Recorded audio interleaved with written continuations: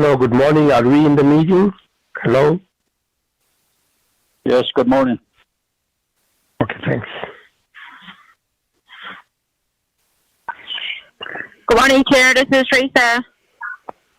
Morning, Teresa. Oh, good morning.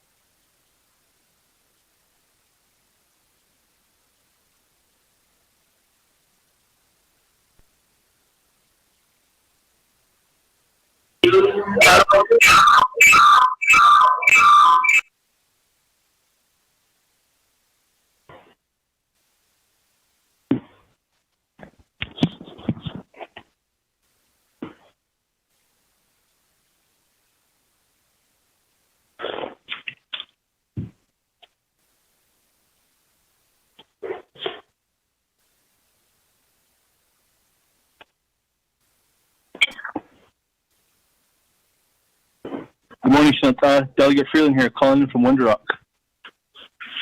Good morning, Honorable Freeland. Thank you.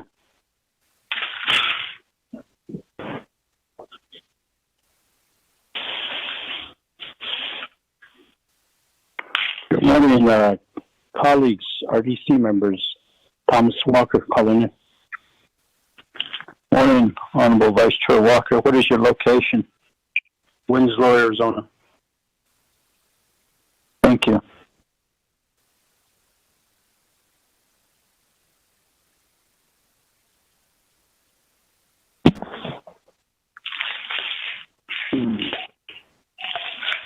Good morning, everyone. It's Jim McCullough with Vertical Bridge calling in. Morning, sir. Good morning. Mr. Neff?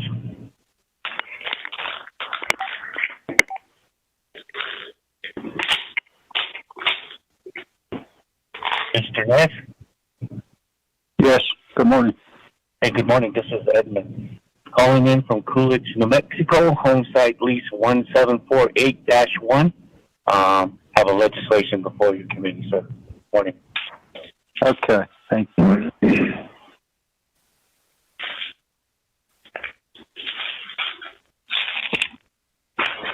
Good morning, Mike Holland, Land Department. Morning, Mr.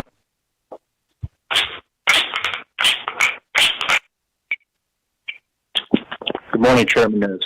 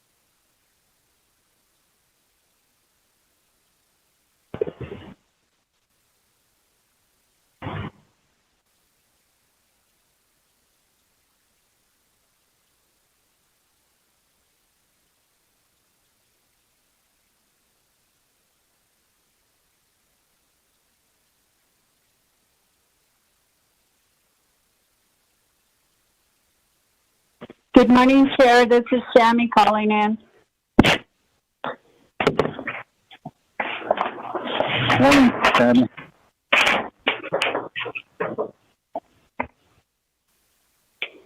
Hey, good morning, everybody. This is Chris Vicente calling in. Morning, Mr. Bissett. Thank you, Chair. Good morning to you too, sir.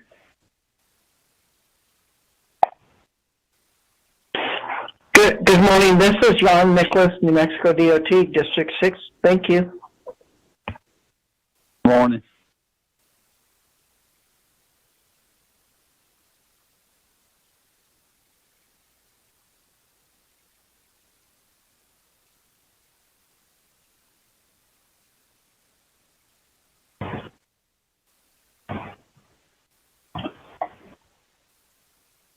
Good morning.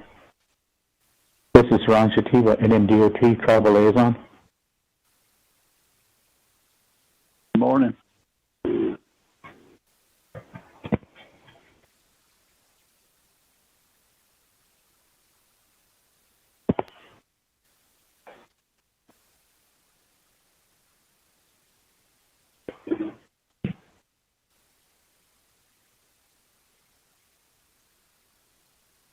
Good morning, Chair Nez. This is Shauna Ballet, Contracted Project Manager to DCD and OPVP, here to address any questions on legislation 20820.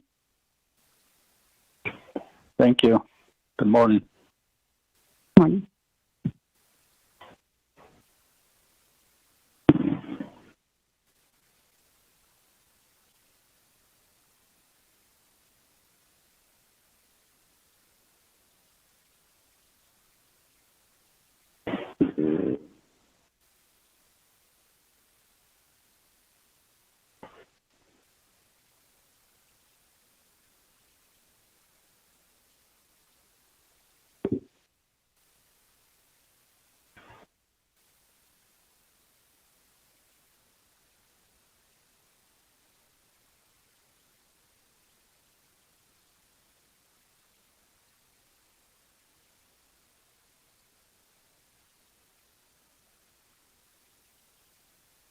Any other RDC members on the line?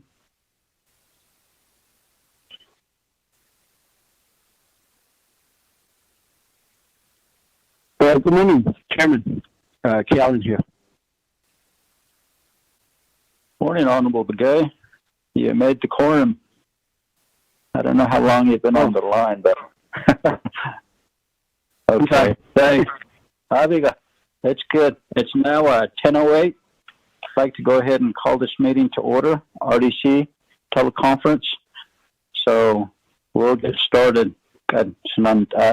Begay, could you do the roll call? Good morning again. Good morning, Chairman and RDC members. This is your Resource Development Committee meeting, teleconferencing RDC regular meeting of September 9, 2020. Roll call. Ricky Nez. Here. Wilson Stewart Jr. Wilson Stewart Jr. Thomas Walker Jr. Present. Herman M. Daniels. Herman Daniels. Mark Freeland. Here. And Key Allen Begay. Delegate Key Allen is present. Thank you. Mr. Chair, members of the committee, you have 4 members present and a constitute a quorum for you to conduct your teleconferencing meeting, sir. Thank you, Ms. Begay. We're down to invocation. Honorable Freeland, would you offer the invocation, please? Sure. Good morning, Chairman, Auto Resource and Development Committee members, and everyone on the line, staff of Fenigi. Good morning. We're blessed with moisture, and we're blessed with. It seems like we're coming into the changing of the seasons as well. So just a reminder that we're definitely blessed this morning. Let's go ahead and give thanks. Our Heavenly Father, our gracious God, our Creator, our Redeemer, our Savior. We thank you for bringing us together at this time to conduct the business and the will on behalf of our Navajo people, Father. We thank you for the many blessings you have bestowed upon us today and going forward, Father. We thank you for the abundance of life and having our families next to us each and every day and waking up to that, Father. We thank you for our livelihoods, the work that we are able to conduct and help our people, Father. We thank you for that. We ask you to bless each and every one of us today as we conduct business and make some progress for our people, Father. We ask you for that. We ask you to bless each and every one of our Navajo people out there, Father, those who are struggling maybe with addictions this morning, who are waking up ill or who are feeling some illness, Father. Bless them and protect them as well. We ask you to bless and protect our veterans, all of those who may be battling ailments or mental or physical illness, Father, especially those who are battling PTSD. Give them hope and opportunity today, Father. We ask you to bless our elders, all of those elders right now who may be feeling lonely. Give them hope and opportunity as well, and give them some happiness as well and encouragement. All of our children right now, those who are maybe feeling lonely or at home right now, give them opportunity as well to continue to grow and learn and prosper and become our future leaders of tomorrow, Father. We ask you to bless all of our leadership today, all of our president, our vice president, our council leadership, all of our chapter leadership, our leadership at the county level, our leadership at the state level, our leadership at the federal level, Father. Bless them all and give them guidance today as they work on behalf of our people across this country, Father, across the Navajo Nation. More importantly, Father, we give you the praise and the glory each and every day for we are continuing to be the servants and guidance of your following, Father. We offer these continuing prayers in your holy name, Jesus Christ, and Holy Spirit. Amen. Amen. Thank you, Honorable Freeland. Most certainly appreciate your prayer. Honorable Vice Chair Walker, do you have any announcements? No, not at this time. Thank you. Honorable Freeland, any announcements? Thank you, Chair. Good morning. We do have a Navikia State Task Force Committee meeting tomorrow morning. On Friday morning at 9 a.m. You're more than welcome to join us. We'll begin updates from the states of Arizona, Utah, and New Mexico. But we will be sending out an agenda this forthcoming. But we're going to schedule that Navikia State Task Force meeting Friday morning, 9 o'clock. Chair. Thank you. Thank you. Honorable Kellen Begay, any announcements? Good morning, Chair. No announcement. Thank you.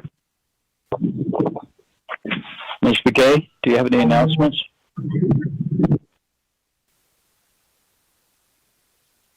No, not at this time, Mr. Chair.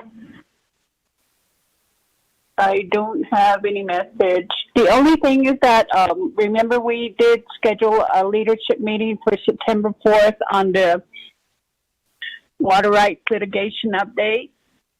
I received a text from Kate Hoover, the contract attorney for water rights litigation case, and they have a trial that just began. And so they're requesting that they move the litigation update to October 2nd, and I believe the Speaker's office requested for a litigation update for Navi. They want to include the water rights litigation during that time, if that's okay with you all. Thank you, Ms. Begay. That should be fine. Samantha, I believe we're done with announcements. Recognizing guests and visiting officials. Let's start with introductions. Honorable Vice Chair Walker. Chairman, committee members, other legislative staff, and then all the meeting participants for our Resource and Development Committee meeting today. Good morning to each and every one. Chip Thomas Walker Jr. in Chef. About Shinigi Shin, being a torn Bashishin, Plutsofni Shichi, about Sadishkiji, National.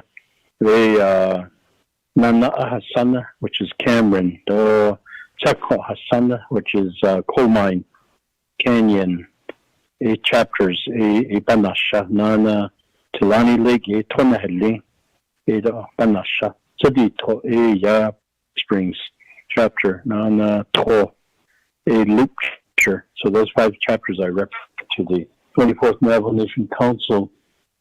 Koyate ko kya kwa. Nada hui le diche to shin jono adapti ni kon jono ni also le. Thank you, Chair. Thank you, Honorable Vice Chair Walker. Honorable Freeland. Good morning, Chair. Good morning, my colleagues, Resource and Development Committee members, any other delegates on the line. Good morning, staff. Good morning. I hope everyone's doing well this morning. Chairman and my colleagues and staff, everyone that's on this line. Look forward to a productive RDC meeting. Shijay Mark Freeland this year. Doslinigi Tutsoni, Sarap Kia Ani, Dave Bush's Chin. Sanjay Kine Dashiche. I represent 8 chapters out of Eastern Navajo, Crown Point, Nahajiski, the Senti, White Rock, Lake Valley, Herfino, and Naize, Eastern Rep, but I also represent all of the remaining 23 other chapters as well on Eastern Agency. So I represent my 8 plus the 23 others. So there's 31 chapters in Eastern Navajo. So I got to represent those other chapters as well. But good morning, colleagues and staff. And thank you. God bless you. And let's have a great meeting. So thank you, Chair. Thank you, Honorable Freeland. Honorable Stewart, introductions. Good morning, Shana. Shana, Kados, Yaza. This my Yazaka. Kodo, Hinas Bay, Sweet Ladiki DJ. Not a honor. Wishing you all a good, productive day. Wishing all of us that productive day like that. Since A. Wilson, C. Stewart Jr., and Shadow, Twitzo, the Angela. Managed as a touching, but just touching the W between the Chanella. Kodo, so then a basement and Slinto, like a cheat. Out of the Nihiji, the Kotal, a basement and out of what Japan's Asian, the basement in Slanquado, RDC, the committee, that's on local, out in the now nationwide local. Honestly, I'll take none. Thank you, Honorable Stewart. Honorable Kialam Begay.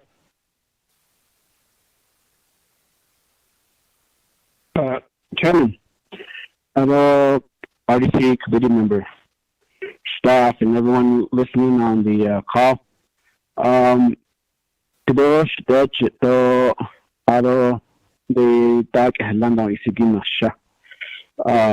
take care of 5 chapters, many forms. So Nazlini, Tanana Kachi Adolo Mountain from the within the Chinle Agency, and I also represent the Chinle Agency chapters to the Resource and Development Committee. So, yeah, good morning, everyone, and yes, let's have a productive day. Chair, thank you. Thank you, Honorable Begay. Shaya, Rick News in Shihamatlan, Slow, Zay Kachi, Bashish Chin, Jana Bitnish Cherokee, Ani Dashinala, and Enshla, Lower Fruitland, Ogisanash, also 1 chapter, the Hasna, has tried 8 chapters, Banashnish, Serakam, San Juan, Nina Hinzara for Fruitland, Burnham and Newcomb. So here, Arnold Con, I not Tagi, or not Nishdo. Kashay Koro, let me introduce Honorable Edmund Yazoo.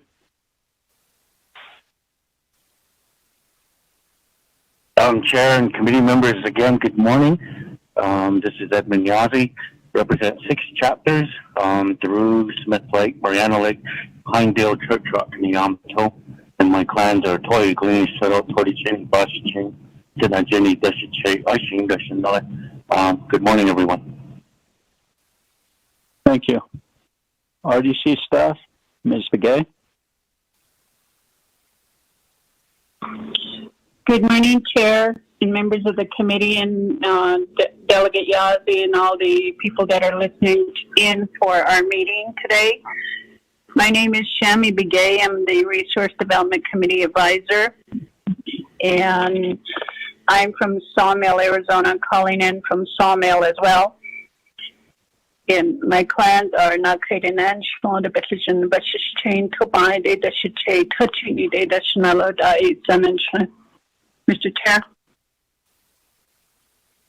Thank you, Ms. Begay. Ms. Woody?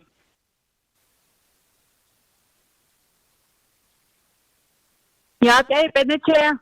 Ado RDC members and Osani Yat Benin Yitini Dolis Ado Honorable Edmund Yazi Nato Yat Benin Ado that is Ito Anos here Yat in Shido the Shea Teresa Woody in Shieto Le Simbo then Ade Nashato Ade to Nija Hashne Ako it Kapaden the passage in the buses chin Nana Kiani da Chichedo Janeta Shanala Hot on each other to see Dolly Penny be Adoshin John on here that art here, Mr. Chair. Thank you, Ms. Woody. Ms. Khan?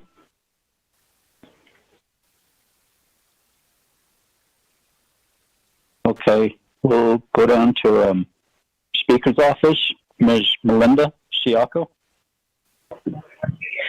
Good morning, Chair, members of the Resources and Development Committee. Shea Melinda Arviso Siako Yenshiedo Sinajanin Shlonki Ani Bashichin Twitch Ini Dashichedo Dashini Dashinella. I am a legislative staff assistant for the Office of the Speaker and happy to help monitor the call today, Chair. Good morning, everyone. Thank you, Ms. Siako. Do we have Department of Justice on the line?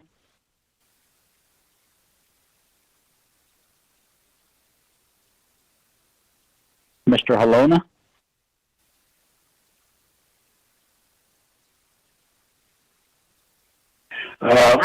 Yat Epen, Chairman Nesdo, honorable delegates, Sinalo, Silido, Sir Nalido, Sir Zia, Yat Epen, Delegate Yazi, good morning, though, and staff and colleagues, good morning. My name is Mike Halona, Department Director for the Navajo Land Department.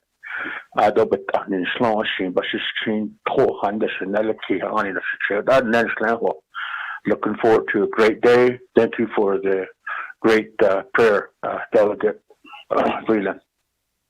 Thank you. Thank you, Mr. Halona. We have with us on the line from New Mexico Department of Transportation. Go ahead and introduce yourselves. Yeah, good morning, Chairman Yate. Guati Hopa, Tuhina Matimat, Usakanu Station, Suni Gami Washington Station. Good morning, Chairman. This is Ron Chativa. I gave you my birth given name, Timate. I am from the Pueblo of Acoma. I serve as a tribal liaison for the New Mexico Department of Transportation, and I serve as part of the executive team for Secretary Michael Sandoval. Today we are here to provide a overview of our project. I do have some folks on the line, so I'll go ahead and have them introduce themselves. Jan? Go ahead. Jan? Good Are you morning. online? Good morning. This is Jan Nicholas, District 6. Arif, are you on? Yes, Ryan, this is Jan. Okay, introduce yourself. Good morning. My name is Jan Nicholas. I'm the Assistant District Engineer for Maintenance in District 6. Glad to be a part of this meeting this morning. Arif? Are you on? Bert, are you on? Good morning, Mr. Chairman, members of the committee. My name is Burke Loki. I am the Drainage Bureau Chief for the New Mexico DOT, and I'm happy to be participating in this meeting this morning. And Mr. Chair, we also have our consultant online from Brian in Houston. Vincent, are you on? I am. Thank you, Ron. Good morning, Honorable Chairman and Honorable Committee members. My name is Vincent Steiner. I am a drainage engineer with Bohannon Houston, working on behalf of New Mexico Department of Transportation on the New Mexico 118 project. Thank you for having us this morning and for hearing our presentation a little bit later. Okay, Mr. Chairman, I do believe that's all of us on our team at this point. Thank you, Mr. Chairman. Yes, sir. Thank you. And Mr. Blackhorse? Yes, sir. Good morning, Chair, and the rest of the RDC committee members. My name is Taft Blackhorse. I'm with Navajo Division of Transportation, and ito na insulin ang mga sodium chloride people or ashin ito na dishi ni basis chin awatan basis chido ma diskis and dasinaldo at kahiti sinsodo anything that comes from Navajo area into 118. Overall, we took a look at it, and subsequently, there is no real concern in terms of environmental, or we're just double and triple checking of any possible archaeology, but I don't believe this particular project would impact any such event that would stop the progress in 118, and the outcome is going to be under legislation of 20820.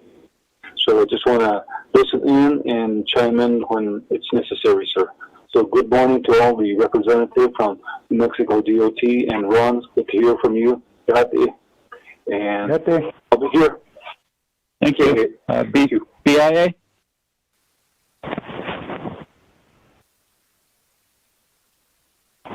Ms. Curley? Good morning. This is Richard Sosi, Superintendent for Eastern Navajo Agency, BIA.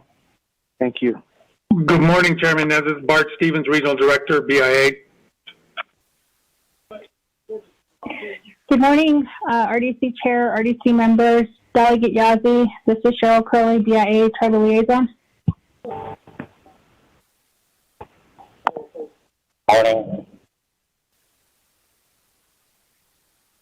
Thank you. Public Communications, Mr. Vicente?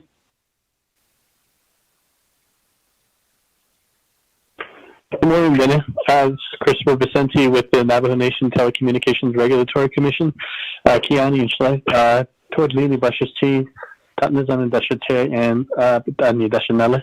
And thank you for inviting me this morning. Thank you. Thank you, Mr. Vicente. We do have folks from Vertical Bridge. Mr. McCullough. Good morning, Chairman Nez. Good morning, RDC committee members and everyone else on the call. I am Jim McCullough with Vertical Bridge, and I'm happy to be part of this meeting today. Anybody else we have with us? Our RDC staff, our attorney, Ms. Mariana Khan.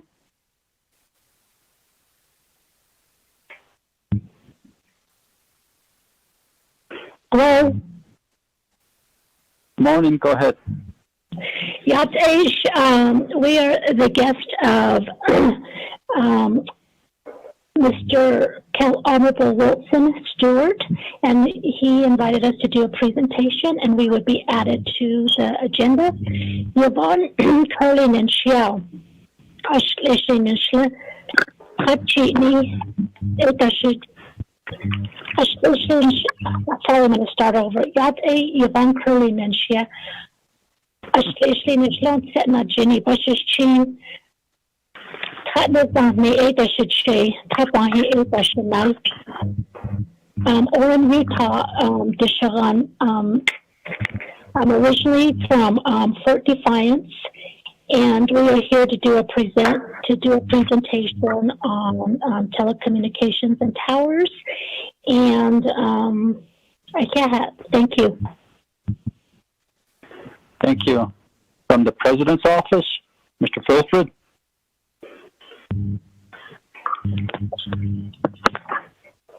Good morning, Chair and members of the Resource and Development Committee, staff, and everybody that's listening in. Davis Filford for the Office of the President, Vice President. I'll be listening in today. Thank you. Anybody from President's Office also? Good morning. This is Leonard Sosi with the Nomination Office of the President and Vice President. Good morning, Mr. Chair and members of the RDC Committee. I'll be assisting, if it gets on the agenda, Delegate Kiala McGay with Legislation 0209. Thank you. Thank you. Anybody else? Ms. Khan? Good morning. This is Christopher Bahi, Executive Staff Assistant with the Office of the President and Vice President. I'll also be serving as an agent for the legislation too. So good morning, members of the Resource and Development Committee. Morning. Good morning, Mr. Chair. Yad Edanis for J. Mariana Khan Dashijina. Boyadli Mission. But Ali Bashir's change last year, Dashichay, change the King Dashinella. Good morning, one and all, and I'm glad to be here in the meeting, Mr. Chair. Good morning. This is Etsy Anderson Abasta, also from the President's Office. I'm also listening in. Thank you.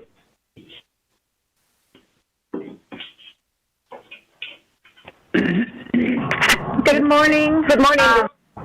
This is Deanna Neswagishi, Division of Social Services Executive Director. Good morning, Chair Nez and members of the Resource and Development Committee. Thank you. Next. Good morning. This is Brooke Gay with Vertical Bridge. Tora Green and Shna Deshit Bashichin Chiani Dash Chase and Jenny Dashinella listening in today and hope you guys all stay safe. Thank you. Thank you. Next. Good morning, honorable members of RDC. This is Ms. Yellowman from DCD. Good morning. Good morning, Mr. Chair and members of the Resources and Development Committee. This is Daryl Bradley, NAVO DOT. Thank you. Next. Good morning, Mr. Chair. DAJT Willie, honorable members of the RDC, reporting on behalf of the Division of Economic Development. Yeah. Next.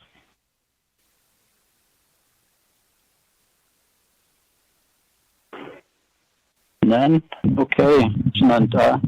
Thank you, Chair. everybody, and welcome. Yes. This is Michael Proper with the Clear Companies. We also are supporting Yvonne, as well as have others with Craig. Craig, if you want to introduce yourself as well.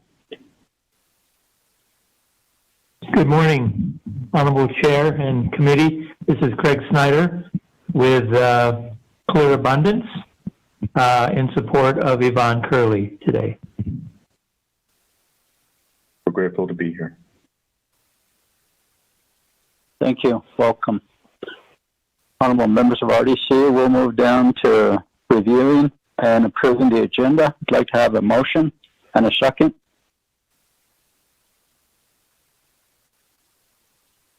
Mr. Chair, this is Shami. I need to read the record.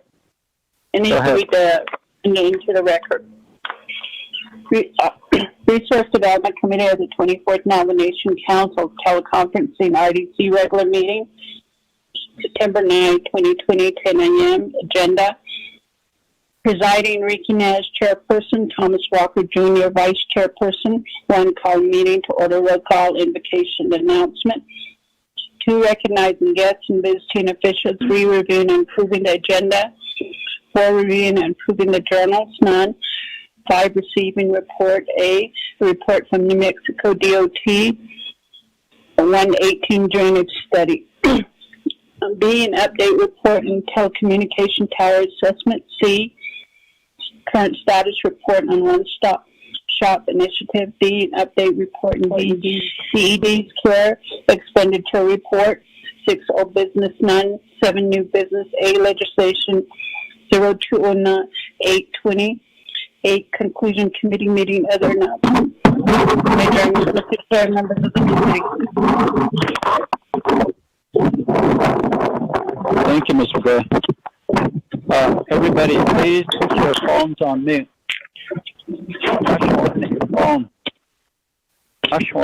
Phone mute, that's it. Thank you. Thank you for the reading, Ms. Begay. Honorable members of RDC, let's establish a motion and a second. Motion, Chair. Honorable Stewart, motion, second by. Chair, thank you. I'll second, Chair. Honorable Freeland? Yes, sir. Thank you. Somebody needs to mute their phones. Ashwin, the phone muted, I say. I could hear background noise there, so. Samantha? Any additions, questions related to the agenda? Chairman Keelan. Honorable Stewart? This is Shanan. As I had stated in the email I sent earlier this morning, I would like to add clear abundance to the agenda for a report and presentation.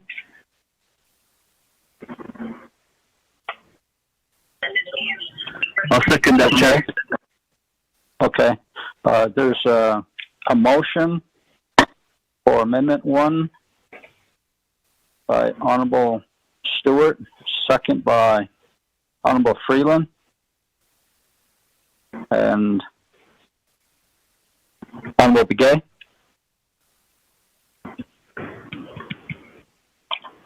I don't have a problem with that, Chair, with the amendment. Were you going to add anything? I thought we were going to do by motion separately, but yeah, Chairman, though RDC members, I did send an email yesterday. Legislation 0209-20 is ready for RDC, and I am humbly requesting RDC to add that onto the agenda for discussion and support, Chair. Thank you, Honorable Begay. Honorable Stewart and Honorable Freeland, would you add legislation 0209-20, sponsor Honorable Keelan Begay to the agenda? Stewart? I'll do that. Okay. Honorable Freeland? That's fine, Chair. Okay. Honorable Freeland, do you also have a legislation? Yes, sir. Chairman and colleagues, I also wanted to add back 0197-20 to the agenda. I did send an email out this morning as well requesting for that. There was an email that was sent out by Chief Legislative Counsel yesterday regards to legalities of it. So thank you, if I may request. Okay. Honorable Stewart, are you good with that? Add legislation 0197-20. Oh, I'll be back. Mr. Chair? Mr. Chair? Yes. Ms. Begay? I haven't received the committee report referring the matter back to RDC from NABI yet, but I did receive a copy of the email that was sent out by Legislative Counsel. We do need the committee report that's doing the referral, so I'm hoping that we'll receive that before we get to that legislation. Mr. Chair? Thank you for that. Okay. Yes, go ahead. I'm in Window Rock right now. I'm in the delegate's office. I could go next door and ask him to send that out, the committee report. Yeah, no problem. Okay, so you're good with adding that to the agenda since you requested it? Yes, sir. Thank you. Sananta, any other comments related to Amendment 1?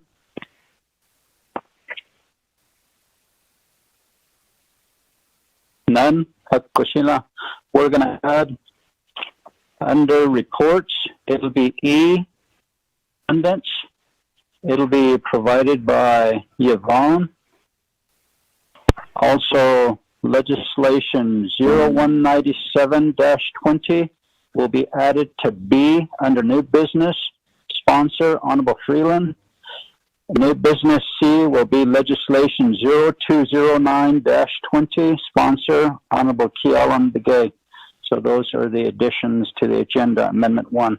Any questions? None? Honorable Freeland, how do you vote, sir? Green. Honorable Stewart? Green. Honorable Begay? Chairman Green, thank you. Honorable Vice Chair Walker. I vote green. Thank you. Thank you. Honorable Daniels. Honorable Daniels is excused. He'll join us later.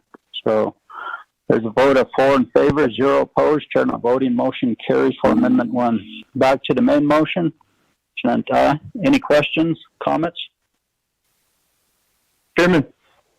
Yes. Yes, sir. Go ahead. Can I make a request on a second amendment to have our legislation go first? Honorable Freeland, what we can do is when we get to reports, we can suspend the floor rules and go directly to legislations. Okay, thank you for that. Okay, good. Any other comments, questions?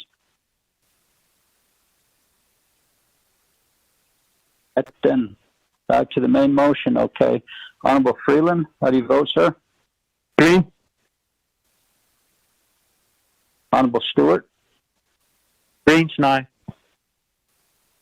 Honorable Kealan Begay? Chairman Kealan Green. Honorable Vice Chair Walker? I vote green. Thank you. Honorable Daniels is excused. We have a vote of 4 in favor, 0 opposed. Chair not voting. Motion carries for the main motion to approve the agenda. Thank you. Number 4, reading and approving journals. None. Number 5, receiving reports. Is there a motion to suspend the floor rules and go directly to the legislations? Honorable Freeland, motion, second by? I'll second that, Chair. Thomas. Honorable Vice Chair Walker, seconds. Any questions? None. Honorable Freeland, how do you vote, sir? Green. Honorable Stewart? Green. Honorable Kealan Begay? Chairman Kealan votes green. Thank you. Honorable Vice Chair Walker? I vote green. Thank you. Honorable Daniels, excused. We have a vote of 4 in favor, 0 opposed. Chair not voting. Motion carries. We'll suspend the floor rules and go directly to new business. Legislation number 0208-20. Presenter, Honorable Edmund Yazzie. Ms. Begay, would you read this into the record, please?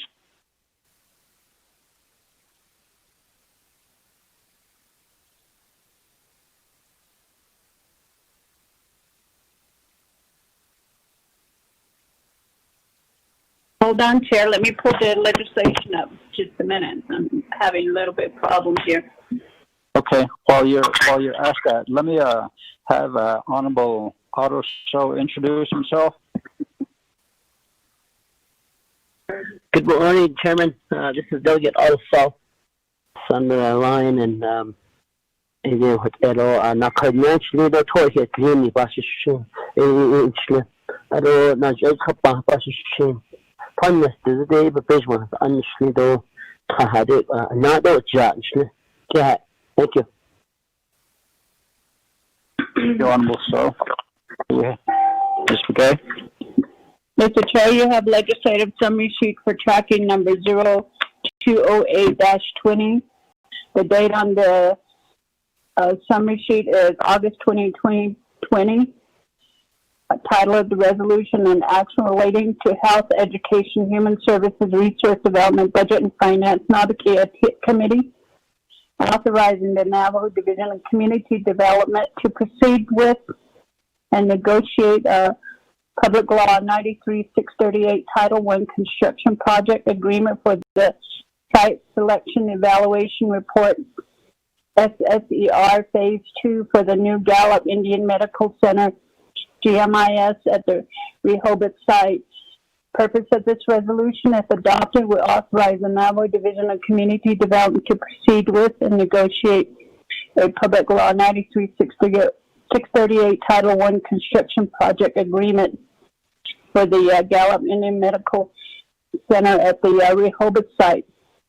You will note that this legislation, prime sponsor is Honorable Edmund Yazzie, and the matter is assigned to Health, Education, Human Services Committee, Resource Development Committee, Budget and Finance Committee, and Nabakia Committee.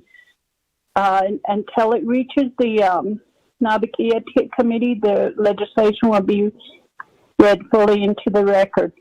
However, all of the exhibits that are referenced in the content of the legislation are attached to the packet that I sent to you. The packet was posted on council website on August 21st, 2020, and the 5-day comment period ended on August 26, 2020. There was no supporting, opposing, or inclusive comments that were received. You will note that our Health, Education, Human Services Committee report is also attached. There was amendments that were made on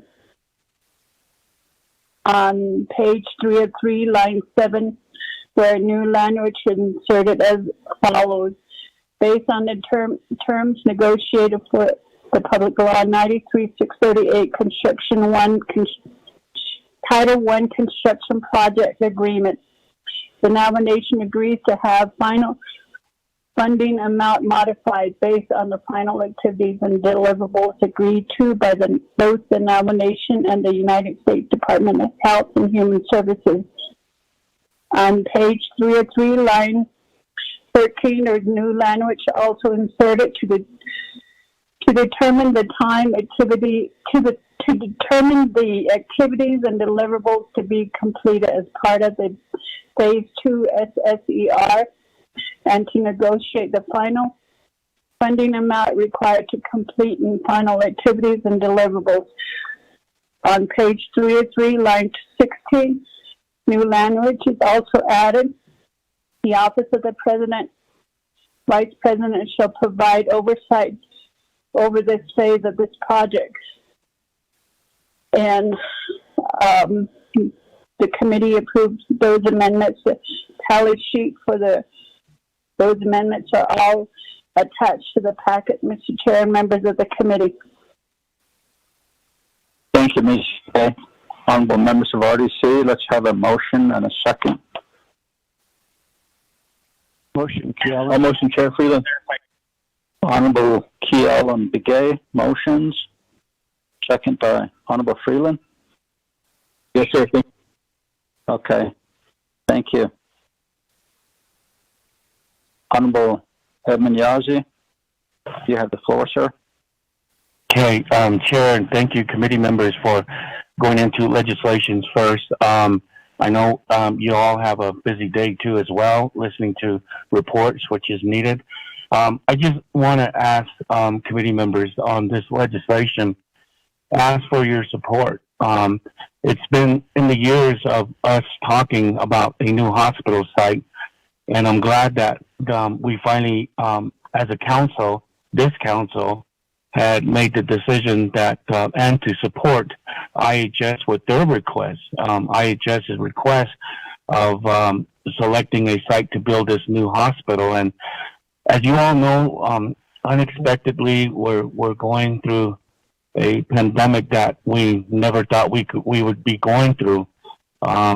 School is all on virtual learning, and our meetings, well, I know we still have to meet by phone because the virus is still out there, and quite worried, colleagues, for this coming fall. And as you know, it's already cold, and we've been hearing that the cold season is here, and that might spike up the numbers again. And I'm just praying and hoping that's not the case.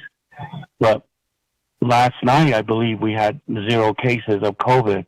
But we just got to continue to keep up in our prayers in our way, and that the numbers will stay down even though the cold season's here. So me saying that, committee members, this hospital site for the new IHS, I ask for your support and you all know during the prior legislation, we've talked about this for hours, and now this is a funding approval request that's already been given by IHS, but we have to, according to Navajo Nation law, we have to get committees and council's approval before the work is done. And this work will be surveys and archaeological clearance, and I believe it was around $200,000. So, Chair and committee members, I do have an expert witness that's on the phone. I know Ms. Rosalind So is giving her report to HESI committee now, but if I can give some time to our expert witness, Shauna, she's been working in close relations with IHS, and if I could give her the phone airwaves, Chair, sir. Shauna, go ahead. Yes, thank you, Chair Nez and committee members. My name is Shauna Ballet. I'm a contracted project manager to the Division of Community Development and have been assigned to assist with the negotiations of the Public Law 93-638 T1 contract for the Phase 2 site evaluation of the Rehoboth site located east of Gallup, New Mexico. We have been under contract negotiations for the past month and a half and have had a total of about 4 technical committee meetings to evaluate the site and determine the final tasks that we agree to complete as part of the 638 contract. The Indian Health Service originally budgeted $200,000 for the Phase 2 site evaluation. At the end of the negotiations, based on the agreed 9 tasks, which I can highlight in more detail if necessary. The final budget was agreed at $300,000. IHS has agreed to fund the full $300,000 that has been incorporated into the 93-638 contract language that is currently distributed for a pre-review with OMB, OOC, and DOJ. So I'm available to answer any specific questions. Thank you. And honorable members of RDC, any questions? Kiddish. Chairman, this is Delegate Freeland. Honorable Freeland, go ahead, sir. Thank you, Chair Alashanta. I just wanted to thank Honorable Edmund Yazzie for sponsoring this legislation. I do support it, and wanted to also, I look forward to a brand new hospital being built in Gallup. The current hospital is 50 plus years old, and I think ever since the late Senator John McCain came into office or was in office, we've been trying to get this effort fulfilled and obligated to our people in the area. And I do have a chart there. Yes, I can proudly say that, but it's probably in the basement. But really, Shanata, GIMC serves as a focal point for our Navajo people within that proximity in the area. And they do have a clinic in Tohatchee, and I know that, they dealt a lot with the COVID situation. They were on the front lines. They have 6 ICU beds, but for us to give them another chance or a better chance at battling any future pandemics, with the new hospital, I think all of us as delegates need to consider that and of course think of our Navajo people and those who are battling any sort of ailments or any sort of ongoing issues that they may have health-wise. I really want to thank, of course, my colleague Honorable Yazzie, but also thank Indian Health Service as well for them stepping up and during this time and doing what they're doing, especially the Gallup Service Unit, all the doctors and nurses and the staff, the security, the cooks, the janitorial staff. I mean, they dealt with a lot, and I really can't say wholeheartedly our appreciation and to the Navajo area and to GIMC staff. So, Chairman, I just wanted to mention that, and they are part of Eastern Navajo Agency, so I did mention it. So, Chairman, thank you. Thank you, Honorable Freeland. Any other comments, questions? None? Kushina, we'll put it to a vote. Honorable Freeland, how do you vote, sir? Green, Chair. Honorable Stewart? Green. Honorable Begay? Kevin votes green. Thank you. Honorable Vice Chair Walker? I vote green. Thank you. Honorable Daniels, excuse. We have a vote of 4 in favor, 0 opposed, chair not voting. Motion carries for legislation 0208-20. Honorable Yazzie, thank you. Chair and committee members, thank you very much. Everyone be safe. And really, I do appreciate all the comments and your support. And as long as with our expert witness too as well, and IHS. Thank you, Chad. Oh, thank you. We'll go down to B, legislation 0197-20, sponsor Honorable Freeland. Ms. Begay, would you read that in for the record?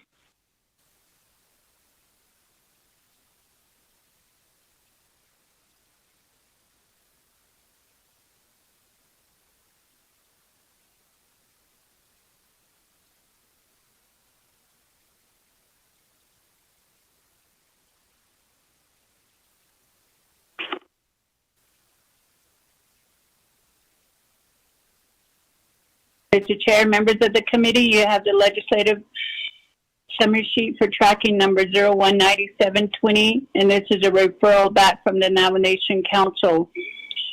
The date on the summary sheet is August 19, 2020. Title of the resolution is an action relating to resource development, budget, and finance, Navikia Nomination Council approving and adopting the Nomination CARES Fund distribution expenditure plan. This came before resource development and it was referred to budget and finance. From there it went to the Nomination Council. You will note that I just emailed you a copy of the updated legislation and also the committee report. From the Nomination Council, the council action report refers the legislation back to Resource Development Committee. And it just says, the committee report just states that the consideration and reports that the same was referred to Resource Development Committee and Navikia Committee. There was amendments that were made, which is all under Amendment 1, Exhibit 2, page 1, Section 1, Purpose, second paragraph, sentence 18 and 19, after the words natural gas, insert broadband telecommunication needs, equipment, home improvement needs, including but limited to water heaters and solar panel repairs. Exhibit 2, page 2, Section 2, CMY 4420N was stricken. On number 3, page 4, line 5, there was a new paragraph that was added, which is paragraph C. Chapter distribution expenditure plans shall not be released to a chapter including LGA certified chapter until the respective chapter has submitted a community needs assessment to the Division of Community Development. Number 4, just re-letter the succeeding paragraph, section, and or exhibits accordingly. And Amendment 2, on page 4, line 14, after plan, insert amending CARES Fund broadband telecommunication expenditure plan adopted by CJY 6720. On page 4, line 5, insert a new paragraph as follows. Paragraph A, the nomination hereby adds an additional $15 million allocation to the broadband telecommunication project expenditure plan adopted by CJY 6720, attached as Exhibit 4, amends the purpose section of the broadband telecommunication project expenditure plan as follows. $15 million of the broadband telecommunication expenditure plan shall be used to fund non-tribal owned eligible telecommunication carriers, ETC, or internet service providers that are certified by the Federal Communication FCC for the purpose of extending broadband telecommunication infrastructure to previously unserved and underserved chapters of the nomination by December 30, 2020, and shall fund only the deployment costs, not ongoing operating costs, including administrative personnel projects that support internet services, permissible broadband telecommunication infrastructure improvements that may be funded, including the following: A, wireless tower, other network infrastructure necessary to provide mobile and fixed broadband to residents, including backhaul system upgrades, middle mile and last mile services. B, middle mile fiber and microwave infrastructure for connectivity to school, chapter houses, government facility, and businesses. C, network capacities upgrades necessary to provide 4G services, such as FirstNet, Amber Alerts, and NG 911, as well as telehealth, education, commerce application to mobile and homebound residents. The nomination Department of Information Technology, DIT, with the assistance of nomination telecommunication utility, shall provide an application process for the distribution of the $50 million to non-tribal ETC, and ETC shall only receive funding if it provides internet services, which is defined as a portion of broadband services that delivers an internet connection to an end user that lacks access to voice and broadband services at measurable speed of 4/1 Mbps or greater for unreserved areas, and 10/1 Mbps or greater for underserved areas. After reviewing the application for eligibility, DIT shall be responsible for selecting and monitoring the ETC that receiving funding and the amount of such funding. 3, increase in cumulative amount. 4th, in broadband telecommunication project expenditure plan as necessary to the account for this amendment. 4, Office of Legislative Services and Office of Legislative Counsel are to amend the broadband telecommunication broadband expenditure plan to account for this amendment. 5 is renumbering related succeeding paragraph sections and or exhibits accordingly. Then there is a tabling motion and bring back to August 4th session. And there is further comments, and there was Amendment 3 that failed. And there's another Amendment 3 that there was no second on the motion. Then the referral motion happened for the matter to be referred back to Resource Development and Navigatia Committee, and to the legislation will be brought back to Nomination Council at the next nomination special session. The vote tallies for each of those activities are attached to the packet. Mr. Chair, members of the committee. Thank you very much. Mr. Chair, the committee report does not state why and what RDC needs to discuss. Mr. Chair. By the tree. Please mute your phone.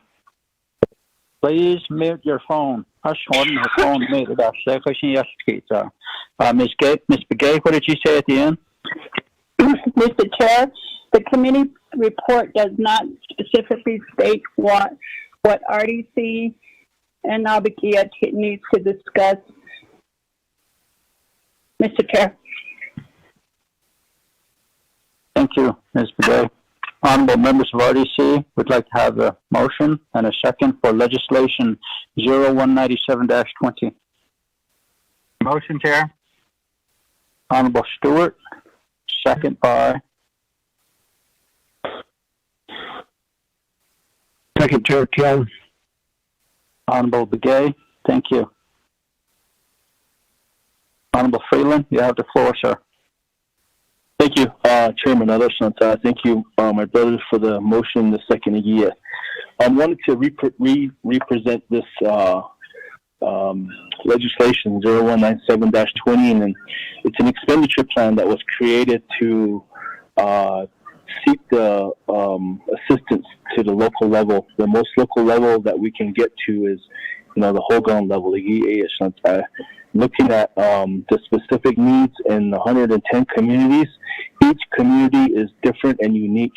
I think it's good that there are other expenditure plans in place, yes, but why not look at an opportunity to utilize a resource that we have seemed to overlook, and that's our chapters. And, if we utilize them in the correct way, and, if we utilize them in a way that really can help benefit our people, I'm all for that, Shantai. Our chapters are such a rich resource. They're also, they also house the CHRs. They also have senior centers as well. The combination of chapter administrative staff and CHRs and DALTEC staff, if we understand that those three resources together would really identify who is in specific need in all throughout the 110 chapter locations, not the 110 communities. I have 8 chapters, yes, but I rely heavily on my chapter CSCs. I rely heavily on my CHRs. I rely heavily on my DALTEC teams. They have firsthand knowledge. They know who is in specific need. They visit our constituents on a daily basis. They check on them if they're medically high risk. They deliver home food, deliver hot meals to them, congregate meals to them almost every day. So they hear firsthand, and that's why I say they're such a rich resource. And information that gets passed on to the chapters, chapter administrative staff, many of them have already conducted a lot of the requests regarding the assessments, the local assessments. And, I've asked my chapters ever since Friday, to ensure that those assessments are done, and pretty much all of them are done. And I was with one chapter yesterday, and they identified that 19 homes in their community don't have electricity, Shantai. And that's really disheartening to hear. I have one rural chapter there's 39 homes that don't have running water. And if we can get running water or electric to these homes, that will serve as a mechanism for prevention of COVID-19. And knowing that the overall cost was stated by, I believe it was Jason John or somebody within the water management branch, that to put homes, to fund water, to get homes, water to homes of all of our people in Navajo Nation would cost $8.5 billion. If we're able just to get a handful at this time, that would really make a tremendous difference. Anytime we add a commode, anytime we add a bathroom sink, anytime we add a bathtub or a shower, especially to elders, it really makes a difference in their lives. It enhances their livelihoods. We talk about hygiene. We talk about prevention of COVID-19. This would really help in the usage of bathroom additions. So, I understand there was some debate on Friday night, and I did read the email by by Chief Legislative Counsel Barbaroff regarding those concerns, and I appreciate her researching that, and I understand that amendment was done in 2004 by former Honorable Delegate Young Jeff Tom. So understanding the complexity of this expenditure plan and going forward, I know my brother has one as well. I feel like we're kind of in a Navajo horse race now. But I'll support him as well because I know he does support this one going to the local level. But I really wanted just to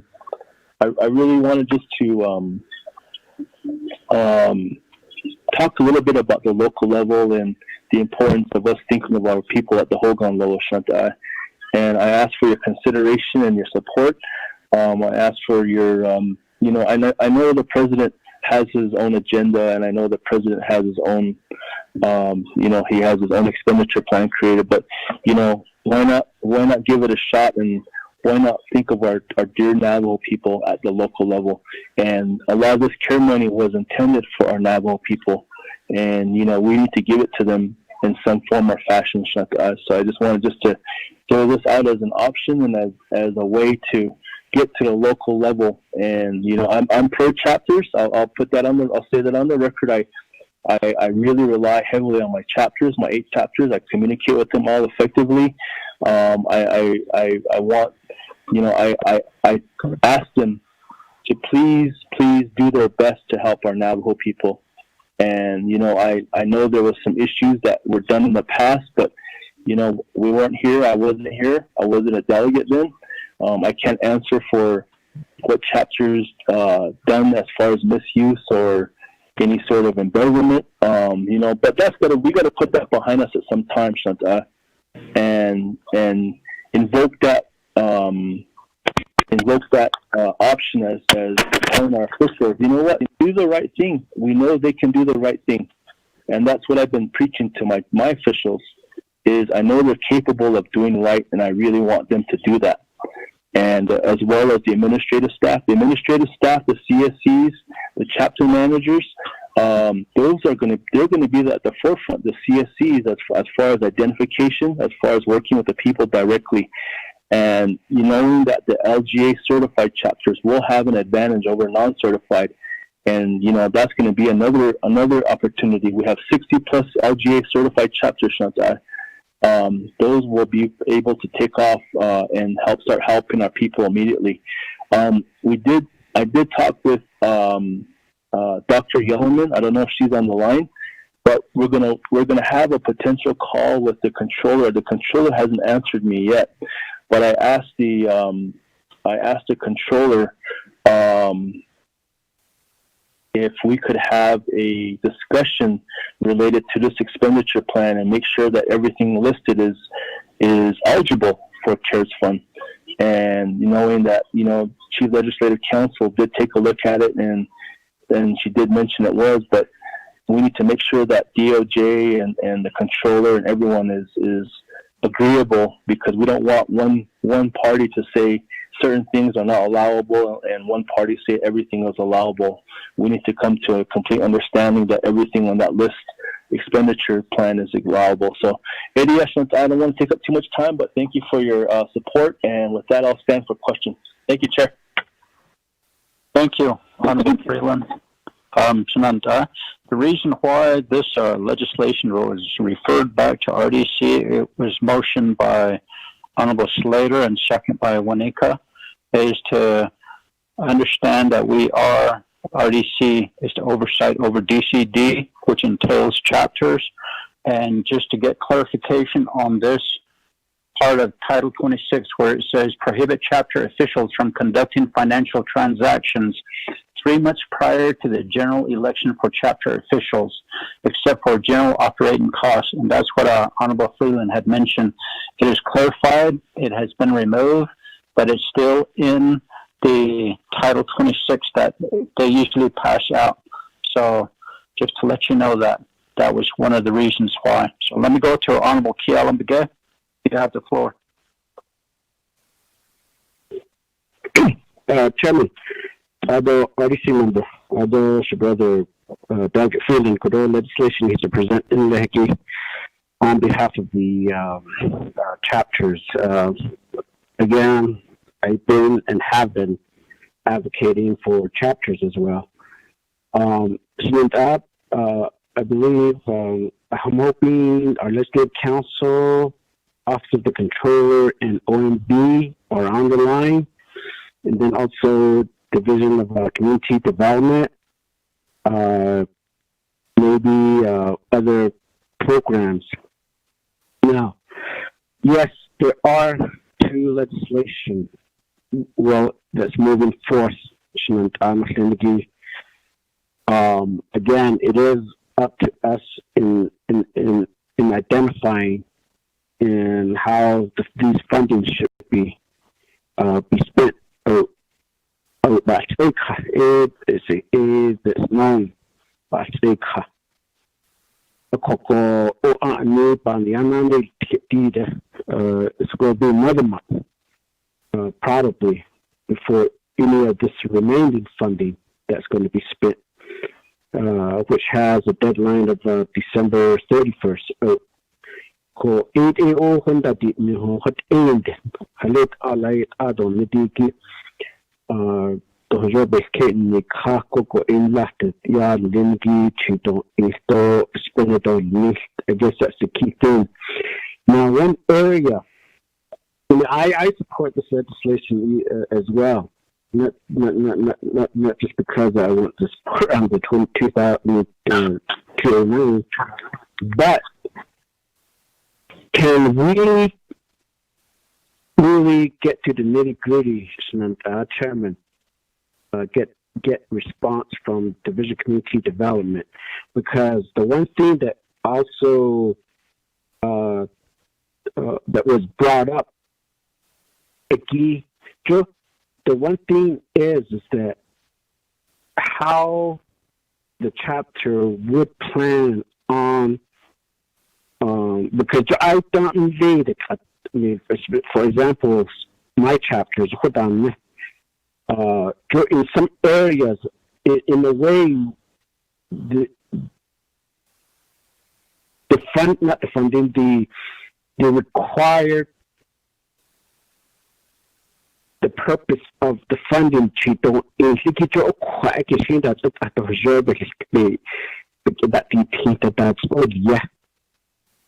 because the chapter may think that this is just another annual appropriation funding that they could fund it and budget it accordingly to the budget.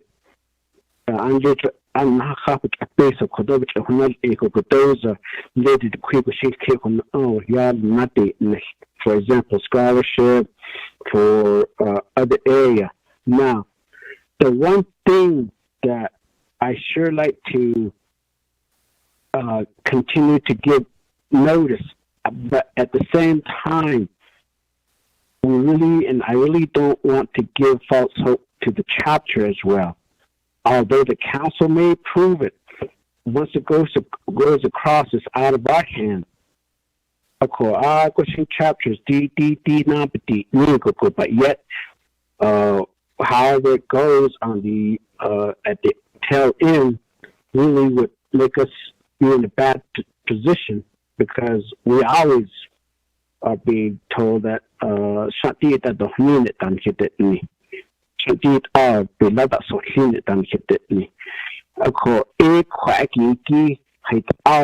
do we go about pushing this legislation, but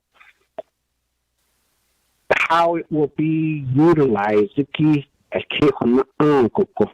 because we know that the controller says that the sub-recipient, which includes with a lot of the language and the other legislation, that they had the dot based on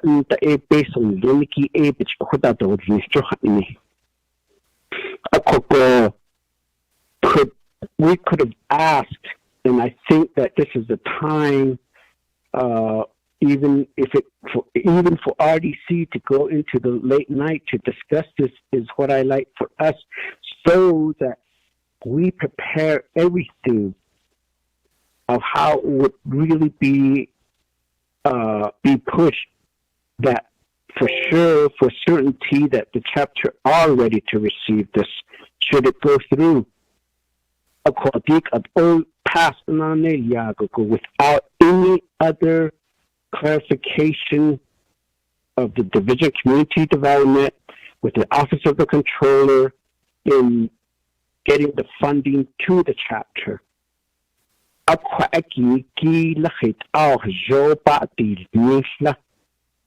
So what is the format?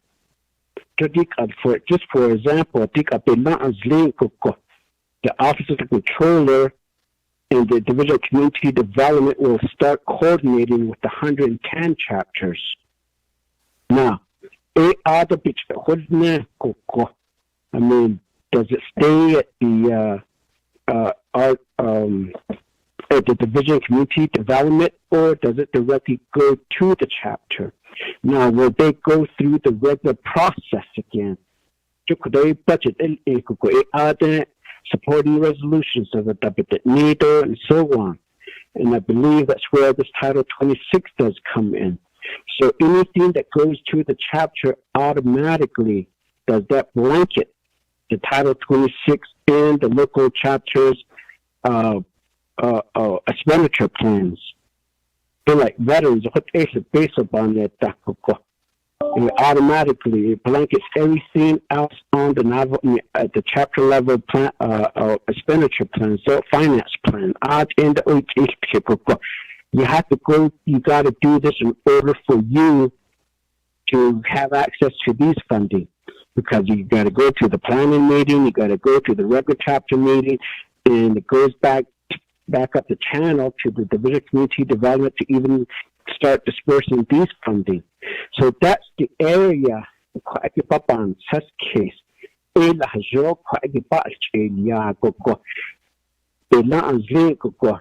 don't need to go through any of these process. And I sure like to see a format. The subrecipient, our controller, could we get a copy to say that this would be an example of how the chapters will agree in spending this particular funding once it gets to the chapter? We're talking about an average about 800,000 or 700,000 per chapters. And then there was a situation where chapters are in sanction, and then the certified chapters, none, it goes directly to them. No. So after that, Nabi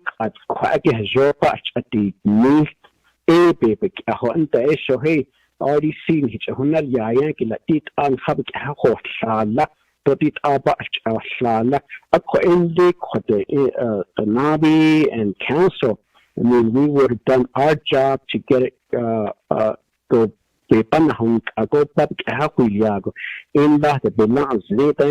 chapters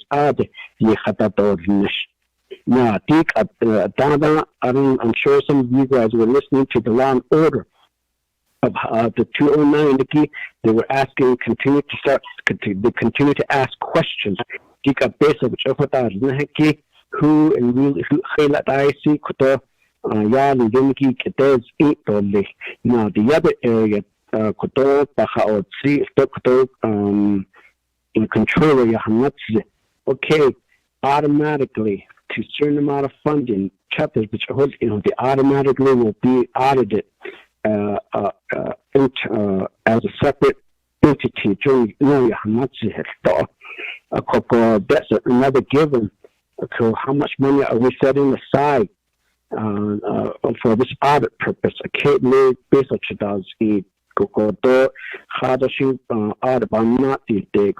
How long will that take, and who is going to be paying for these audits? I don't think it's going to be an internal audit, because this will be federal funding.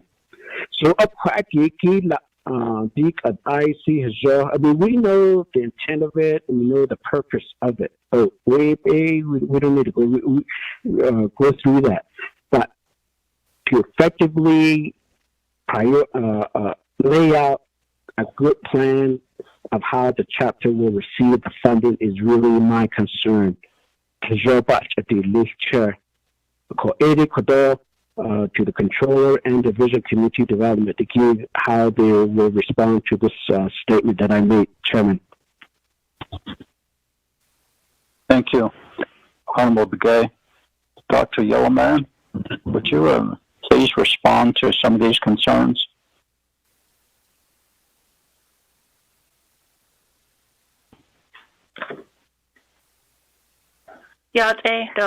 Good morning. Good morning, honorable members of RDC and members calling in.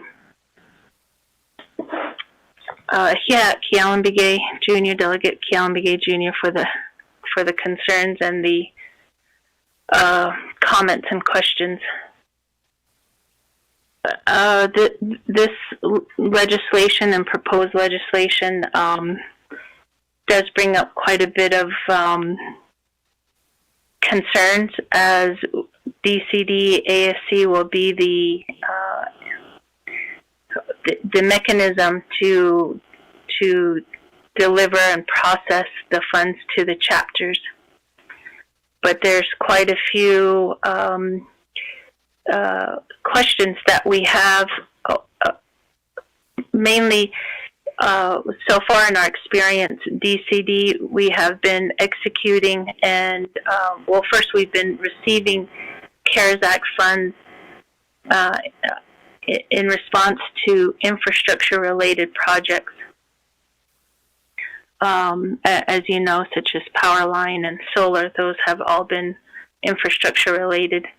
We've been having ongoing discussions with DOJ to address the subrecipient agreements, to address the contractual agreements to expedite these infrastructure-related projects. I did have some concerns prior.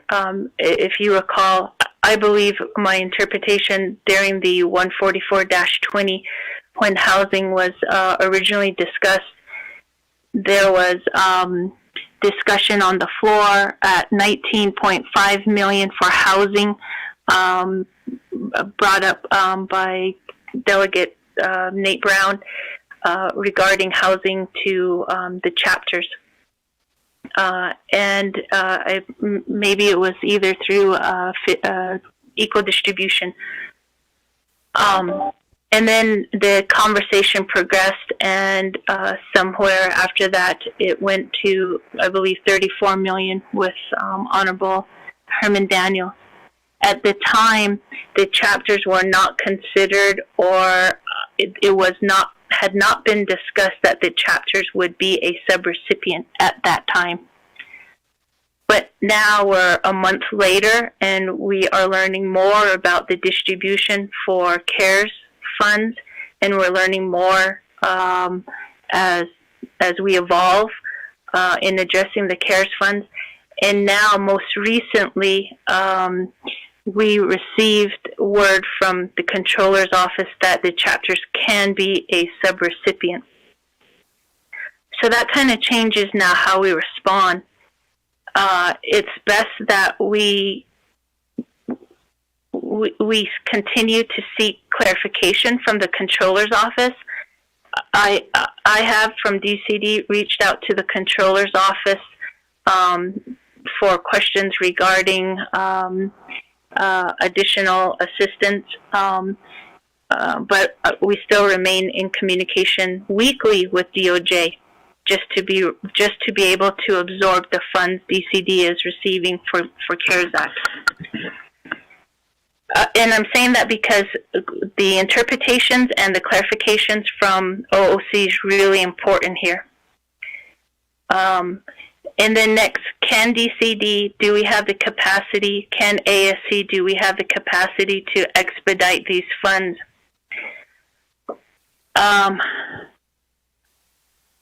That is unlike the infrastructure-related avenue. Whereas with DOJ, we're able to provide a mechanism, which is through the contractual and sub-recipient agreement contract. That's our connection between DCD and NCUA for the power line. That's how we transfer those the funds. Now, how we transfer the funds to the chapters, and then how we monitor and how we agree on what is eligible is a completely different conversation that puts DCD in a very challenging position, because there are many unknowns as to how the chapters will then implement the CARES Act funds. there's a variance between what is low risk and high risk, as the controller has mentioned in the past.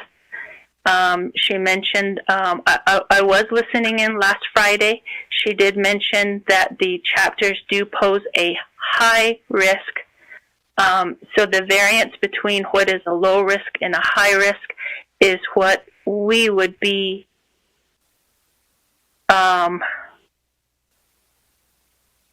responsible for. And if you're asking us to be responsible for that,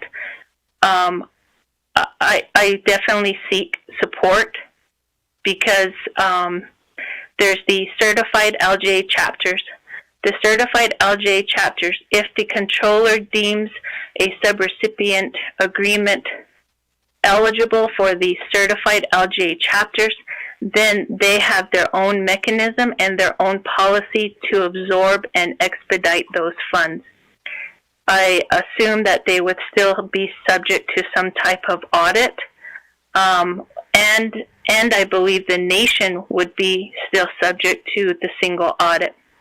I'm not clear as to how the subrecipient would be subject to the audit, if there would be two audits, one the nation and then the subrecipients. So I'm not clear on that. But then there's the non-certified chapters. And there's so many variations within the non-certified chapters that I did share and express with Delegate Freeland yesterday. And it was also brought up by Delegate Crotty last Wednesday at BNF. How will the sanctioned chapters be addressed? How will the chapters who are maybe identified as experiencing fraud be addressed? How about the chapters that are in major conflict? Major conflict. The other thing that I bring up the major conflict part is because the CARES Act funds are a direct relief, and they're supposed to provide a direct relief. However, if we have some chapters right now that are in conflict and are not agreeable to a resolution, or we have a chapter that shut its doors last week because of a possible exposure. So if a chapter's not open physically, how can they, what mechanisms would be in place through the legislation to address those chapters? So those are some concerns that we have, that we suggested to have a meeting this afternoon with DOJ and the Controller's Office, as that was mentioned earlier, because there's just some unknowns. There's some unknowns, and then again, that really does put DCD in a situation where if a chapter is not able to implement the CARES Act expenditure plan, or not able to do so in a timely manner, what happens? What are the repercussions? Are those funds then returned back? The other thing that is a concern, and is you have funds here that need to go to the people and that they need to go to the nation. But sometimes within the chapter realm, we have really yet to discuss some of those major concerns within the chapter government function, and then now we would be adding money to that, so a large amount of funds. So those are some. Dr. Yelema, could you pause one moment, please? Someone needs to mute their telephone. Phone muted. Thank you. Go ahead, Dr. Yelema. You're on target. So Chairman, as DCD, we completely understand the need. We completely understand the intent of the legislation, but it's the mechanisms and the policies currently in place that highly recommend to be addressed, to be prioritized in a way, and so that we can be able to reach the people in need. The other question I have and the other concern I have is heavy on my mind is what will it take to keep the chapters open in the event there's a second wave, or in the event that we start to see any type of uptick in numbers. And keep in mind, we're still operating in the declared emergency right now, and we're still operating under public health orders. So the funds, in a sense, have to be able to support what the chapters need to remain open. That was also a discussion last week about what DCD and ASC is doing to address, I believe it was in our Form 2, an emergency plan for the chapters to address a public health pandemic. This is important because we still have to have those discussions as far as the planning for warehouses, heavy equipment, food distributions, food storage, water storage. At the peak of the pandemic, those were the things we needed.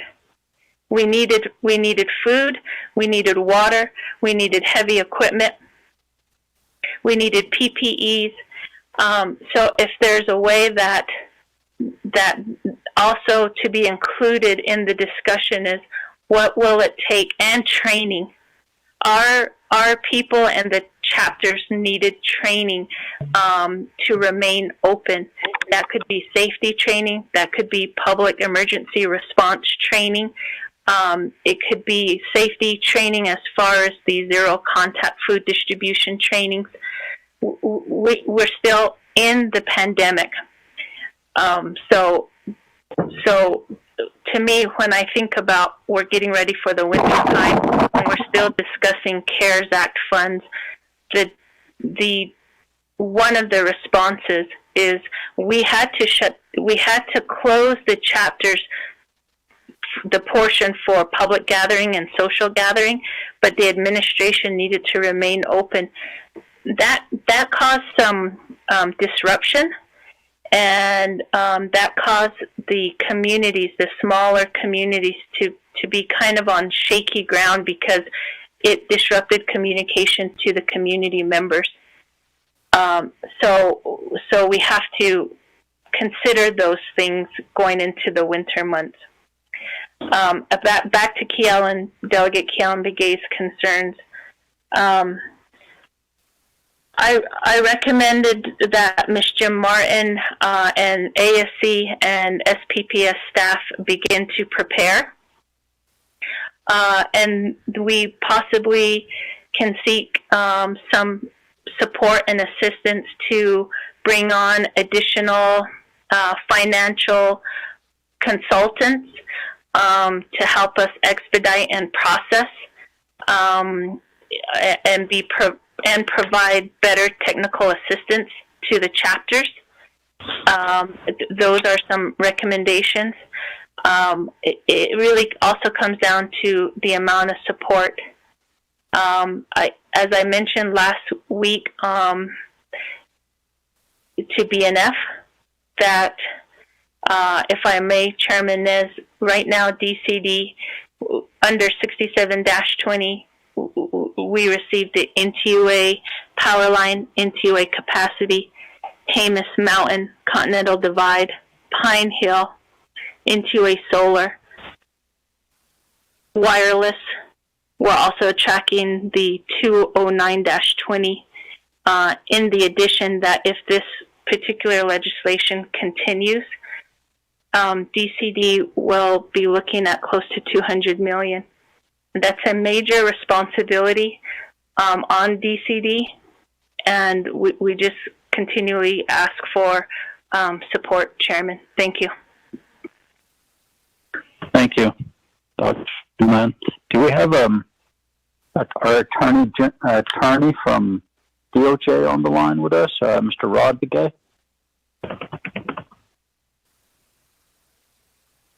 Anybody from the Controller's office?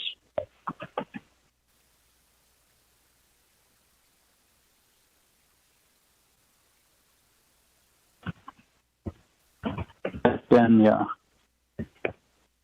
We just emailed them too, so hopefully they'll get on the call here shortly. Any other questions, Shananta? Chairman, go ahead. With that response, could there be a modification? Because the great responsibility, I believe it's more of the oversight and accounting situation, accounting activity, bookkeeping, and how this particular project management is going to be taking place. What are some activity that we know that the chapters will be able to spend this particular funding by December? The Luti process,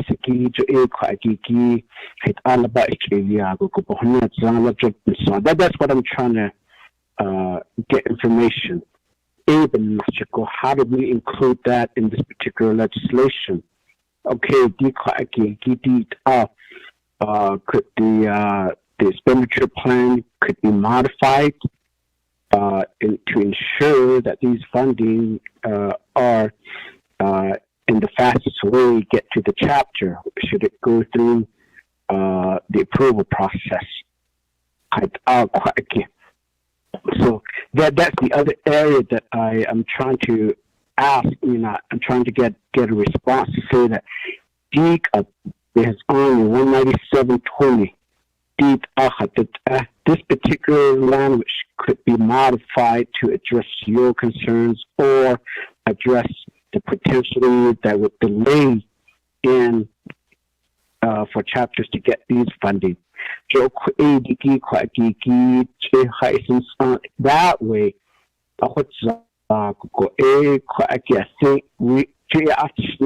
let's clean this up. That way, we know when should rather don't need to spend 20 minutes on the reason why I should go to the chapters, but to really justify to say that this is how our chapters could be able to get the funding and start spending it on behalf of our community.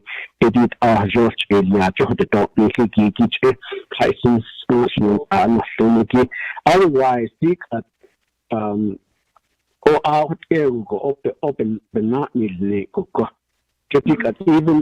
the clarification from DOJ,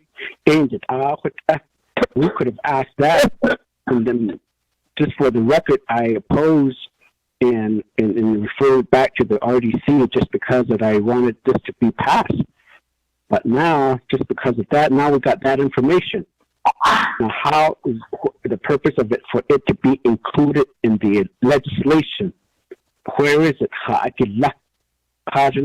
legislative council, maybe they could shed light on how on the legal side to say that okay, deep in Yantiche and Najna, they has only behosen, they dik up his only hatit Aggie 197, Dikaki Bakaki has your according to Amos, the not of Lena Kietki, and then the council and Hayana Joe Aquaki at the little additional chairman.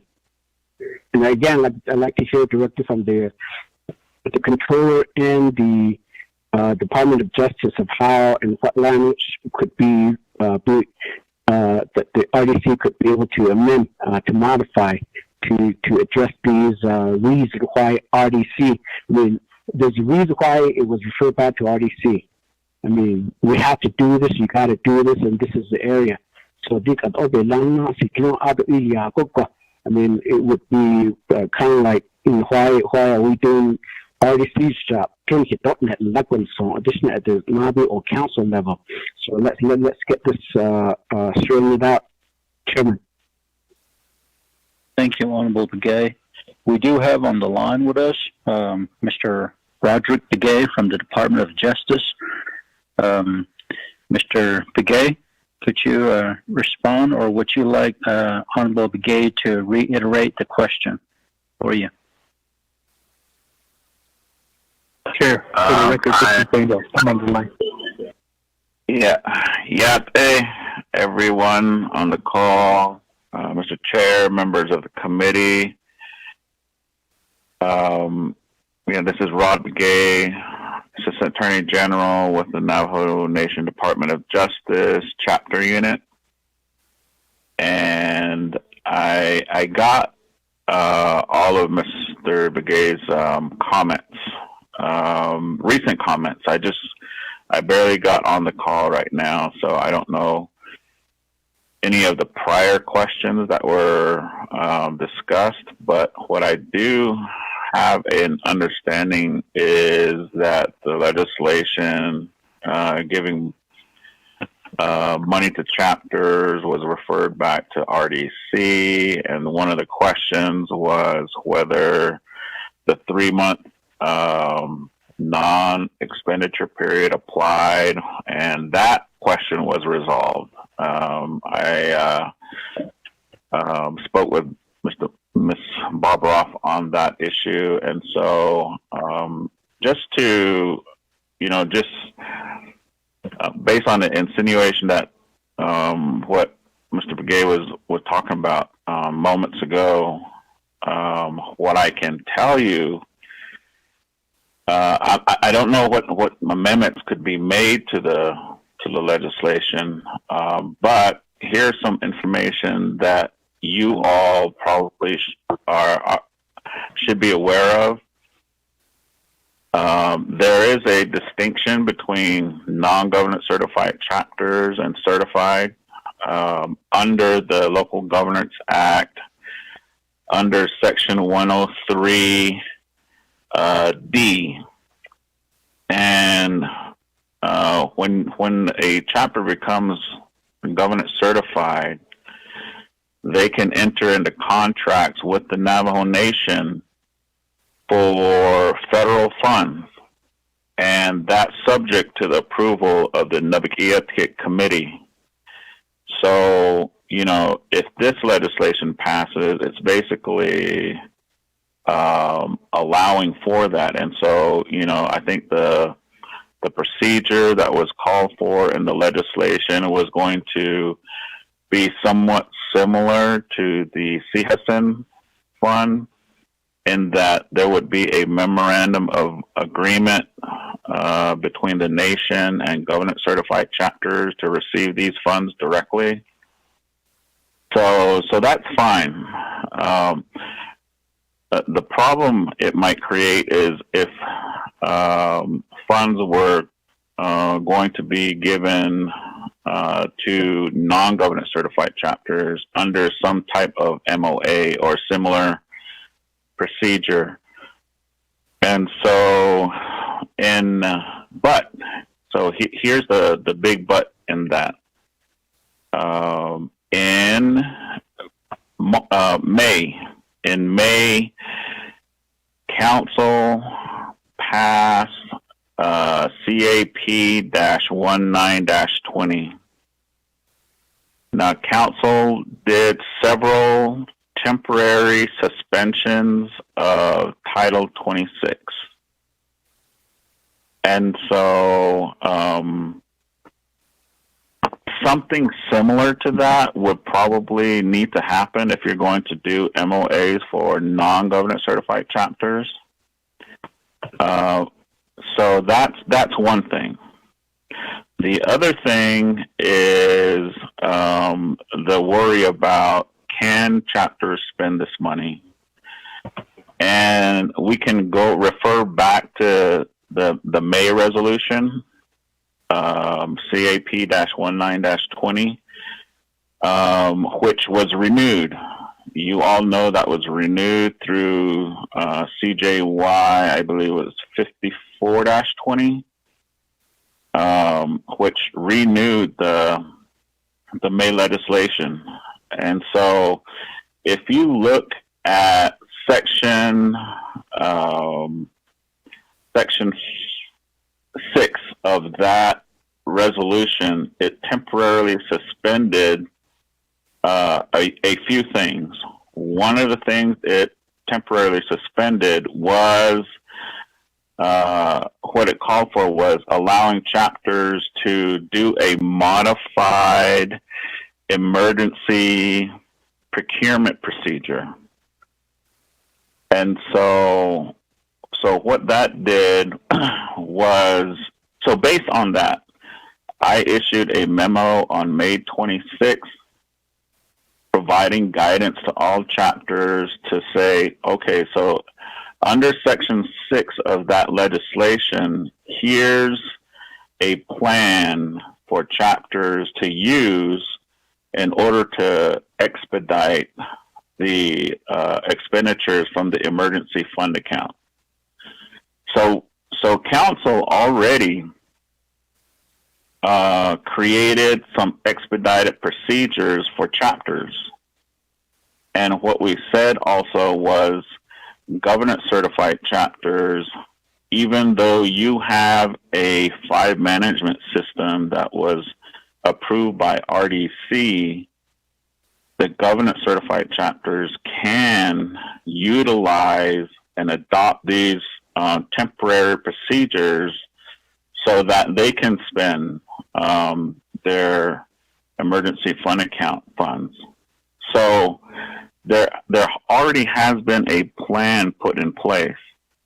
So if you want to, if this legislation wants to make a reference to the former resolution that was already passed, then I think that might be an easier way to deal with this issue or concern that chapters might not be able to spend it in a quick fashion. So based on that, I think, Mr. Chair, based on Mr. Begay's comments, those are some of the things that I'm hearing that might be applicable, that might help, help in this discussion. So, Mr. Chair. Thank you, Mr. Begay. Honorable Kealan Begay, do you have a follow-up question, sir?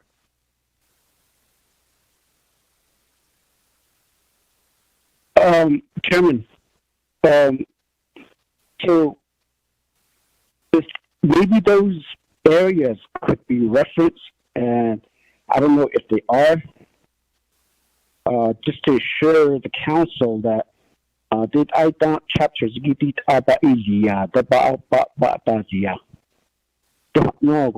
that could be referenced in the legislation.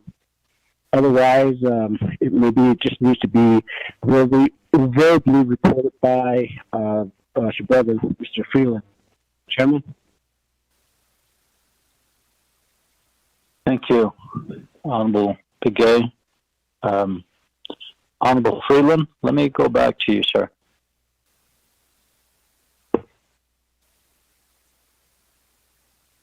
Chairman, thank you. And thank you for that interpretation, Mr. Begay, as well as my brother, Honorable Begay. Senator, the more and more we kind of, it seems like we're just, I feel a little frustration. And all I'm trying to do is get money to our local people at the local level. And instead, it's like we're unpeeling an onion, layers and layers and layers of what ifs and, there's so much, I don't want to call it red tape, but there's a lot of red tape we're going to have to deal with here. And, it's unfortunate because who's going to lose out the most? It's our people. And, that's just the way Windrock is. I hate to say it so bluntly, but it is. And I'm seeing it right now. Shanta. I believe in the local level. I believe in our chapters. And I will never change that opinion of mine. I go out to my chapters. I talk to our people. I visit them. I meet with our veterans organization. I meet with our senior centers, our senior center staff, our CXRs. And I will always stand with our local people, regardless. And, it's unfortunate that we have to take it this far and, look at matters a little bit more thoroughly because, a big question comes up of can the chapters handle this or not? And, it seems like, what Mr. Brigade mentioned, that's fine if we have to go that route. But, it's getting a little disheartening right now. I hate to say that. And we're spinning our wheels. We have less than 4 months, but how are we going to handle this? There's no guarantee. Even on the program side, that money will be spent as well. On my brother's legislation, there's no guarantee that money we appropriated from 144 is going to be spent. And I thought maybe looking at our chapters as an option to help us spend this money was a pretty thorough option, a pretty viable option. But then we run into these obstacles, and it's just a little. It seems like okay, we don't want. What are we going to do to end up sending this money back? I hate to say that, but it seems like that's the route we're going to take. But Shanta, I'll go ahead and go with that option if that's the only option right now. I'll go ahead and proceed with that because I'll still continue to stand for our chapters, and I'll still continue to believe for our chapters and the local level. The local people deserve this. The Hogan level people deserve this. The most neediest of the needy need to deserve this. And we look at what happened last evening, how cold it was this morning when we woke up. Winter's upon us. But if we have doubts, if we have questions, those need to be answered, and those need to be put to rest. Yes, Chairman, thank you.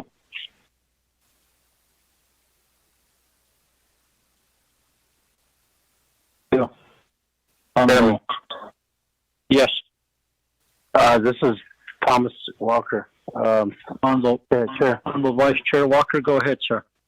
Yes, may we get the perspective or the opinion on the same questions from the Madam Controller?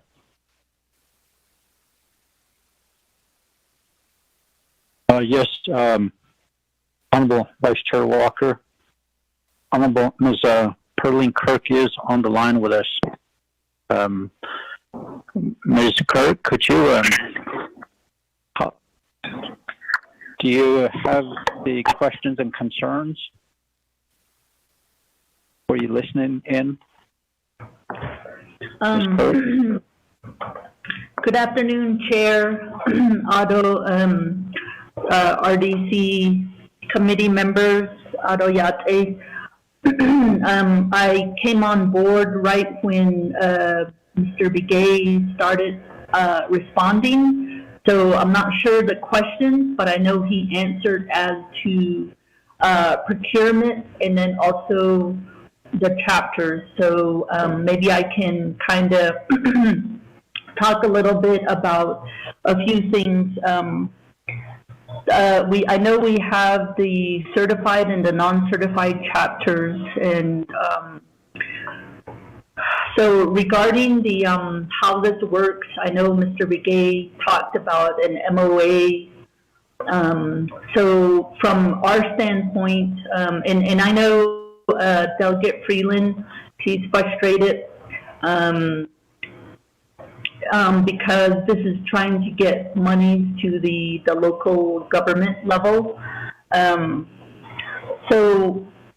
I just want to emphasize first and foremost that these dollars, these CARES dollars, they're federal financial assistance dollars. So if you're used to certain funds like general funds, those are more unrestricted as opposed to restricted.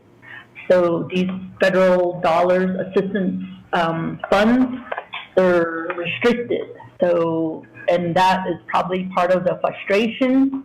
So I'd like to think that it's not all Window-Rock, but it's more of at a federal level that we have compliance considerations that we have to think about.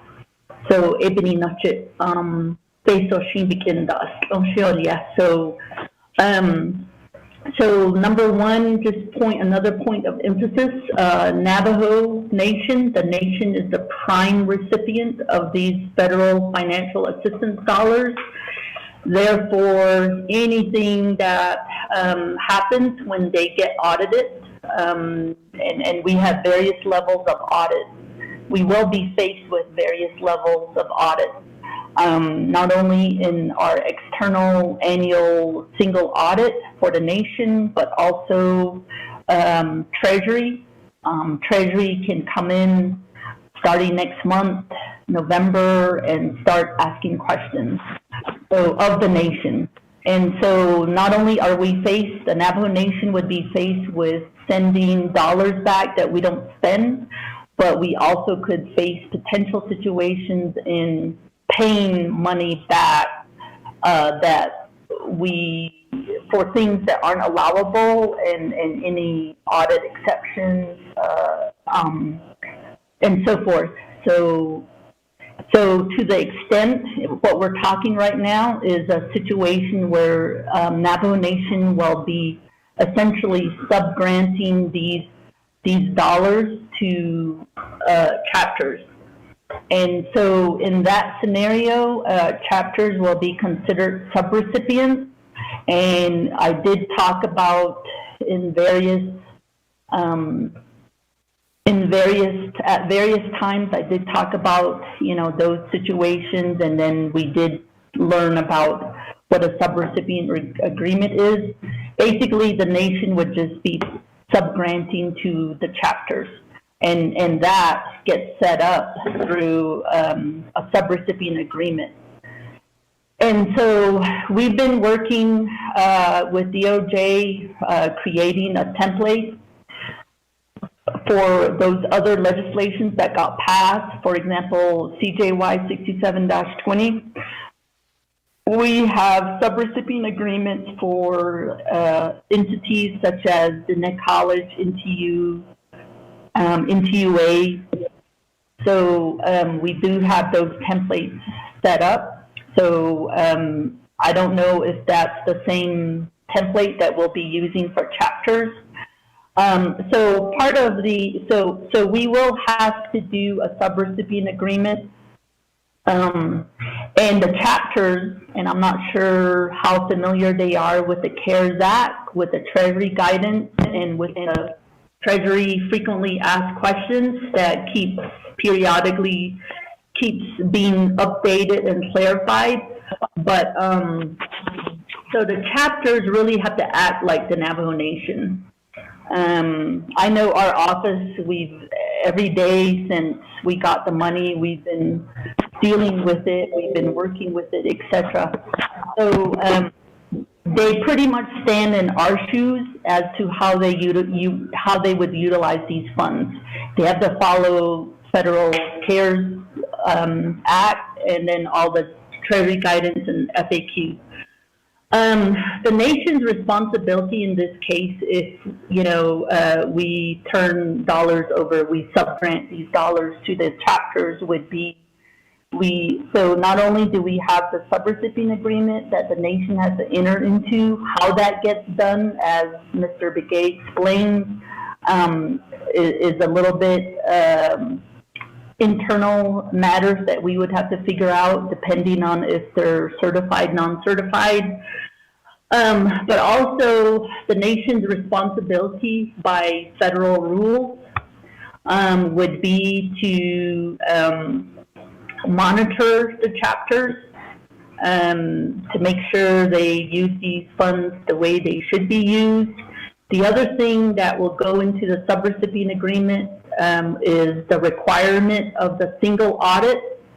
If a chapter gets more than $750,000, they will now be subject to the single audit. And I don't know what that means in terms of, you know, it might be easier for a certified chapter to go through a single audit because, you know, by virtue of being certified, they have the internal controls and they have the five management system in place and et cetera. But I don't know what that means in terms of non-certified chapters. I don't know if they have the internal controls, the financial accounting and reporting mechanism to go through an audit. Just keep in mind that the non-certified chapters, all of those don't roll up to the Navajo Nation's single audit. So therefore, they're separated out. And my understanding is they are subject to the subrecipient agreement. They are subject to single audit. However way that looks, I don't know how they contractually will enter into that. So those are all the questions. But at the end of the day, the nation would be required, like, you know, we would be required to monitor them.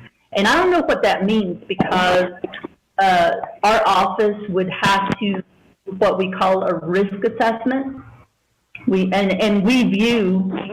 think we would view chapters as high risk, not only because there's instance of fraud and those types, you know, of situations. There's sanctioned chapters and so forth.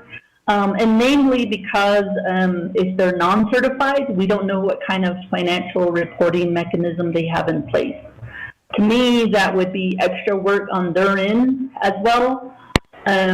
So in terms of if they are high risk, some of the things that the nation we would have to look at is if we have a subrecipient agreement in place and the sub-grantee is high risk, then usually some of those mechanisms is where we would put the whole thing on a reimbursement basis. What that means is the chapters would have to, you know, however way they're spending the money, they have to front the money and then ask for reimbursement. Those are, you know, ways to address a high risk sub-grantee.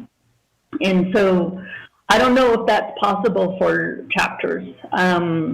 You know, so those are considerations that go into something like this. And so, and then also, so that's the subrecipient relationship and what it entails. Again, these are all requirements. It's not my rules. It's not me making this up. It's all required under federal rules, under the 2 CFR 200 and so on. It's all required. These are things that are required from federal funding sources whenever we accept federal funds. So that's, you know, my explanation on subrecipient. The other thing, again, being federal dollars, we talk about procurement. So when we have done some of the previous legislation, we added the emergency procurement rule. Generally speaking, I will say that the Navajo Nation has its own procurement rules. The federal government does too. But in general, the Navajo Nation is a little bit more stringent. And so while we follow Navajo Nation procurement rules, we're essentially meeting the federal rules. There's a nuances here and there that differ, but usually if we follow Navajo rules, we're meeting federal rules. I haven't seen what Mr. Begay just talked about, what was approved as emergency procurement. So I don't know if it looks like the one that was attached to some of the previous legislations on emergency procurement. So I just want to caution that at the very minimum, we have to follow, they would have to follow federal procurement. So I don't know if what was passed meets that requirement. That would be another consideration as for procurement. All of those have to be documented, and so that when these things get audited, then we're prepared. It's important overall, as I mentioned before, because if let's say the chapter has any issues and it becomes there's no documentation, no receipt, or something to that effect, then it falls back on the Navajo Nation. It doesn't fall back on the chapter. The chapter may have a finding, but we're also, if there's a question cost, meaning like there's misspent funds, those types of situations, it's not the chapter that will pay back. It would be the Navajo Nation. So those are all the reasons why the Navajo Nation is responsible for subrecipient monitoring and insisting on single audit. Those are all federal requirements. So I just want to point the subrecipient monitor requirement, single audit requirement, and procurement requirement. And then I think the only other thing I will add before I finish, I know some discussion from Friday's session. There was discussion on scholarships at the chapter level. And I can't remember if I explained it, but I think on the issue of double dipping, I think double dipping is a problem if it's the intents and purposes of the centralized nation, the nation centralized program. I know there's a pending legislation that contemplates like a higher education assistance program. So if there's something essentially the same that's rolled out by chapters, then that would be a problem in terms of federal requirements, in terms of double dipping. So I just want to make that point too.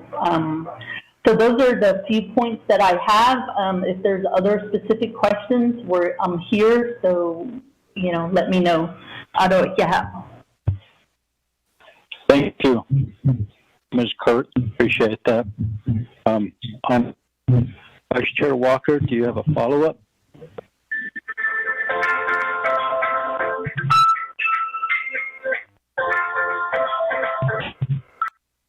Hey, everybody, please put your phones. Chairman,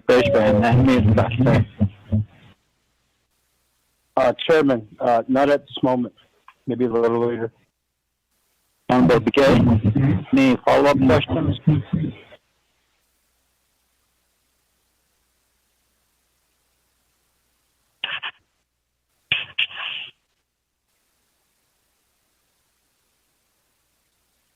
Honorable Begay,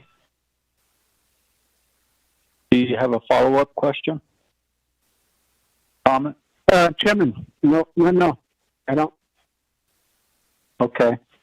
Honorable members of RDC, any comments, questions?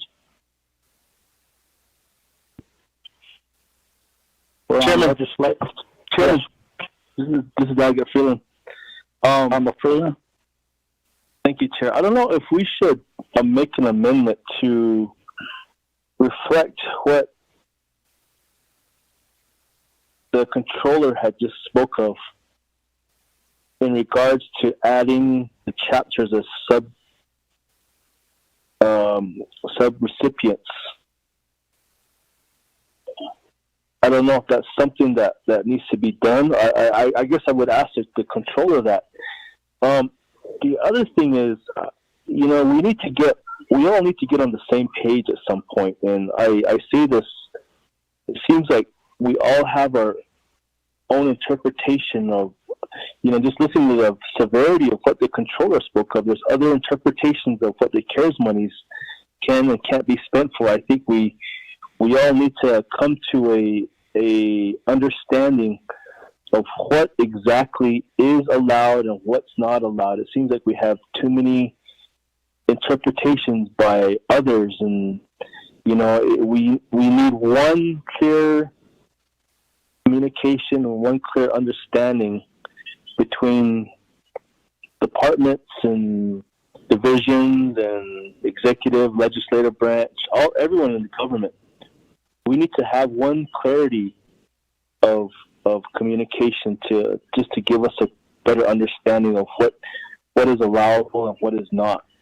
And I think Treasury, it seemed like the Treasury was listening to the nation, and when there was, when there was more guidelines that were set out.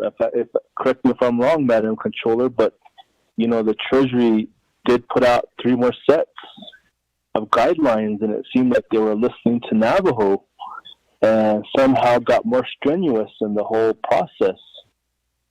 And that's the frustrating part, because it seems like Treasury can't make up their mind, and things tend to change more frequently by the government. And it's like, what is allowable? What's not allowable? We need a definite answer. So that's the part I'm having issues with, Shantai. And it's the complexity part is more challenging. And the Treasury needs to just make up their mind, it seems like. And, we as the nation as well, we need to get our ducks in a row, so to say. And we all need to understand fully the intent, the purpose, and the usage of these CARES monies, because there's a lot of red tape that comes with it. And we need to understand that fully, just exactly what is that red tape allow and don't allow. So anyway, I just want to mention that, Chairman. Thank you.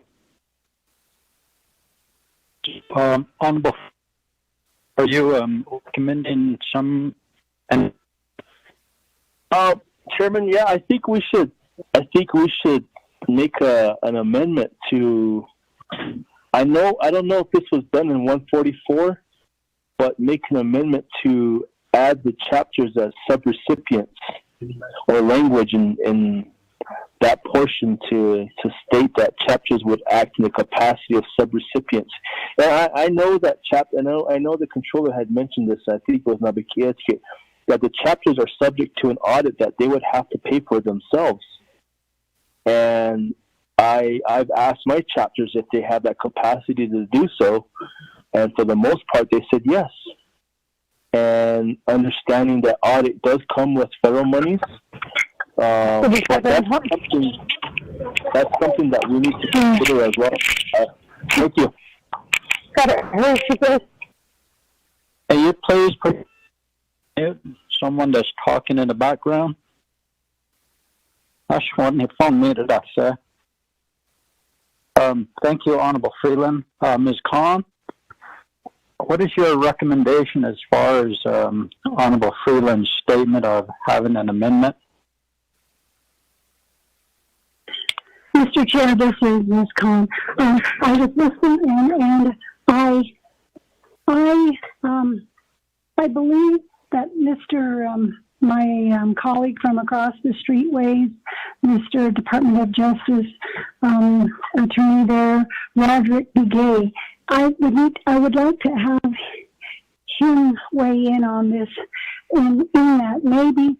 I'm not sure if this concern about the subrecipients agreement was contained in, was taken care of in the legislation, the resolution he was referring to, I believe it was CAP 1920. And if it was taken care of in that particular resolution, perhaps we could refer to that particular resolution that the Navajo Nation passed, CAP 1920, in the current legislation that we are talking about now. Perhaps if Mr. Roderick Begay could explain a little bit about that. Oh, okay. And then Ms.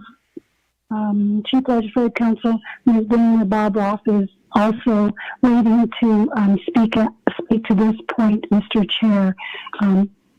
Perhaps you could call on her right now. She has something to say on this, Mr. Chair. Thank you, Ms. Khan. Ms. Bobroff, you have the floor. Thank you. Good afternoon, Resources and Development Committee Chair and also Delegate Freeland. So my general recommendation here is perhaps Resources and Development Committee might want to issue a directive to Legislative Council, DOJ, the Controller's Shop, Division of Community Development to prepare an amendment at NABI to handle these various issues. But I think it's important to recognize for everybody on the line that the way this legislation is essentially structured, you've got two different paths. One is if you are a non-LGA certified chapter, then the dollars go through the Division of Community Development. The intent was to add them to the chapter's emergency funds. And so incorporation of CAP 1920, which Roderick Begay brought up, that would, I believe, be helpful. If a chapter is LGA certified, then as set forth in Section 6 of the expenditure plan, which is attached, if you're an LGA certified chapter, then at the chapter's request, the Division of Community Development can, it says, may enter a memorandum of agreement or subrecipient agreement under which the funds can be released directly to the LGA certified chapter.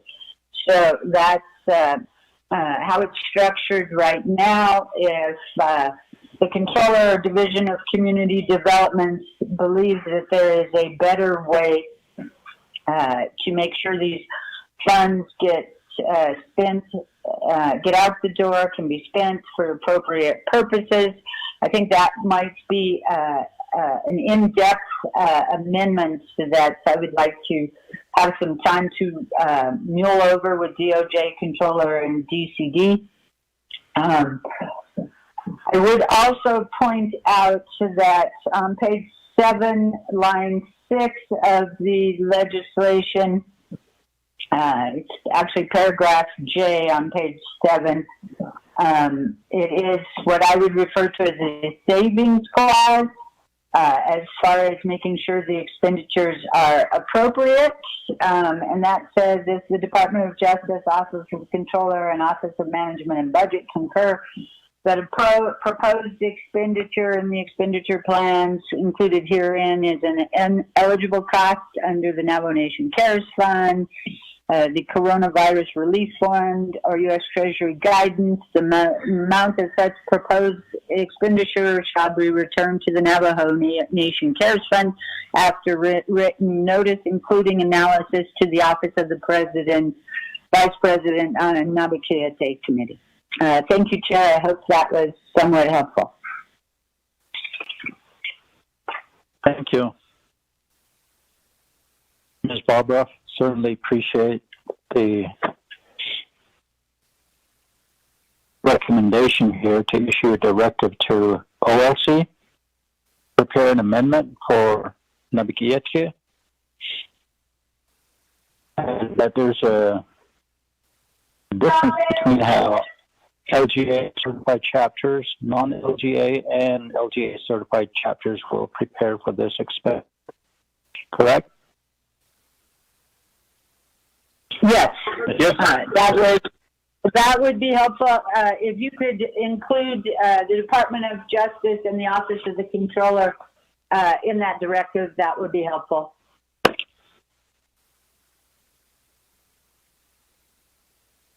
Okay. Thank you very much. Honorable Freeland, are you good with that? Yes, Chair, please. Thank you.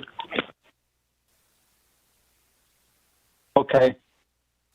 Based on what we have heard tonight, perhaps we'll have a motion and a second to provide this directive. I'll motion, Chair. Okay. Thank you, Honorable Freeland. Motion by Honorable Freeland, second by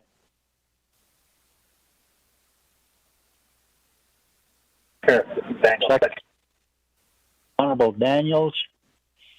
And this directive will be to Office of Legislative Counsel, Department, and the Controller's Office. And the directive is to prepare an amendment for the Nabikietke Committee that non-LGA certified chapters and LGA certified chapters go through a different system, pretty much, whereas non-LGA goes through Division of Community Development, and LGA certified chapters will request a memorandum of agreement to release funds to them. So all this will be written out. Ms. Khan, if you would help us draft that directive as a part of the committee report, we would certainly appreciate that, but that will be the directive. Do you have any questions, comments in reference to this motion for a directive? None? Okay. Honorable Freeland, how do you vote, sir? Green. Honorable Stewart? Green. Honorable A? Chairman Calvin votes green. Honorable Vice Chair Walker? I vote green. Thank you. Honorable Daniels? I vote green. Thank you. We have a vote of 5 in favor, 0 opposed. Not voting. Motion carries for this directive here. Any other questions related to legislation 0197-20? That's done, yeah. Honorable Freeland, how do you vote, sir? Green, Chair. Honorable Stewart? Green. Honorable Calvin McKay? Chairman McKay votes green. Honorable Vice Chair Walker? Chairman, I vote green. Thank you. Honorable Daniels? I vote green. Thank you. We have a vote of 5 in favor, 0 opposed. Chair voting. Motion carries for legislation 0197-20. And all to everybody that RDC and Division of Community Development has been working with sanction chapters and to help them get out of sanction. So that's just an ongoing work there for us. Thank you. We're on to C, legislation 0209-20, sponsor, Honorable Kealan Begay. Mrs. Begay, would you read this into the record, please? You have a legislative summary sheet for tracking number 0209-20. The date on it is August 21st, 2020. Title of the resolution, relating to law and order, resource development, health, education, human services, budget and finance, Navikia, and the nomination council approving and adopting nomination CARES fund expenditure plan encompassing college student relief, grammar school student relief, education, elder assistant, Head Start, solar project, waste, solid waste, hardship assistant, housing project, Office of the Controller, Office of Management, Budget, Telecommunication, Information Technology, Economic Development, Winter Propane Services, and Public Health. The purposes, if approved, will allocate $176,463,909.37 of nomination CARES fund. The legislation is assigned to Law and Order, Resource Development, Health, Education, Human Services, Budget and Finance, Navikia Committee, and Nomination Council. You have T. Allen DeGate Jr. as the prime sponsor, Herman Daniels, Vince James, Rick Naz, and several other honorable delegates are signed on as co-sponsor. The exhibits that are referenced in the content of the legislation, they are all attached to the packet. You will note that the packet went to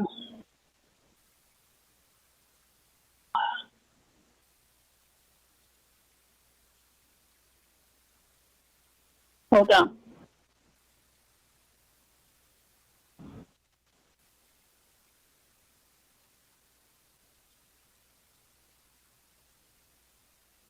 The packet was posted on the council website on August 21st, 2020. 5-day comment period ended on August 26, 2020, and thereafter there was comments received. There was 9 supporting comments received and 1 comment opposing, and that was received on August 2nd, 2020. And all of those comments are attached to the legislation packet. And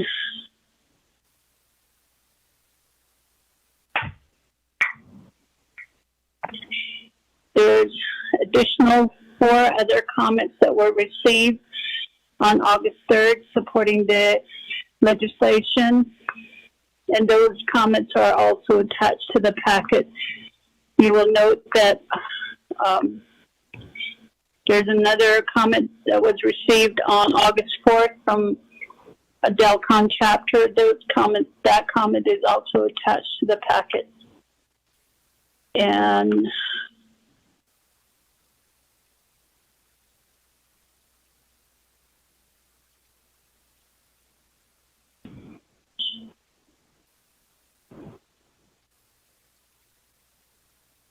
on August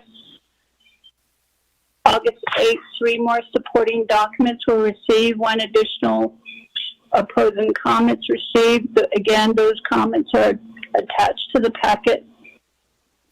And Law and Order considered this legislation on August 8, 2020, with a due pass, no amendment, and then it was referred to Resource Development.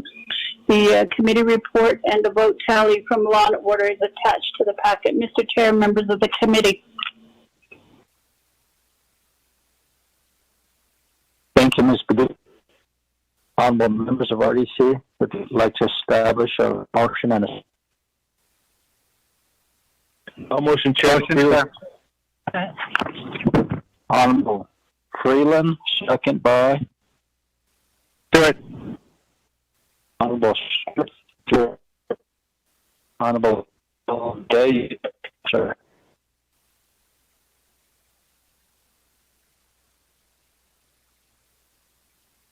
Chairman, Shahid Mohammed Mishkudov,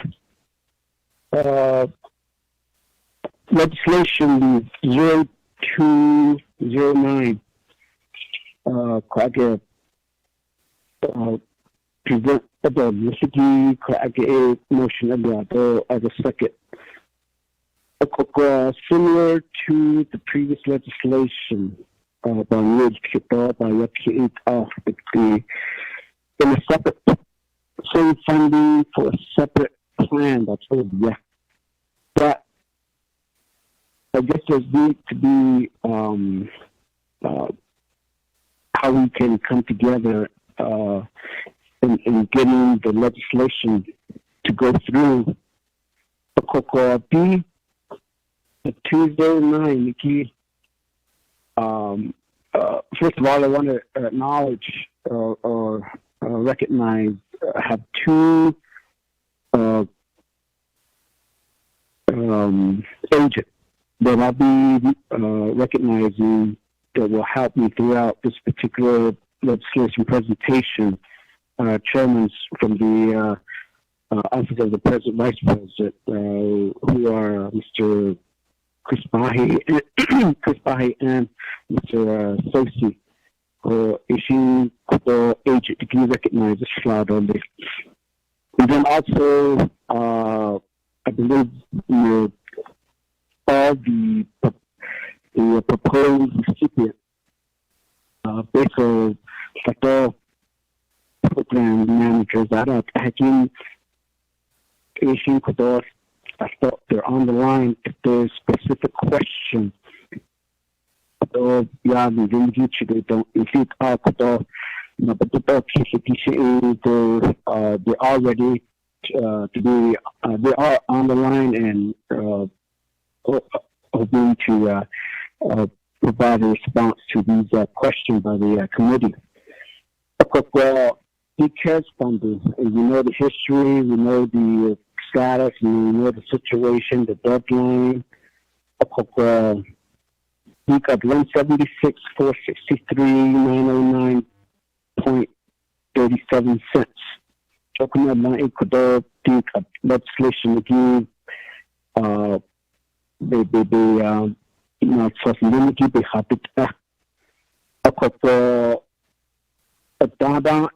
Navajo Nation Law and Order Committee Ecuador reported that India Ecuador present that India to Aja by here from Aja Ecuador co-sponsors and anchored welcome co-sponsors on this particular legislation. Decreasing 714 million. Couldn't not just based on 409 based on how we did. Because talking about to be just not Ecuador. Yan Linky, Katlachi, such Indo, big at the whole year. A copy cutting, see, Hanky, Ecuador. Na Keko na Linky, Kahna, no check.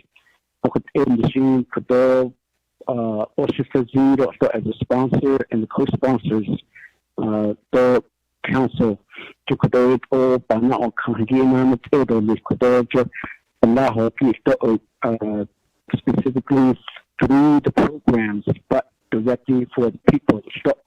And then Linky, Shato, Yad Linky, Chito, Isto, Shato, Pichonda, Yusik, Shinku, at Kwasita, Linky, to able the Machito, the Auto, just keeping the Auto, it admin Linky, the Chanda, Namiki, she quite a yard, Linky, public alcohol, there's 17 amendments, exhibits, 17 exhibits in this particular legislation. If you do have the legislation in front of you, exhibit 2, exhibit 2, A4 million, A Navajo Nation Shopping Center, Ishi Aja, Ecuador, based on the so if there's any question, comment, Elizabeth So or Brian Husky, issue Aja Sato, Young Yastik, or the speaker Sato based on the work, but I believe the CEO, Tyler, Mr. Tyler, that's J.I. Yabin, Dimkin, Limby, can hit you. We ban the New based on Dimby, the Human KD, Ecuador, not so about a week ago, that's in which we ban Arden, exhibit 2 going to be a car, exhibit 3 going to have a quadrat, broadband, but the Unity got in fact case based in fact case the should be in the issues on other user based with the could internet broadband to arch there's at the on could the main investment of your could Verizon shoes you hear that in this could start at the mid so issue arch but have not and 15.4 million again Ecuador's young had but this particular funnel will funnel through her program, Division of Community Development, issue budget, document, city plan of operating, expenditure plan. It has budget, media, Mr. Christmas City, Chateau, has written issue Chateau, this question on this particular broadband.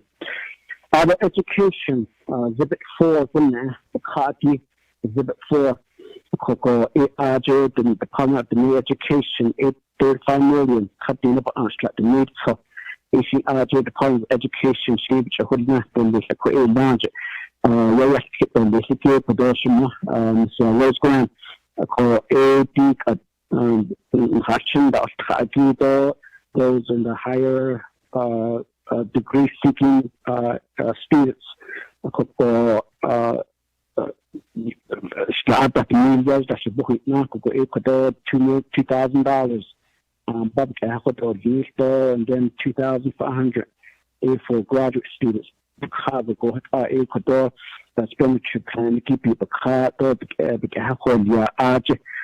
issue the Department of the New Education, other exhibit 5, the Department of the New Education, a 4.3 million, Head Start, the grade school, the Hakaki, there's several centers across the Navajo Nation, got the question for national hikija arjibitsan khatinta lihindaate AP kudobitsan khatinta lihiki equipment supplies and everything issue arjib ashtok kudo basic arjib located which hodna to lihiko bachelor of virabit sushi arjib na epikita arjib kudo question would be directing at her. Other education hardship exhibit 6 is like the needs of $5 million shoots to Arja Ecuador through the Division of Social Services. Ecuador has school age children Bukaki to K to 12. I guess this is a site from exhibit 4 to Arja Department of Education aid directly. Those students that are in college and school, now, the hardship,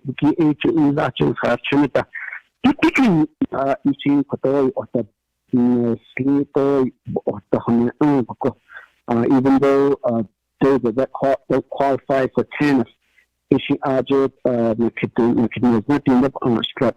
Club was not doing per student based on the issue that's a through the Division of Social Service, Dana, and that's what Kishishi, Arjus, young project, people, family, and base of public other exhibit 7, Department of the New Education, it had the needs of $3 million issue with Department of the New Education issue the Nada and Washington programs the BDD project staff at the program level I believe it was Mr. Britain in the just like Yunagado, Sato Yahanatsis, Kwaki, issue could cut the meal, yet cut the meal for $3 million, Department of New Education Technology, she added our base of the public hackle, this. Other Exhibit 8 aka $1 million, again for broadband. Again, this is separate from the Exhibit 3 broadband request, but this is going directly to the Department of Information Technology for administrative support. Alex Largy, so a lot of these could based on the but there's خلي أنا ده خاطرين قد support كده إيده شكل يندال يشتغل يسقي من شرب ما ركيل كأيشي شكل ديت بيسوقي بعد كده هون ياكيد أكيد هذا زبط 9 كنا أكيد $10 million is not the need for a could our elderly son his Twitter Adam is mad on Zinki the cheese Zinki the agenda who's cakey the Visual Social Service issue could $10 million again. Dana Neswit Kishi Sato, Yohanana the qualification of how these grandmas, grandpas, elderly mimicry. I'm not sure what the actual ages could be, but the development disabilities. No. Out of the $10 million. So it's just a matter of dividing the 400 by 10 million, 190, and that's the car a year of this Archer. I don't know to make a solar project, a store, age lot that the need so $50 million. She's the Archer of Gacordia.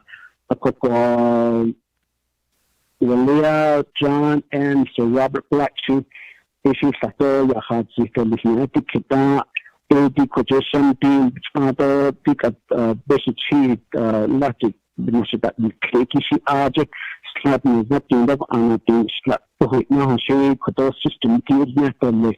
I could aim the slap the needs of 5 million out of that 15 million, almost about 208 systems will be dedicated to the former Benefits area. Lecture K with Adnali, Unity Archer, and then Lingishi Archer, electricity, and Lingy Big solar project, the Gishi factor by naturally. Now, the other area, Danabaha or Tsiki, remember this is nationwide, but to some extent, some are specific location, but nonetheless, all of these fundings are being addressed and will be the whole case has owned in the J-Bot Soho Cost Equity Hansa. J-Bot Saki, so it also based on that Ahagi that Edo Mission Amuslimiki, because the Asian Ajo could also 15 million. Now, Zibit 11 couldn't appropriate a could Chiang Beban, Imagito, other natural gas station, but other Kododa Shikan, Chigawas in the heating the one the baby, the host, the dog, which a young dodge issue, the city, AR to $767,500, Ecuador and Rosetta, Riego, Goshin, Kodo Sato, National Nations Gas Technology and Coke. Other division community development based on Linishi, Kodo, the Chakodna, the Archer, Koko, Anido, Kodo, Mr. Kirch, and then Linipi, Kodo, Hamatsu, sub-recipient, Kato, are based on that Hoyan, Linishi, Arjuna, so Linishi, say Hamada, you chapter. If we look through the legislation, arts for Ecuador, the Christian based Congo, other budget proposals on Linipi, so space for that to get actually that the car Ecuador, you have to you band the Bashinjo Tipe, Zita, other criminal several days now, still Ecuador not based on the keeping that the mission could give it a lot of these direct, some of them are not specifically go directly to these recipients, but through the Navajo program, divisions, ACR, Sato, Yate, Zito, Listo.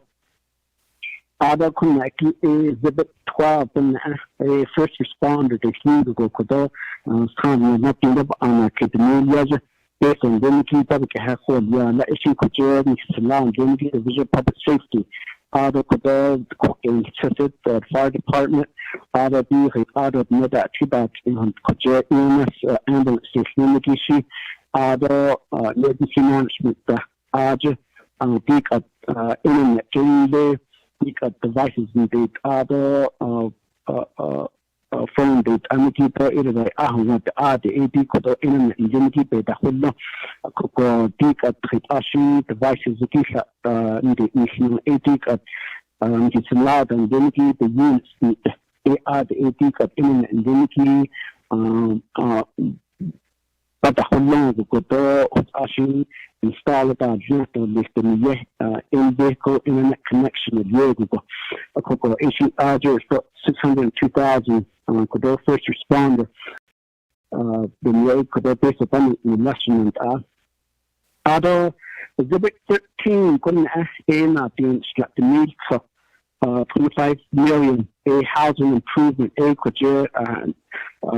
community housing and infrastructure department ko AD kapit all a kodo ni nang benefit o khayushi sa program utaten ko ajit application to the city to ande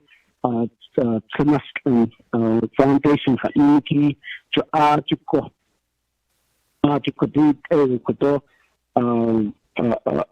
yan benefit Ajit or Vika ko HE this COVID item module home to mobile phone Batanyaki Ajit base of Banto is Nigo. Ishi Ajit Hawaniki housing improvement iki 25 million. But of that 5 million 25 million 5 million ko former benefits area GP yan linki public health ya the legislation and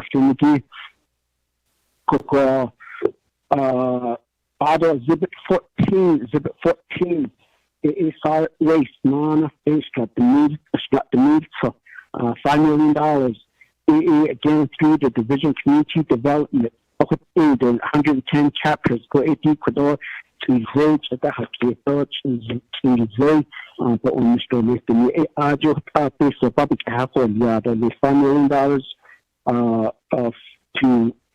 to address the solid waste issue at the local chapter at all 110 chapters. Other exhibit 15, Chair, my apology for taking up too much time, but exhibit 15 going to make $10 million. Ecuador, Chanel, because other office of the controllers, Joey the whole amount of funding 700 and decreasing million rate the initial on the security could checks that the sheet audit that the accountability from accounting activities she added put up at this Mr. Bernardo it is not the need yet not the need for $10 million office of the controllers but you're Ado Kunaki Office of Management and Budget non exhibit 16 because cutting is not being about instructing taught the media 653,000 again for resource and cost imposed issue Office of Budget and Management with Ashin Kuba BSOP but Mr. Van Yal Shin this specific question. Exhibit 17, Electronic Case Management Network, 15 million, 5 million, since I call it, 5 million. Again, Debra Nesbitt, TCC, Chateau, Aji, Ahazito, Coco, 80, remotely, Shishan Amistado, Shisha English, Hutat, Egoshin, Koto, the Mesera, Edna, Go Ace, the Me, Slap the Meal, management tower with the Yashin bank on this. A cake Nikki 29,990,888 $880.27. A hardship. Jokojusha expenditure CJY 6780 in 80 the car. We need to make it known that there needs to be maybe a typo. Clarification, it does say CJY 6780 the car, but the age should be 6720 because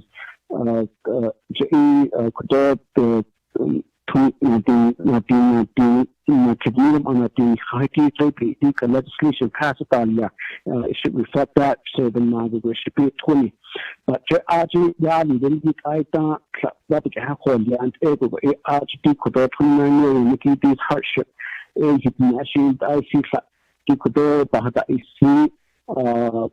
Utilities like indicate that in sleep that the bill other rent that a mortgage that a other labor not lost that she issue could you think of the question from he keep it another yard issue could take and permission don't know that then back in the car the could issue legal band the keep up the nice club and issue could build that haki factory kid administrative hit all of a kite or no call issue agent issue factory not how they can qualify and how much of the recipient will be receiving out of the 29 million for hardship assistance. So I would estimate on the finicky a lot of these within the legislation it does say that the office of the controller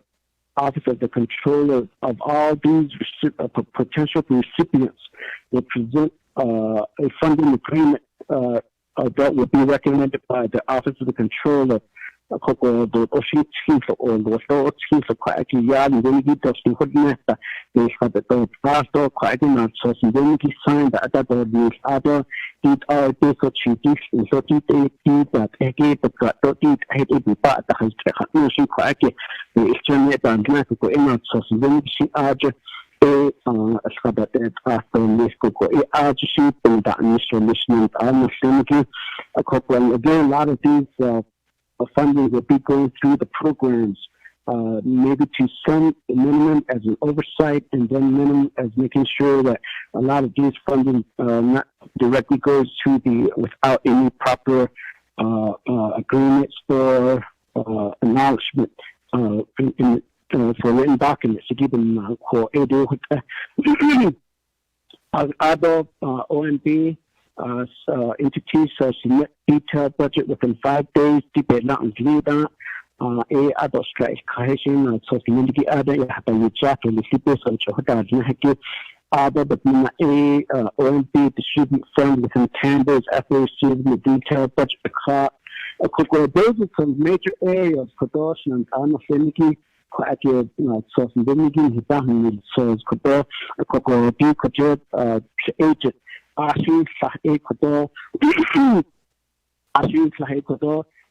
If there's time available, Chairman, RDC members, it's not specific question. The program directors, these companies,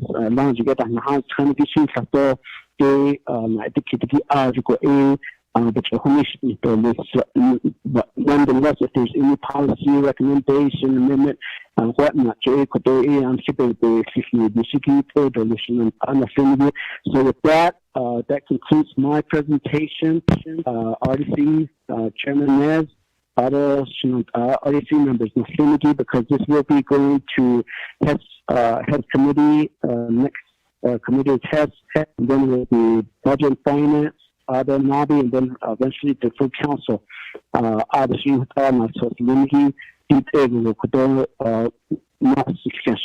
with that, Chairman, if the agent would like to provide additional comment or statement on this particular legislation, please, if possible, allow them to make a comment. So with that, Chairman,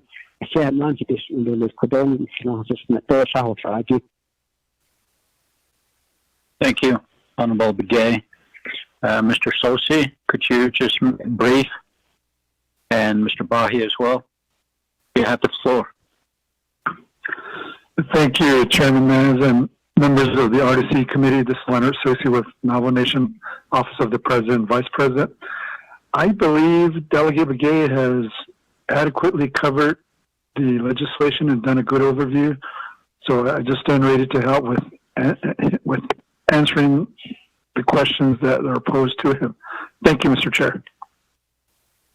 Thank you, Honorable Sosi. Mr. Bahi?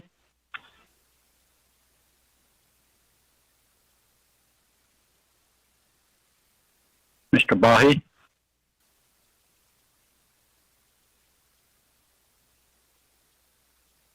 Shananta, honorable members of RDC, can you hear me? Yes, Chair.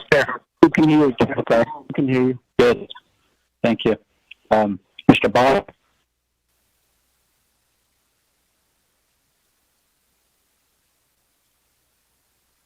Honorable members of RDC, do you have any questions?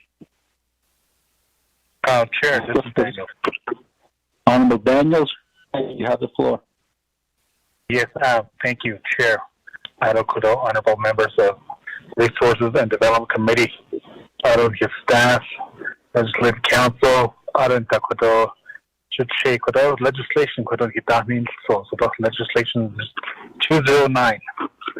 You have your agents as well. And thank you for presenting the legislation for RDC.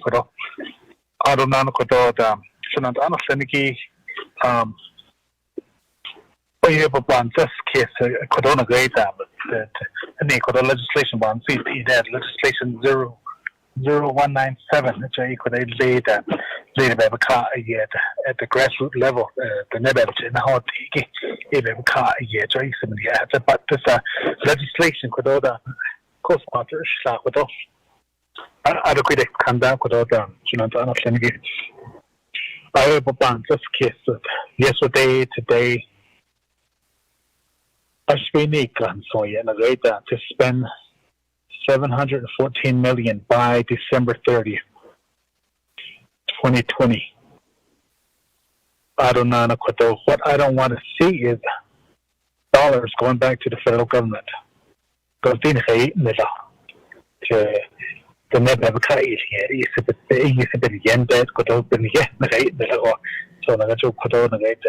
COVID-19. So even Nashiko Kodoi, basically Juhodalia, other tribes, I don't know where they're at. I think for them, spend a year, I can't hear it, and Kodo have a get away Nessa. The remaining Kodo 176 million, and that's a Neligi. So, whatever about this case, Kodo Nagata, yesterday and this morning, Nana, Nagata, working with NTUA, right? The funds so that the net advertising was great. Maybe they pay their utility bills up to December. All the Navajo families on the Navajo Nation are one. They are NTUA, district offices. Every month, the care the Pohonet Johnson about this case. What I took up and not the Sninicky. What and die so, what and die so, that the need there.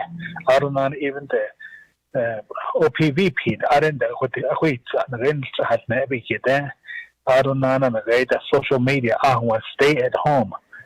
Don't go anywhere. No, that. So even Nashiko could say that without get at the lessons indeed that this pandemic COVID-19 kitchen at adult patients and also for them what I don't live in what and hard so none they pay their utility bills up to December. We about this case the same with the rate twin charge that linear and the rate septic tank. That but clean out that yard using these CARES Act dollars. This was some I don't know the question bees at all. So Ajaban that's case got lead and have under never kite was they are quite a yan had so hot sanity. I call them. So 7 to 8 as 7 to 1 that's case get a did. The head of what the national need a did. I don't know the late of London that 80 pounds this case ago. I don't know the Codona legislation 0197 to 8 or 10 Holland Peanuts really don't eat Peter. We get what was made. So 80 or you about this case ago the septic cleaning, septic cleaning either. So that you can let harder give it noise for 20 seconds. 20 seconds, it all depends on the quick handle. Actually, 2 hard needle, 1 gallon that's a week, 20 seconds. So even as a septic tank, I had a dead being, she can let harder give it no go. So, a this case, I don't know utility bills out to December 2020, December 30th, or even beyond the big so about this chair. I don't know if I emailed NTUA this morning and I haven't get a response yet. So Chair, thank you. Thank you, Honorable Daniels. Let me go back to Honorable Begay. Okay, would you like one of your agents to respond? Chairman, we don't have NQA as one of the recipients on this particular funding.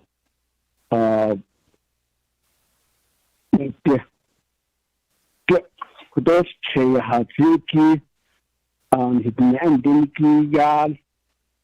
it on me, maybe as an oversight, Chairman, my recommendation is that, okay, based on who young into a and then just for example, hardship, 39 million. Because the net on catching all you kid up in your school based on all units, into a other budget in the other area, more down based on the there, power line, electrical line, the door, other even the hard other slash the budget. Other which it does get you actually in your using all in the house cargo able to and was actually which you should have the benefit will take up 6 months, especially with those having more a large family go with the machine stop and the shit down this septic tanky is in dire need of some services right now. Now, how could we as a committee to say that okay, NTA, I mean, we need your help. We need to help us, meet us halfway in helping these Navajo people, because eventually, of the 29 million, maybe in the hardship that Hashmed done eat, and then really all they're going to do is pick up the check and then just deposit back into A to either to turn on their lights or to help to lower the bill costs or the bill. For example, 500. So in the 400, they still have about $100 that they need to be dealing with.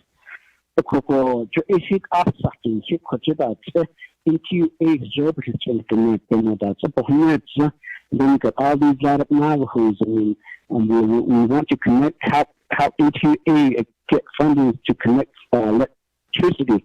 But yet, with them, if it's other, he can't install, they never can't install just to customers to some areas. To pick up the question to me, so not to go to the basic banana install the so I have to let us see the kids see some of the India.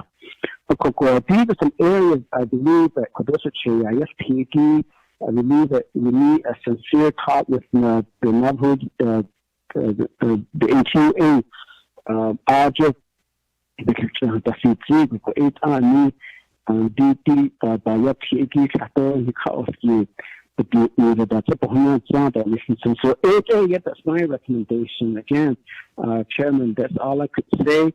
But nonetheless, the next the horse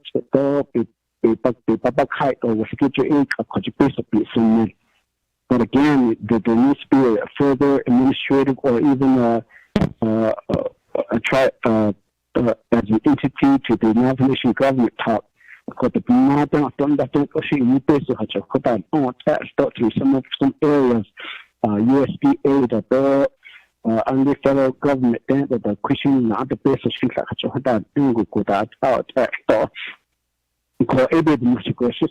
that would be my recommendation, Chairman. How can the NTA propose to say that they'll maybe help even though let's say for example, I've seen some light bill right now in the neighborhood of almost $1,000. I shot the new connect down on the Nambungi, the light bills, because how do I get help? Could we get help? No. So technically, it is with the consumers that utilize that particular electricity. They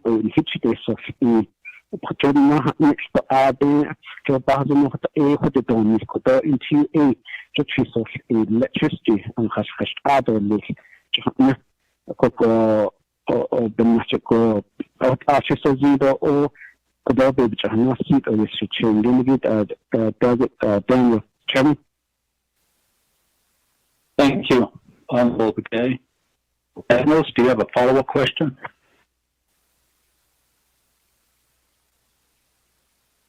Chair, later on, Chief, I'll have more questions. Thank you, Chair. Chair, this is Christopher Bahi. I'd like to add one thing, please. Go ahead, Mr. Bahi. Thank you, Chair.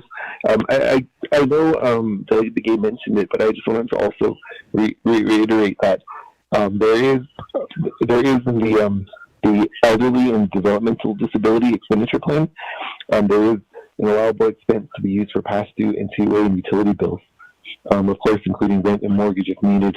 And also, in addition to that, the $29 million allocation for the hardship assistance expenditure plan also includes those same allowable expenses to help families that apply for the assistance.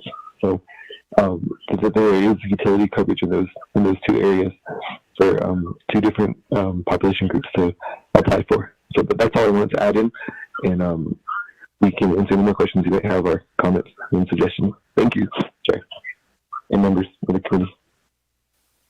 Thank you, Mr. Bahi. And honorable members of RDC, any other questions, comments? Vice Chair Walker, any comments or questions? Yes, Chairman, thank you. Other committee members, and then sponsor, Honorable Ellen Begay, other your agents. Other guys, not so.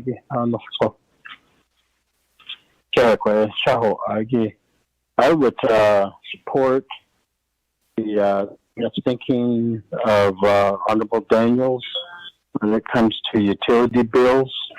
They're going back several months: March, April, May, June, July, August, so September.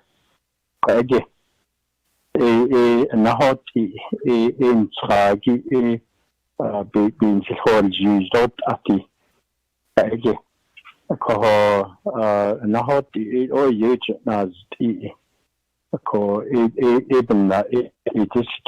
Daniels, and then the mayor occasion that is like best of the Babagam that the obligation that the clip Kojata Slack Eto Crag Nimiki Chibe cases the same as giving people individuals funding or money for financial assistance. It's the same as giving individuals financial assistance so they can pay their debts that they incurred or whatever they came up short with as far as their living expenses during this emergency time. Okay, except we would be doing it straight to the utility company, which is more manageable and I think less paperwork, less bureaucracies involved. In TUA,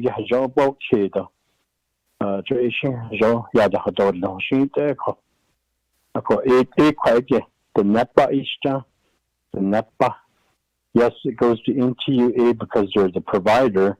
So then it's the NEPA, the NEPA, the NEPA. Nation, what about the utility company? Sounds like it's in their interests.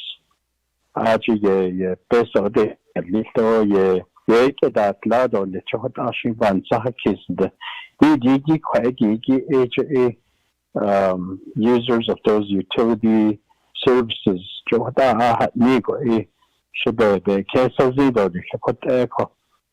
maybe today we can think about that. Although there's two other committees being after but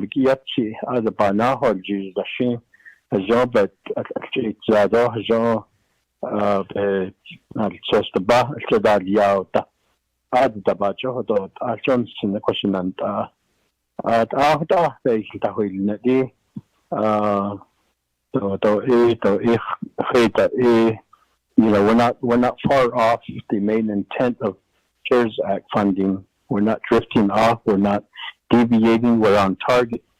This is what I'm saying.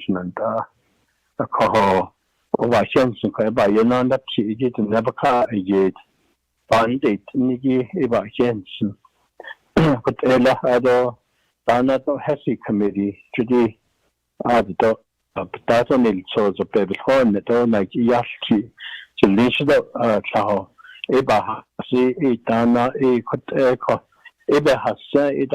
Queenston Bennett Freeze area, former Bennett Freeze area, Aja has Aniki J. Quajit Navajo Hopi Land Commission office. It has as well as MPL, though HPL. I don't know, Newlands has Aniki. Office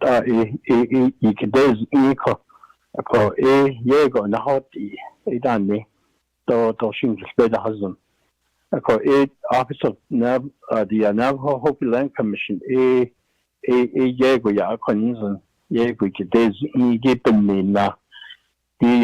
some of these projects like here solar projects, so $15 million. There is, as mentioned yesterday, there is a carve out for the Bennett Freeze area.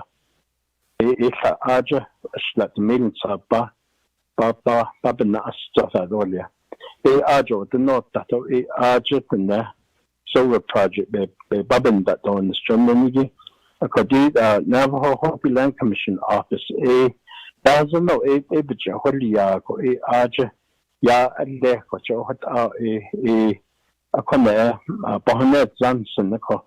legislation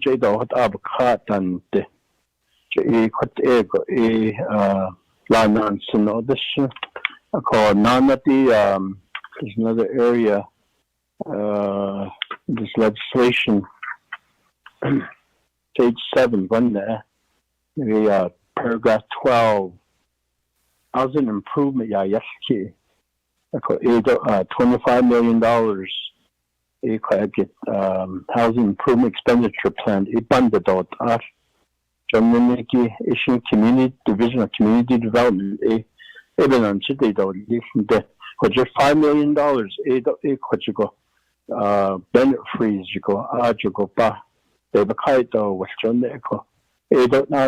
Navajo Hopi Land Commission office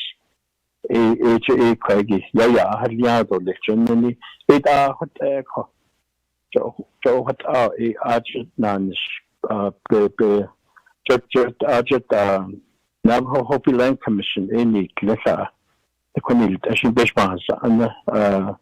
Sitsiliti Alan Bigados, Che Herman Daniels, Aja, Tatanaha Tanko, Adasan Hiolka, Ebkidatinit Inko, Ako Puliago, Johda Ebahazanot, the Aji Yebaja, and the Hoti Aja Kaya, land dispute, and freeze that as late or relocation that as late. Ajibiti, this thingy. Oyo asati and hadden se. Ni art for nebje na hot it archit edo hot ego ban sea case in the koja. At the bashet abje na hot the benefits or land dispute. But don't has the oyo asati efeko. Even at the Navajo Hopi Land Commission office a pendity a united nisha jo a Mohamed Johnson, the question, and I think Bansana's case could get at the legislation at the Nasi Lowell. Is she said that Lego call Bahanatis things in the call? It could tell that teacher where they should have with Maggie. She named Ako, she had just and okay, Shaho, I give Maria. I guess they should be machine anywhere. They should find now. The legislation, the previous one, 197, I should say, Mark Freedom, the legislation for bandit, oh, Kabaya did kill you, equal, on such case, a saho, a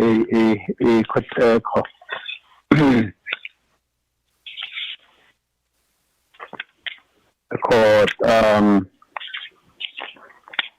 late beso the appropriate deliado whether signed into law but deliado belanda is late of yenda dolnisha ni bicha wadaliago konwe October the BNF committee ya hanadotsi a review idorli adonabiki committee do the expenditure plans that were set forth in these various appropriations by council, and that the expenditure plans that were signed into law by the president, they shall be reviewed by BNF and Nabigiyati committee in the month of October 2020.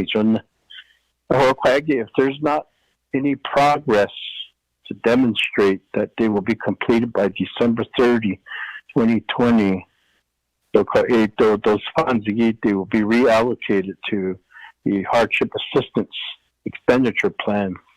That hardship assistance expenditure plan, if we don't have our ducks in a row, we're going to have the same conversations we had earlier.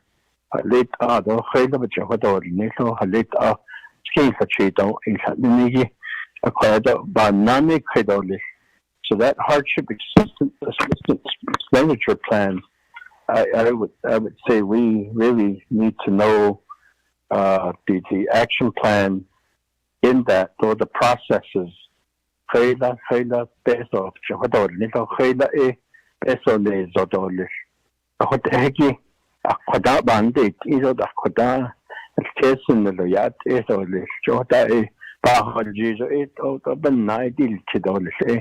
Hadila bahas hadila ta guidelines adi nigo hela audit ada leso hela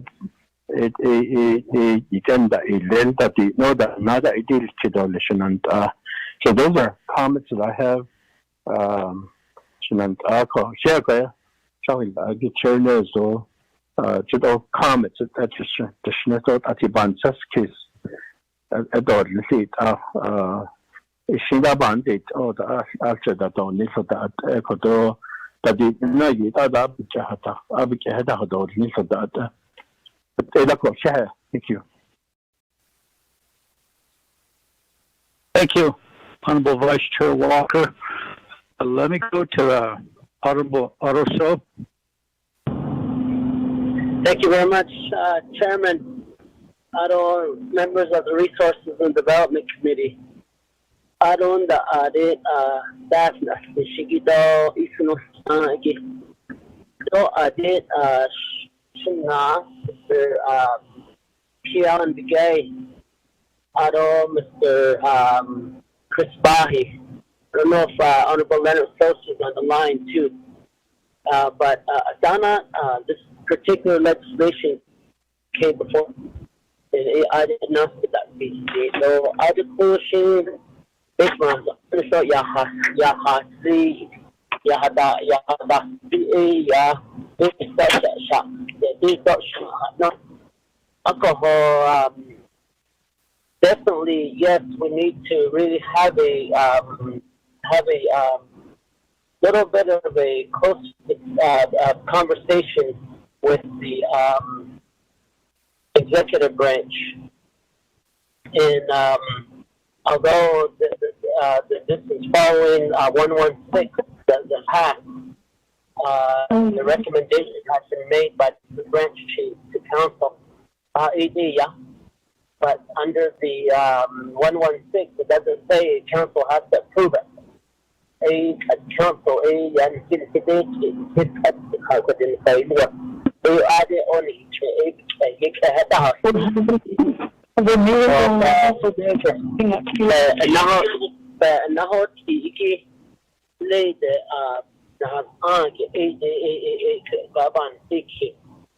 one thing that I have raised yesterday, and I just want Resource and Development Committee to actually hear this also, is that how will the executive branch hold themselves responsible if they don't spend the dollars in time by a certain date? 116, we appropriated about $70 million under that legislation, and a deadline was set of August 31st. And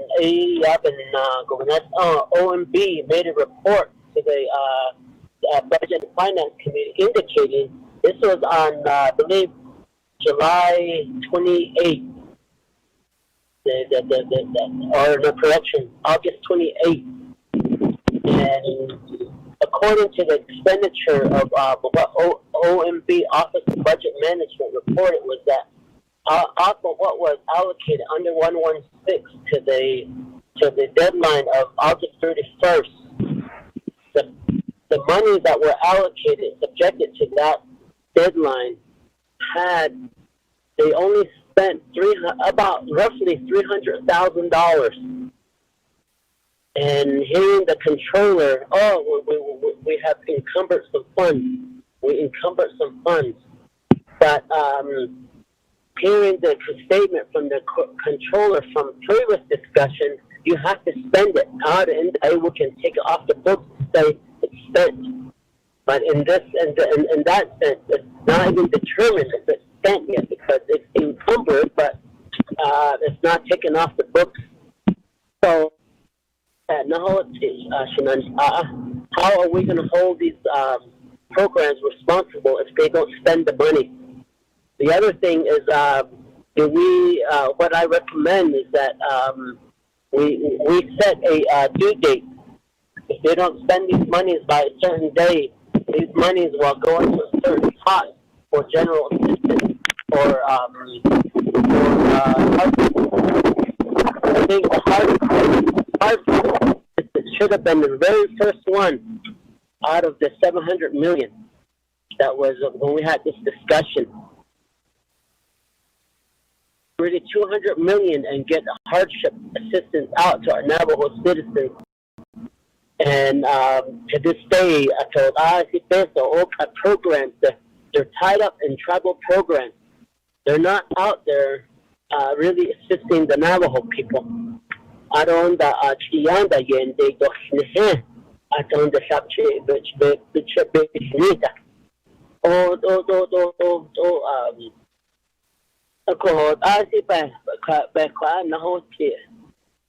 I am glad that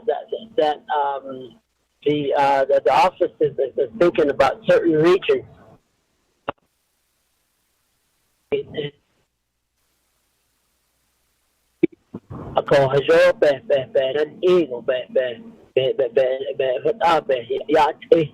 ako to hadit ada pe ohon sakit to as dahat ada ko ida open around if this legislation moves forward, I do support that we infuse these dollars into the Navajo related to the monies that were going to be earmarked for FFBA to be put into the Department of the Navajo Hopi Land Commission office to administer. These tribal programs have a bigger responsibility, a bigger focus. So, such as community development.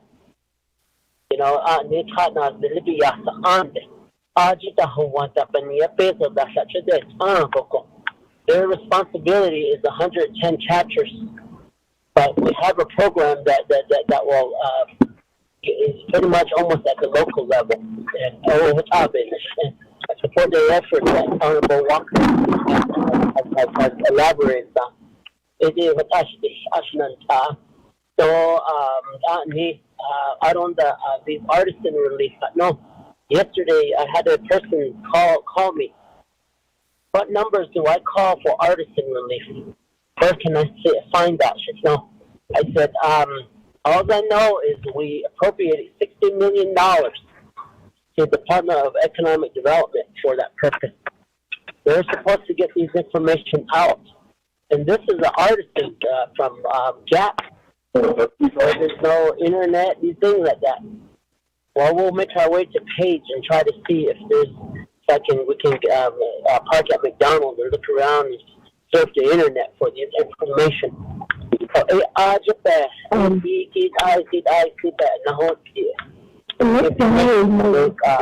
Artisan relief. Hold on, Chairman, hold on. I don't know who's talking on the phone there. Can you please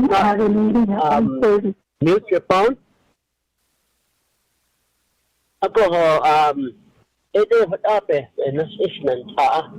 The information needs to be put out there.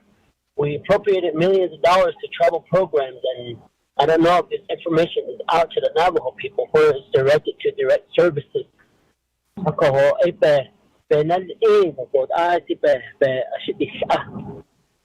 This is within the program of the executive branch, and we don't have the authority to tell them what to do. But these are pesos should they be peso. These are the kid, but that it other cheddar nista but nida this jig. So had it able that I see it definitely so yali let check alcohol. If those programs were under the legislative branch, maybe it would have been different. That way we could apply pressure to our programs. If it was under the direction of the executive, the legislative branch, we would have applied pressure. But right now, these monies are in the hands of the executive branch to provide the direct service monies and then NTA and so forth. And they're supposed to be spending these monies as we speak. But but again, I really hope that these programs, based on that you're kidding, we really hope that they have their systems in place, and once the money hits the account, they can release these dollars. I'm sort of thinking that it's going to take 2 months to set up the accounts again.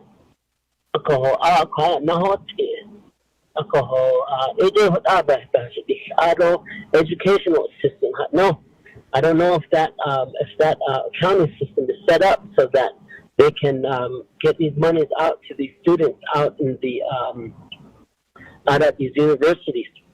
One thing, on the other thing is the education system.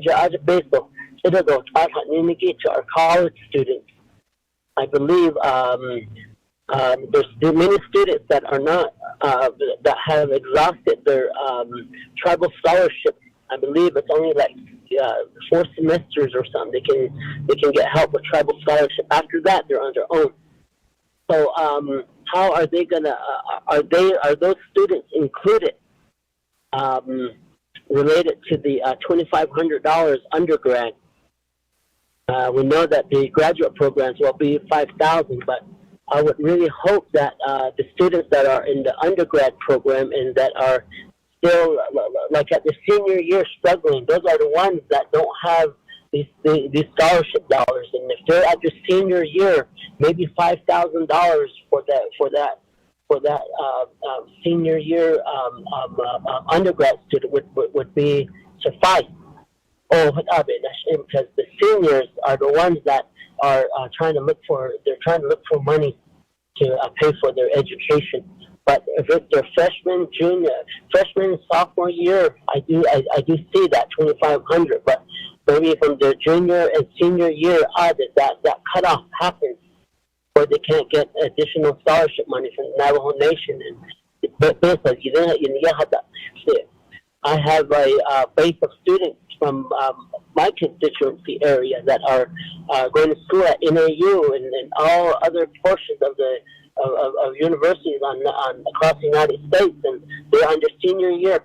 Each year, can you assist us with some scholarship money that and I get a call. There's one med student that she just graduated, and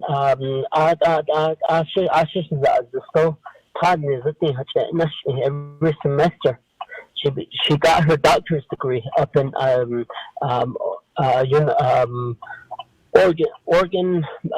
Oregon State Medical School. She got her doctorate degree. And I have another one that's down in U of A. So, I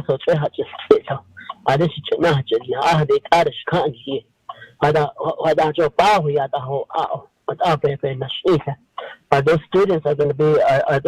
students going to be subjected to the policies that are in place by Department of Education?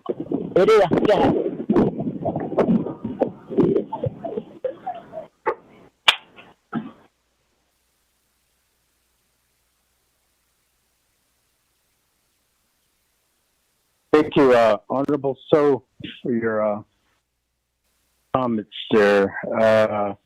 Chairman Nez dropped off the call. I guess he lost signals, lost reception somewhere. He must be traveling.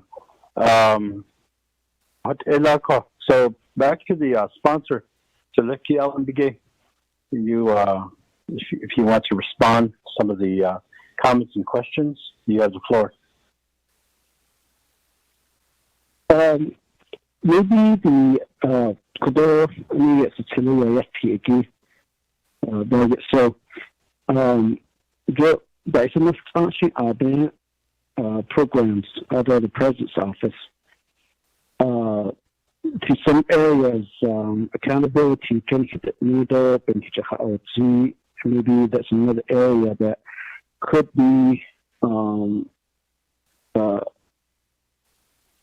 maybe as a recommendation to the next committee, maybe has or BNF, NABU, or the council.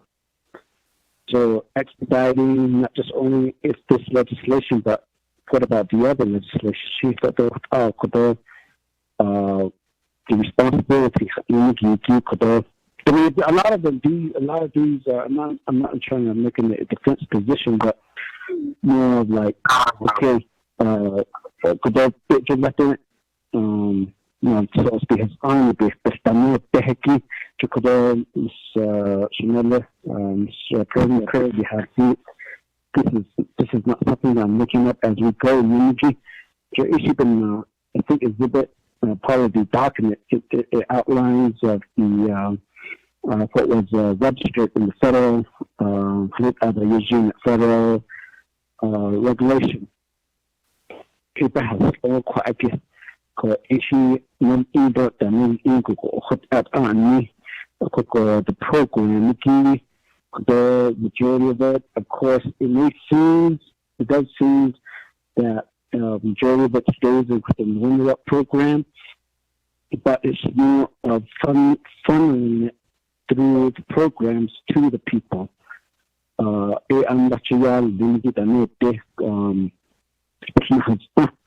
Maybe that help decreases in some additional staffing or resources. Jade Aida Adik Hadahatit Ego Ecuador programs Gisa. We're going to try to push, we will push the funding based on non-unity but the Division of Social Service, the Department of Education, and Division of Community Development. Those are some major programs that will be handling, getting the funding directly to the Navajo people, through the Navajo Hopi Land Commission. So those are some areas, except for like some of these solar projects, propane that they go through the Division of Community Development. So ako I'm a RGDC programs. Actually, the other area probably that we would really need to have also an understanding is the emergency situation. Some of the closures of the offices, and then of course the exposure of some of these situations of Hamdan, they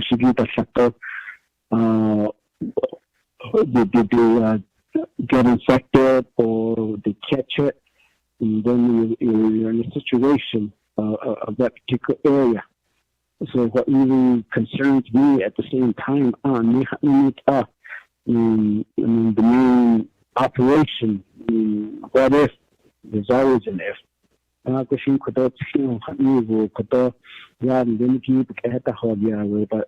those that actually does the input information and does processing these checks, gets in a situation that they've got to quarantine and remotely. So those are some areas we have to put into consideration in processing a lot of these operations. And similar with the chapters in the so there probably needs some modification because a lot of our ASC or a lot of CSC AMS or I just thought the family not the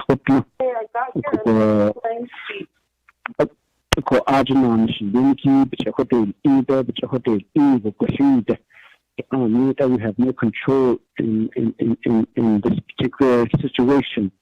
So there's a lot of factors we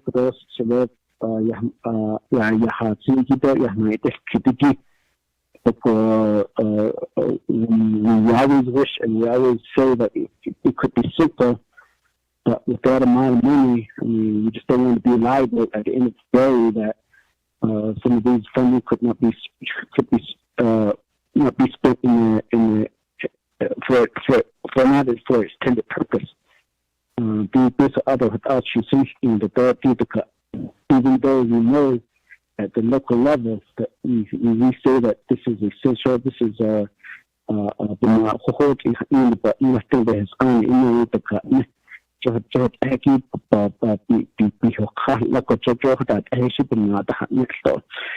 that's just my response to you. So this again, maybe prepare.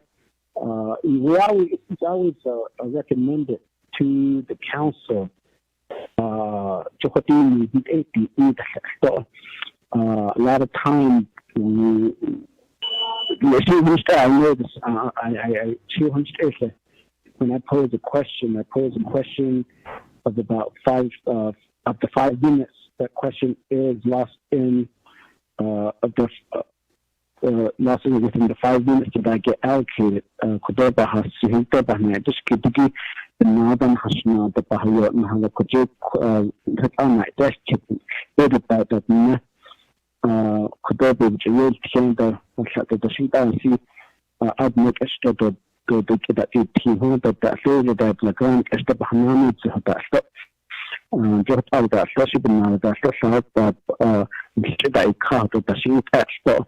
So that's why I encourage delegates, specific, possibly clearly in writing, that would really help us in moving these legislation forward.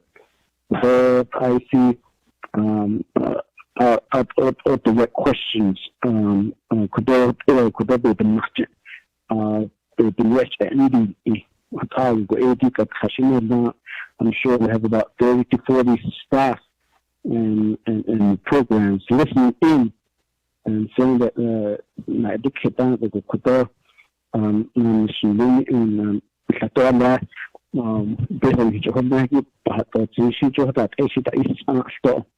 so Chairman, so that again, at the end of the day, we will and I will continue to say that this is for our Navajo people. We may not cover each and every one of them, but one way or another, who are in dire need as well. So what Elif had said, I'm sure you'll ask additional questions as well. So we appreciate that, and we just ask for advance notice on a lot of these questions. So, Chairman,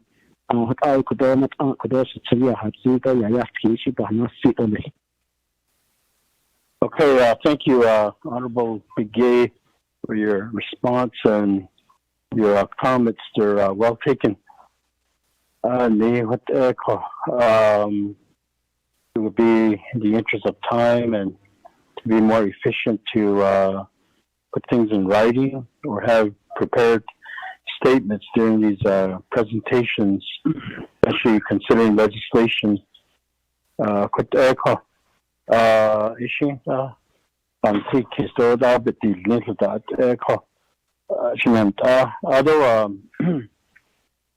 Back to the committee members. Any other questions and comments for the sponsor and his agents? RDC members. Jay, Mr. Freeland. Yes, Honorable Freeland. Yes, Mark. Thank you. Thank you, most honorable and distinguished Chair, Vice Chair Gia. Thank you, Shana, for the legislation and the presentation, Gia. Just reading through it again once more, and I really have issues with the $15 million going to Verizon.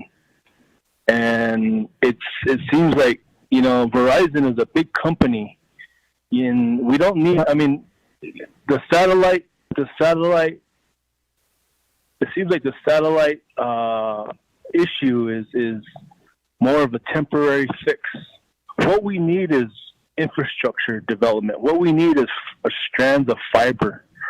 When we have our kids sitting outside right now, chapters, asking for passwords, and the chapter's inabilities to have insufficient connectivity right now of 6 megs of internet.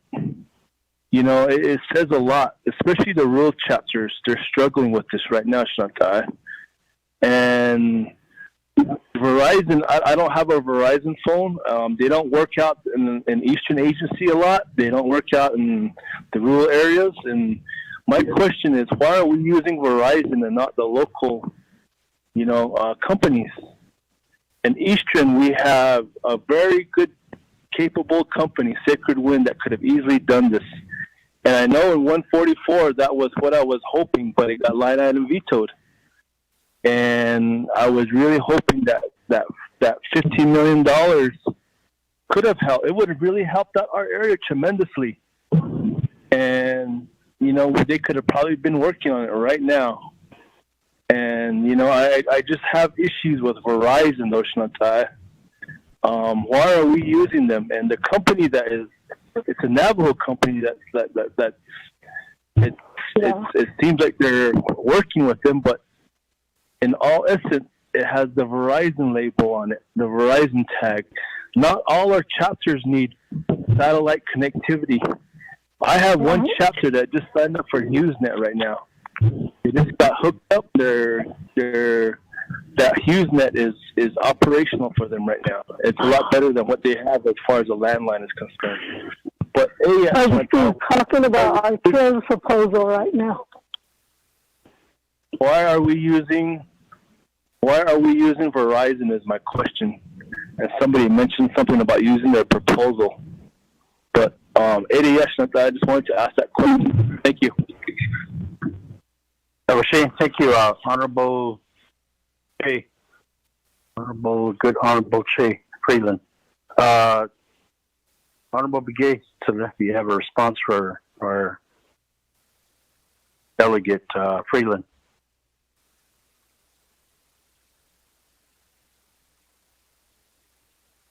Shay, before Brother answers, maybe we should ask that question to Chris Vicente. That question should really go to Chris Vicente and the Telecommunication Commission. They're probably the ones, if that's what's going on. So I just wanted to mention that, Shay. Thank you. Shana, thank you. Okay. Delegate Begay, you want to refer that question to Mr. Vicente? Yeah, before I do that, since I'm a Finnegan,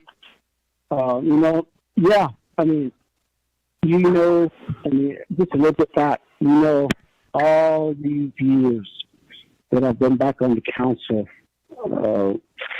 FirstNet, and so on, is the issue that I've been pushing all along.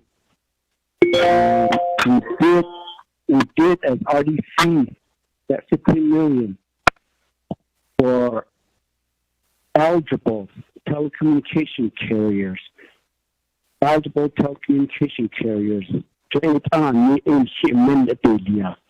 the limit at RDC in the 144, and yes, it was line item.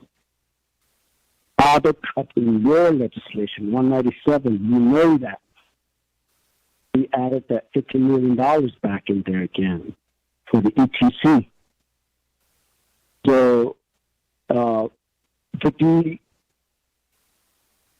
specifically, the issue could maybe the President's office or Mr. Vicente can respond to that.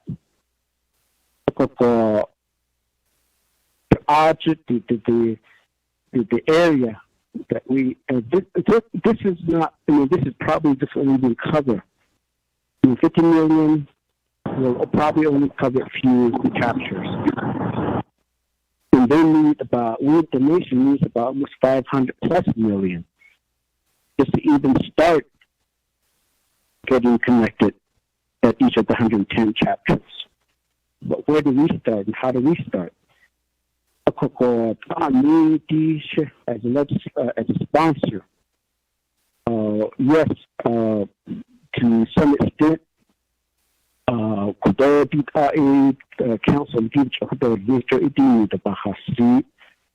now, when it comes down to the specific of how they were chosen, Mr. Vicente, if not, the President's office will probably be able to answer that.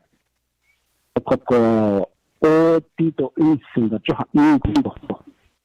George Ego, the Shnit out, Join House, the response, Kennedy, they quite gave English. The Haitian I know Frontier has been sending us what the plans are, and then even Mr. Poloni's office, certain programs, Vertical Bridge, and some others has been making some recommendation. And last week, I should think of telecommunication, we indicated as a council that very much able to hold the NRD, the art that what in the big about that we so I could banani Michigan, in fact, just the hygiene, or I don't know how you can make a statement, but this will just put a dent in the bigger and broader telecommunication that we have. Unless we, the Navajo people, just say that, okay, that's what's adding up all these costs. About the Kenya and the store beats and especially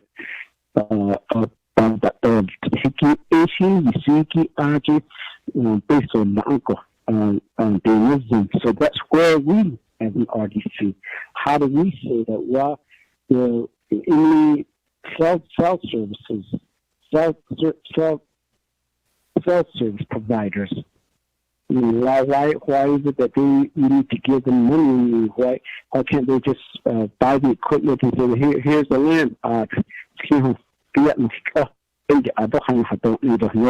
Navajo Nation, you have all these requirements for us as well. All these co-locations and roaming comes into play as well. Like for example, NTA, you can like NTA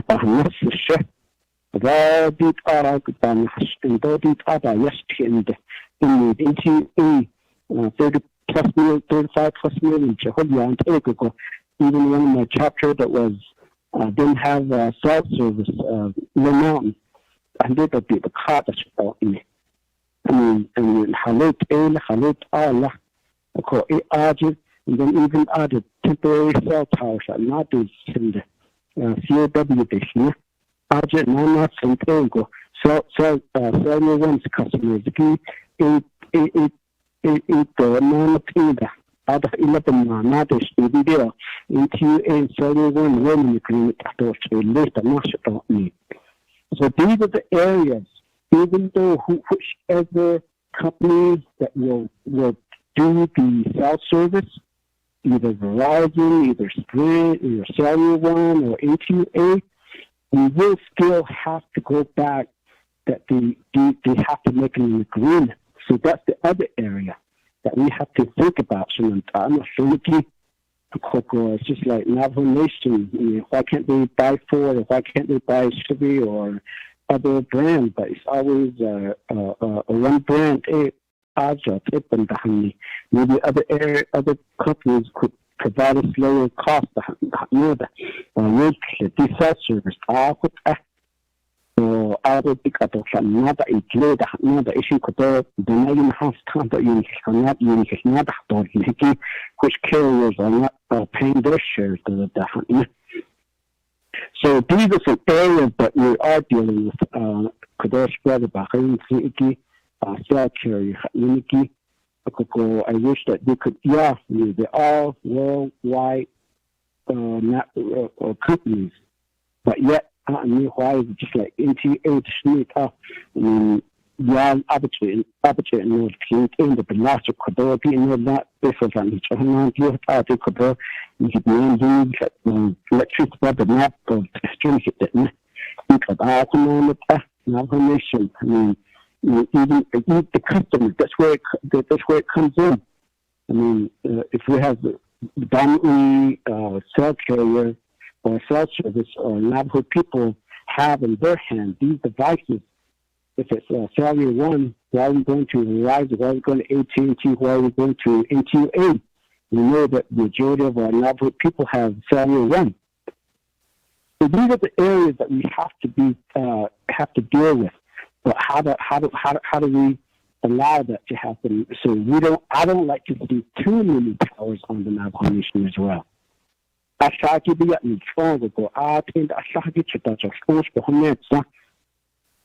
not the Navajo Nation take over and say that we'll set up all these towers? Now, whoever wants to do business on Navajo, you got to pay us, the Navajo Nation, that you want to use this tower. So those are some areas that I think that we need to continue and broadly talk about that area, rather than just giving them. Then when it becomes theirs, then and shake up less when you're sure that it's my investment. It's for Kirish has to go you get right away. You know that you to get on this so quite EPP, cell service, broadband. And then you got the spectrum. No, the other on yet to think of the hot acting, I didn't keep in hot religion, hit it. No, the when not I'll just not the barn yet that I has got the Hajochi. And then other condition, telecommunication regulatory commissioners at the Hajobi has on Canada, like we could we're just giving money away to some of these carriers as well. Again, that's why I've asked Mr. Helona, and like I said, he's on the agenda. Halit all of these carriers on the elite. Only how could the Halit all easier has only been between Majority or we just don't want to allow people or companies to do business on Navajo and not abiding by these regulations that we have. or policy that needs to be changed. There's some areas, Shabella, RDC members, yes, cell service is in Diamond. Right now, I have several in my own house, the Good School and the Chinle Unified School District, and then some of the Unified Community School, cell signals and internet services.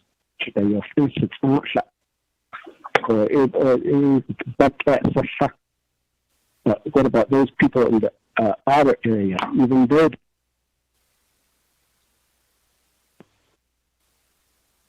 land, the Navajo Nation doesn't just need one tower in one community. It needs 3 or 4 towers just to reach out to the most remote area. So within the deed of Nishikida, so yes, 15 million maybe seems a lot, but I just see myself. It won't even cover much. So with that, Chairman, Deep Ecuador as sponsor of the legislation. We can answer within Ecuador, Presidente or the President's office in Ecuador, Factor, Yahamatsi, the Mistida, Ecuador, Shabella, Sicily, regarding the Verizon broadband section. Chairman. Okay, Mr. Chris Pacenti, you want to give us a response to Delegate Freeland's comments and questions? Yeah, sure thing, Chair. Good afternoon, honorable delegates of the Resources and Development Committee.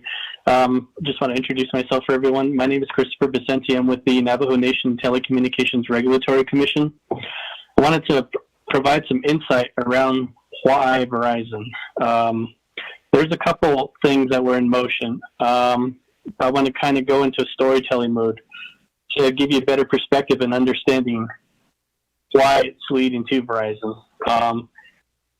So one of the questions that was brought up is getting internet and fiber to the chapters. That was my initial goal within the first week coming on as the director for the commission.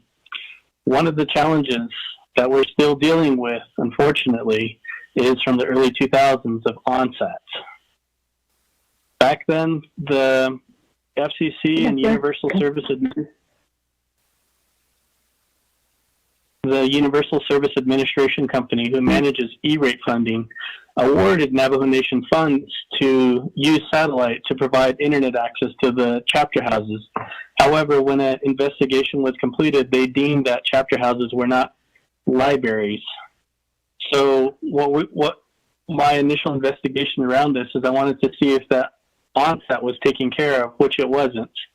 We're going through the notions right now. We have 3 different departments that establish a consortium to file for E-rate, which is NNTU, Navajo Nation Telecommunications Utilities, DCD, as well as DOTI. So this consortium comprises of those 3 departments, which are applying. They're going through the current process of applying right now. Based on a lot of the inquiries to FCC and USAC, initially we're not on any red light list that's going to stop us or prevent us from submitting the application.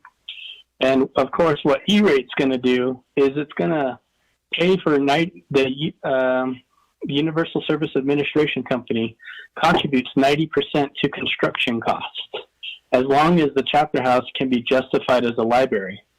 And Congressman Deb Hollins introduced the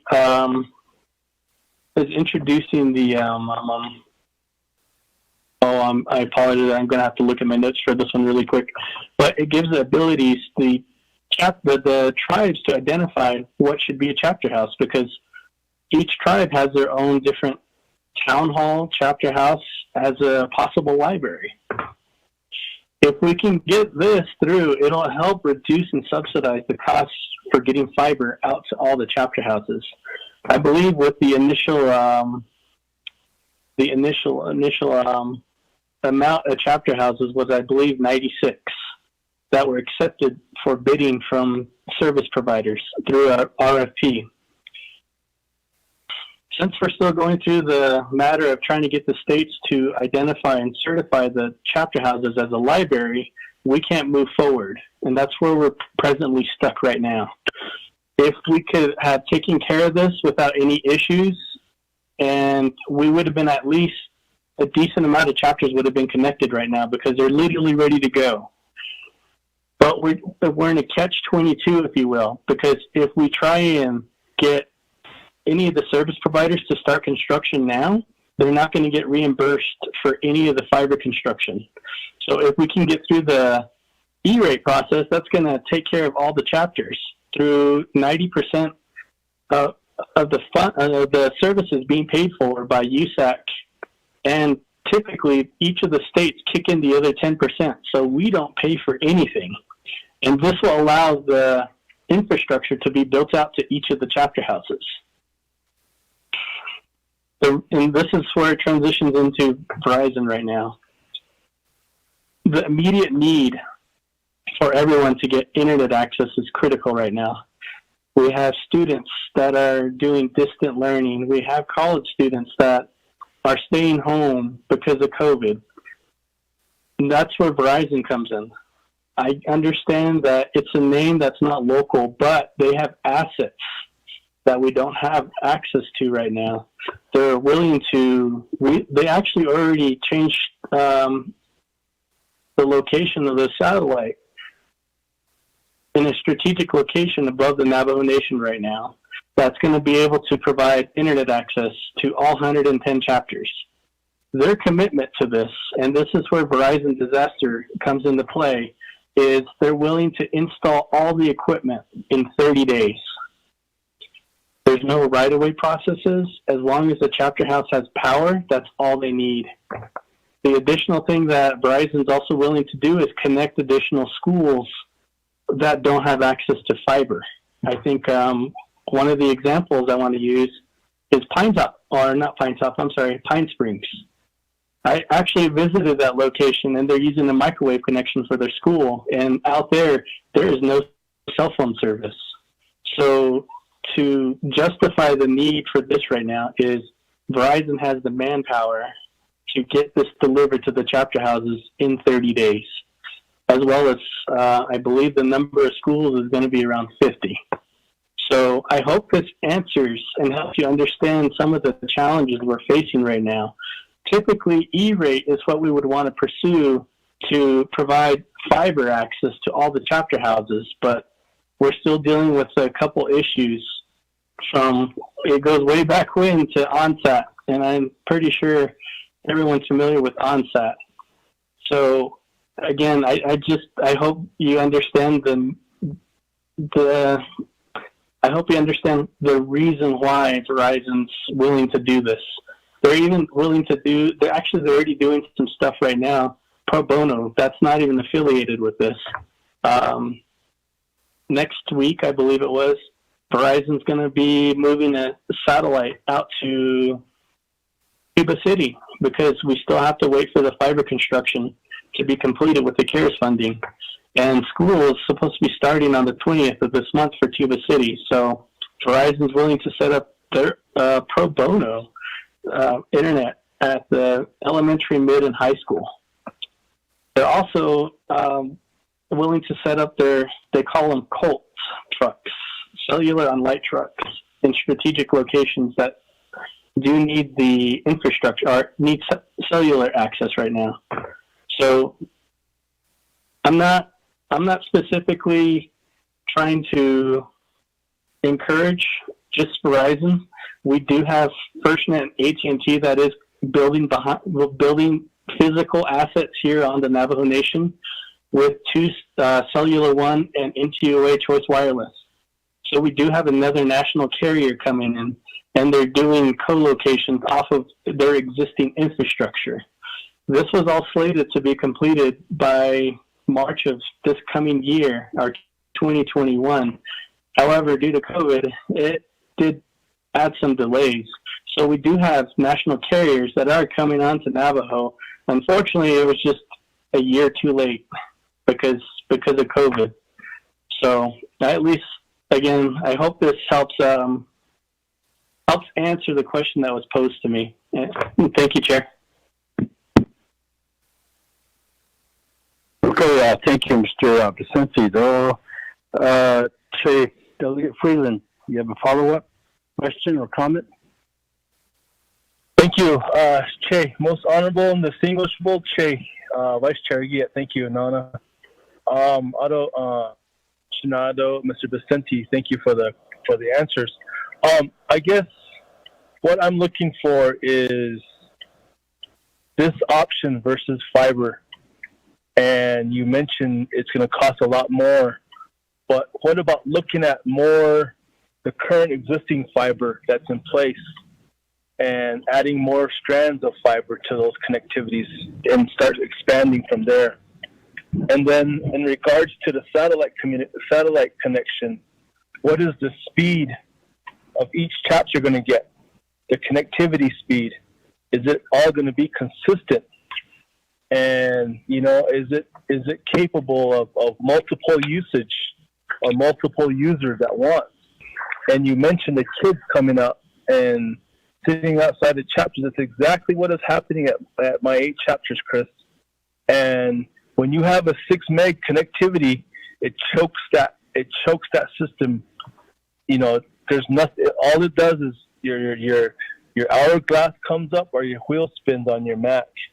That's all it does. It chokes that system big time. So I guess what I'm looking for is this connectivity speed for each chapter. Is it going to be consistent? And then the option of fiber and existing fiber. Why can't we look at more current existing fiber and expand from there? And, you know, I always think about what the president and vice president say about buy local and buy Navajo. I think we should look at that more frequently in these types of cases because, you know, I really vouch for Sacred Wind, and especially in Eastern. You know, without them, we would be sitting in the dark still. And, you know, as far as NQA Wireless is concerned, too, we should be looking at their help to expand. But those are just my comments, Che. Chris, thank you, and appreciate it. All right, Honorable Freeland, again, thank you for the comments. Any other comments, questions, RDC members? I know some members are, okay. I know some members are getting bumped off the call for one reason or another, but nonetheless, we still have the quorum. To get Delegate Stewart, you have the floor. Oh, yeah, so that.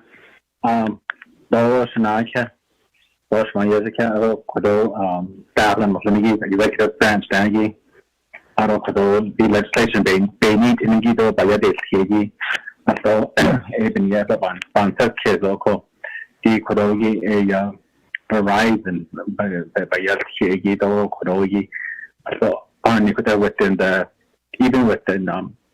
service that I have, T-Mobile, so with that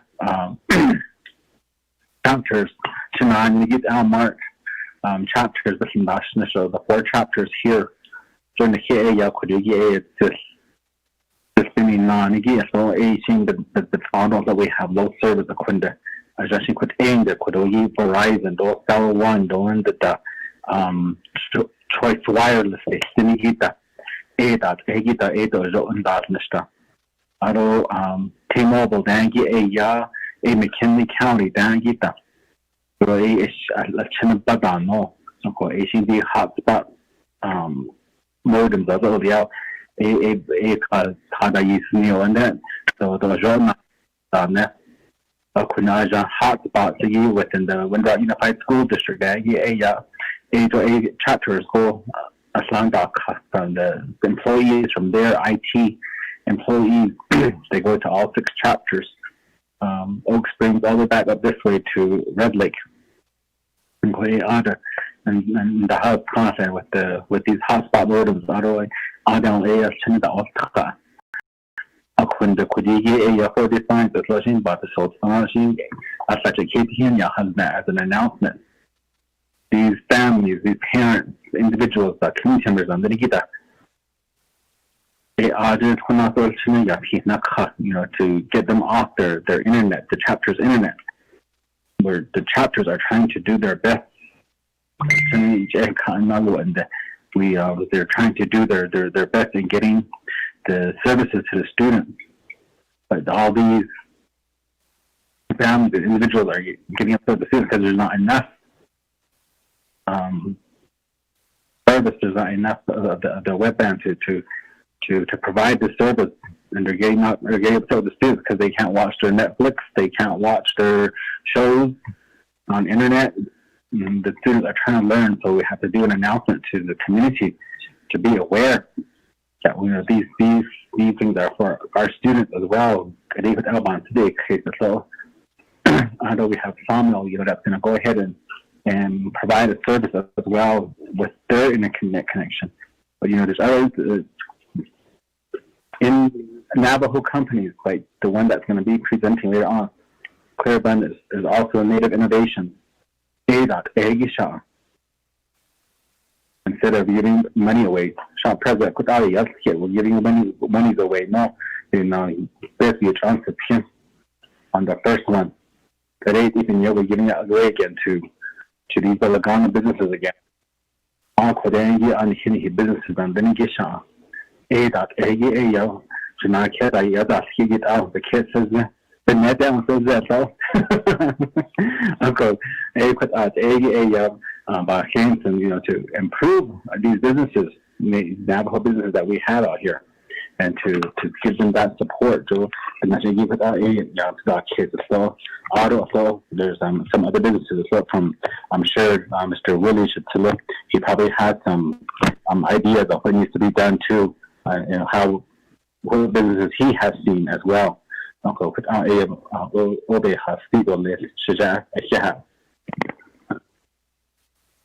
question to get that we just do it for your comment.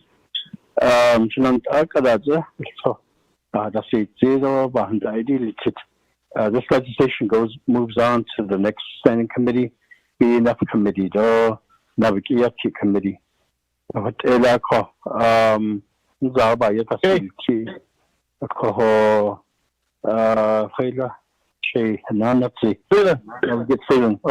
go ahead. I had asked some questions to Mr. Vicente. I wanted to see if we get an answer on them. Okay, Mr. Chris Vicente. Yeah. You want to respond? Yes, sir, Chair.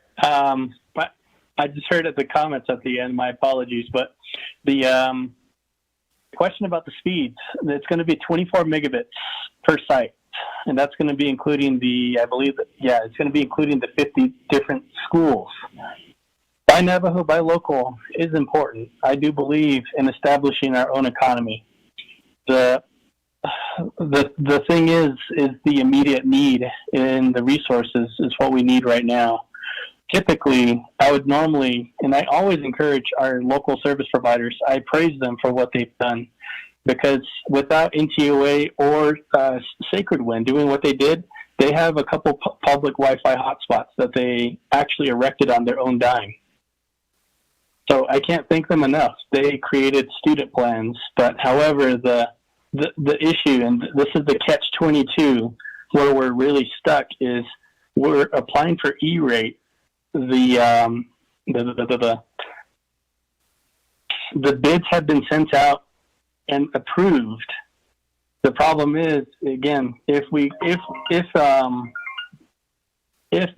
service providers start construction and they do their own fiber, they're paying for it on their own and they're not going to get reimbursed. Construction of fiber isn't cheap, especially when it comes to any of the surveys that need to be completed along the way. Which leads me to the next challenge service providers are faced with is right-of-ways. Yuba City, for example, To'ajale is another example. I think it took 2 years to get a right-of-way for To'ajale. In Yuba City, if I have the Social Security office from DC calling me because their Social Security office needs fiber, they're willing to pay for it. The problem was, and the holdup is right-of-way processes. So that's one of the biggest challenges. And with this, I've been encouraging a utility telecommunications corridor. So and that's something that's not at the back burner. That's something that's still going to be pursued, and at least provide an expedited process for the service providers to get services to the locations throughout Navajo Nation. And again, the only reason why Verizon is on this is because they can deliver internet access to those chapters that don't have internet or really slow internet right now. So, especially due to infrastructure limitations. We get it. It's a challenge, and it's been an evolving challenge for this entire year ever since March. So we're doing what we can. Strategically, this is probably the best solution until we can get E-rate, until we can satisfy all the requirements for E-rate. And that's when E-rate will kick in. And that's when you actually have fiber going to all the chapters. So again, the goal right now is just to address the immediate needs. The thing I should also mention is the Verizon project is providing internet to the chapter house, and it'll provide a Wi-Fi bubble around the chapter house, so individuals can go and join the network. It's not going to be it'll provide cellular within the immediate proximity of the chapter house. And I believe those are the only questions you had right now. I was actually just writing an email to each of the RDC members right now just to provide more insight. So I hope I answered all your questions. Delegate Freeland. Thank you. Thank you, Mr. Vicente. Mr. Chair, this is Prince Sophie. Can I make a comment? Okay. Delegate Freeland, are you still on the line? Yes, sir. I'm here, Che. Okay. I'll get back to you, Mr. Sosi.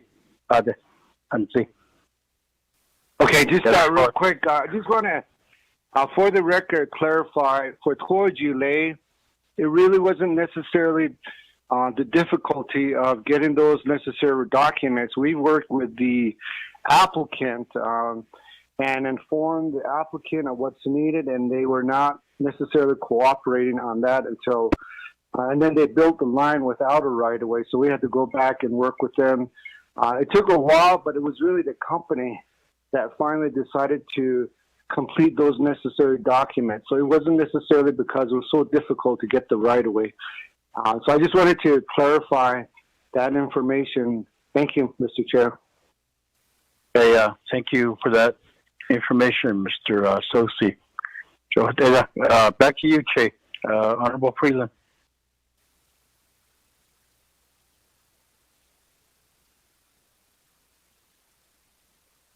Delegate Freeland. Yeah, Che, I'm here. Okay, go ahead. I guess what I have questions about is the connectivity, and I'll always have that question because we're going to have multiple users, and as it is, we're going to have that challenge. Even with 24 megs, it's still going to be bogged down. And when you put about 20 to 30 people on that line, it's still going to be that way. What we need is 50 to 100 megs, and if that's a reality, if that could ever become a reality, you know, that's what we should be striving for. And we tell our people, our kids to stay home, our college kids to stay home. Now our teleworkers to stay home. But that's just my comment, Che, and I'll still continue. I do support the legislation, but the issue with Verizon is still, that's what I still have an issue with. I'm sorry for making you laugh, whoever that might be, but that's the reality of my comment. Okay. Whoever's laughing. I'm sorry? But thank you, Che. Okay, thank you, Honorable Freeland. I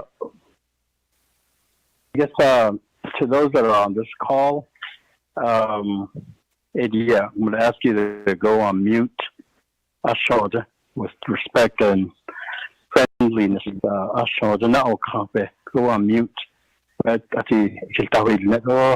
legislation mandate inanta the never kite or nego ye eva mandate so it's be considered of the Shinanta Resource Development Committee members. Are there any other questions, comments to the legislation or the sponsor and his agents?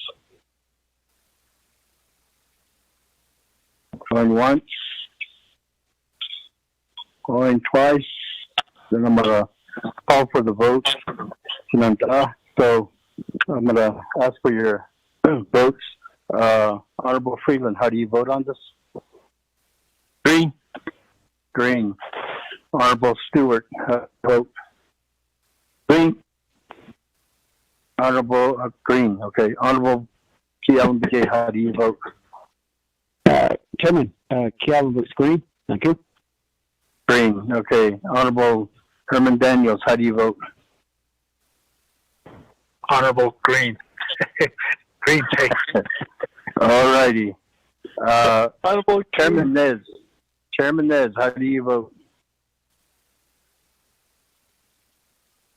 Yes, he's still off the line. So we have a vote of 4 in favor. Opposing, there are none. So that motion carries. Honorable Begay, your agents for presenting the legislation. So the motion carries. Yes, thank you.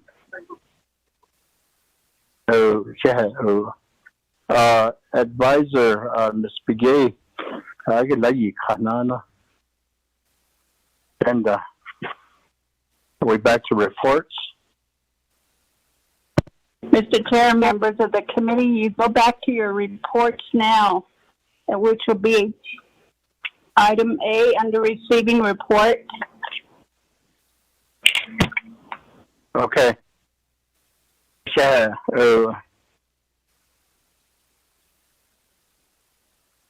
Report items. A, New Mexico Department of Transportation. New Mexico 118 drainage study. Presenter. New Mexico Department of Transportation. Ron. Yes, good afternoon. Yes. Yes. You have the floor, sir. Yes, Mr. Vice Chair. Good afternoon. This is Ron Shativa. I am the tribal liaison for New Mexico Department of Transportation and part of the executive team for Secretary Michael Sandoval. We have had a drainage study on New Mexico 118 between, I guess you would say, Church Rock to Yambato. And I'm pretty sure that there's a couple of my colleagues that are still on the call also. We probably have our lead engineer from Bohannon, Houston, who is our consultant, Mr. Vincent Steiner. And then I do believe we do have our maintenance engineer from District 6, Mr. Jan Nicholas. So I think those two are the only ones that are left on the call. The others had to leave for another meeting or so. But anyway, this study, we've been on it for quite some time, and I think we're just going to give you probably a thumbnail presentation today.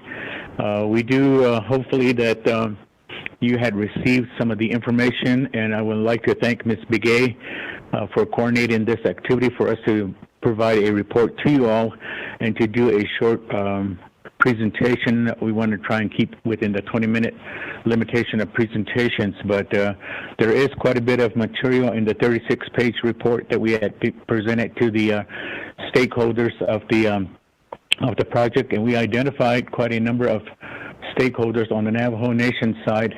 We were wanting to have input from them or from you all, and it actually comprised of us reaching out to some of the council delegates, the Navajo Nation President and Vice President's Office, Navajo DOT, Navajo Housing Authority, Navajo Division of Community Development, Navajo Division of Natural Resources, Division of Economic Development, Land Development, Water Resources, Environmental Protection Office, Game and Regulatory Office, Yambato Chapter, Church Rock Chapter, BIA Eastern Navajo Agency, and BIA Navajo Region Realty.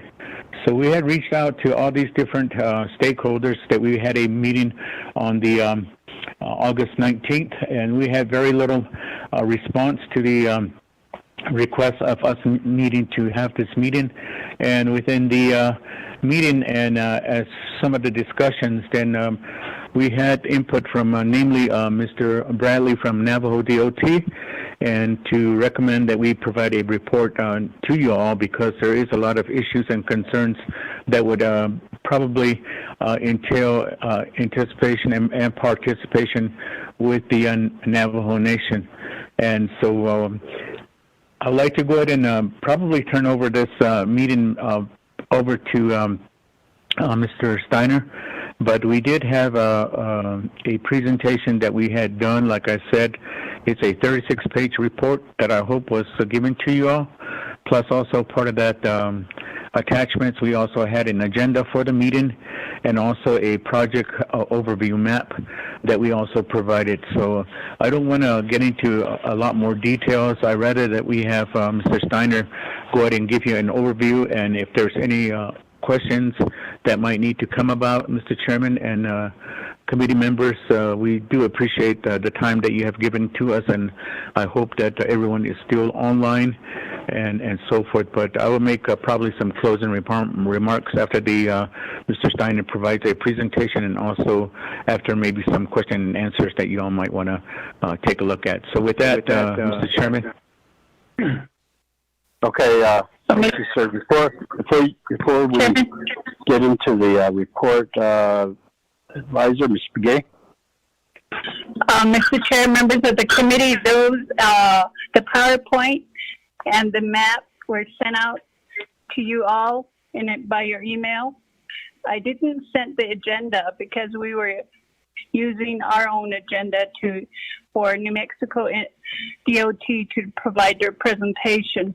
But you should have the study and also the map of the location, Mr. Chair. Okay, thank you. Okay, Mr. Steiner, you have the floor for the presentation. Thank you, Mr. Chair. Good afternoon, everyone.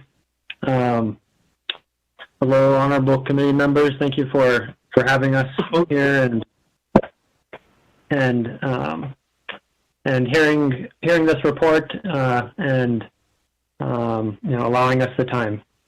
This will be a very brief overview of work that's been ongoing for the last few years that I've been leading for the consultant team on behalf of New Mexico DOT. So I'm going to try and be as brief as I can, but also giving you a overview that gives you some insight into the issues that NMDOT is trying to address on behalf of all of the users of the transportation system in this part of New Mexico. As I say, I'll be as brief as I can. There is a lot of information, so if there's any questions that you would like me to answer when I'm done here shortly, or we'd also hope to be able to provide another follow-up presentation as Mr. Shativa recommended or suggested. I am going to be following the 36-page PowerPoint presentation that hopefully you have available. If not, I'll do my best to use language that discusses kind of is descriptive as much as I can. The study area, as Ron mentioned, is essentially I-40, Interstate 40, and New Mexico 118, which parallels I-40 to the north between Church Rock and Yambito. It's about 7 miles of roadway. This stretch, both of the interstate and of New Mexico 118, faces very severe drainage and sedimentation issues. There's very large concrete box culvert crossings. So if you can picture, the structures that are large enough for a car to drive through, there are a number of those within this 7-mile stretch. And in addition, there's 2 bridge crossings. And the culvert structures in particular, during the monsoon season, fill up with sediment essentially after one average monsoon storm. It causes frequent closures of the New Mexico 118 roadway, which serves the Ambito and Church Rock area, and then less frequent, but still from time to time causes closures of I-40 as a result of these drainage structures being plugged and water overtopping the interstate. And it's a very difficult maintenance situation for NMDOT. I'm on slide number 5 now. If you have that in front of you, you'll see the scale of the sediment deposition. You'll see those very large box culverts filled completely with sediment. This happens essentially after the DOT cleans them out and has them completely open. They'll fill up again after a storm or two. That illustrates the scale of the issue essentially, and it is very severe and causes, like I said, closure of New Mexico 118 and I-40. Slide 6 has similar pictures that just gives you a sense of how bad the issues are in this 7-mile stretch of roadway. Slide 7 is a map, an overview of the study area. It shows the dots are different major drainage structures. So these aren't the small 2-foot diameter pipe that we see all over the Navajo Nation. These are very large drainage structures that are on the order of 10, 12 feet, either square or in diameter, to give you some perspective on the size of the issues. So moving on to slide 8 now, to give you some sense of the stakeholder outreach, in addition to what Mr. Shativa mentioned earlier. We had an initial outreach meeting in early 2019, so almost 2 years ago now, to present our initial analysis. We've had follow-up meetings with both the Navajo Nation staff and the Zuni Tribal Council and staff since then, over the last year and a half or so. We've been coordinating with both the Navajo Nation and Zuni as a result of the land transfer for the former Fort Wingate.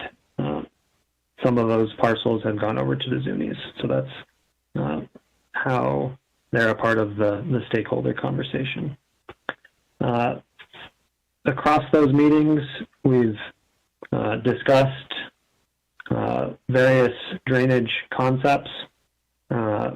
We've looked at a range of concepts, essentially varying from raising Interstate 40, putting a number of bridges over the arroyos that are causing the sediment issues, to the preferred solution that we'll look at in the next few slides, which is essentially a sediment basin upstream. Generally, for most of these crossings, that upstream is to the north of I-40 and of New Mexico 118, to capture that sediment before it gets to those roadway crossing structures, and then construction of a channel to drain those sediment ponds, drain the water that is collected in those sediment ponds. From the various stakeholder meetings over the last year and a half, 2 years, there's, in short, there's been a general consensus from both at the chapter level in the initial stakeholder meeting and then the follow-up meetings with Navajo Nation staff, a recognition in the that the sediment pond and channel concept is the best engineering solution, I would say, to address long-term drainage and sediment issues that we're seeing. As I'll describe, there's a lot of complexities that go along with this pond and channel approach, though. So moving on to slide 10, there's an overview map with some red boxes on there. And essentially the 7 miles of study area has been broken up into these 6 problem areas. And so I'll talk briefly about each of these 6 problem areas and what proposed drainage solution we are presenting and want to discuss with the committee and the various Navajo Nation divisions and departments. So starting at the western end of the study area, so in the Church Rock, generally in the Church Rock area and within the Church Rock chapter.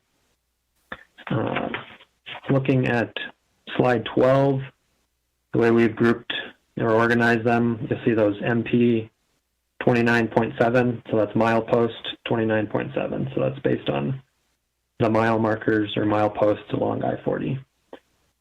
So this location is where the South Fork Puerco River crosses under I-40 and New Mexico 118, and essentially we've identified that the existing bridges are not long enough, or the opening for the water course is not large enough to meet current drainage, NMDOT drainage design criteria. And so the recommendation is to replace these bridges and increase the length to prevent overtopping of the freeway and New Mexico 118. This is a very costly project, and you'll see that on slide 13, $26 million or so project cost. Moving on to slide 14 and the next milepost, you'll see it outlined in orange on that map. It's just to the east of the bridges we were just looking at. This is, in the scheme of this study area, a smaller issue, I would say. And it's essentially a replacement of the culvert under New Mexico 118. These first 2 locations, the first 2 problem areas, milepost 29.7 and 30.1, both can be accomplished without any improvements outside of NMDOT right-of-way associated with I-40 and New Mexico 118. And so there's less direct impact on the Navajo Nation, either during construction, but particularly after construction, because it's improvements that'll be along the existing roadways. Moving to slide 17, you'll see the orange outlined area in the middle of the map. So this is the largest problem area, as you'll see, and this is where we start talking about the really severe drainage and sediment issues where New Mexico 118 and I-40 are overtopped. And this is where we start to see drainage solutions that are being considered that have components that are outside of existing NMDOT right-of-way and are portions of them. The majority of those improvements outside of DOT right-of-way are on Navajo Nation land. So this is the area where we especially want Navajo Nation input, and where we recognize there will be the need for continual coordination beyond this initial study. And so this likely is going to be an area of the most interest to you all.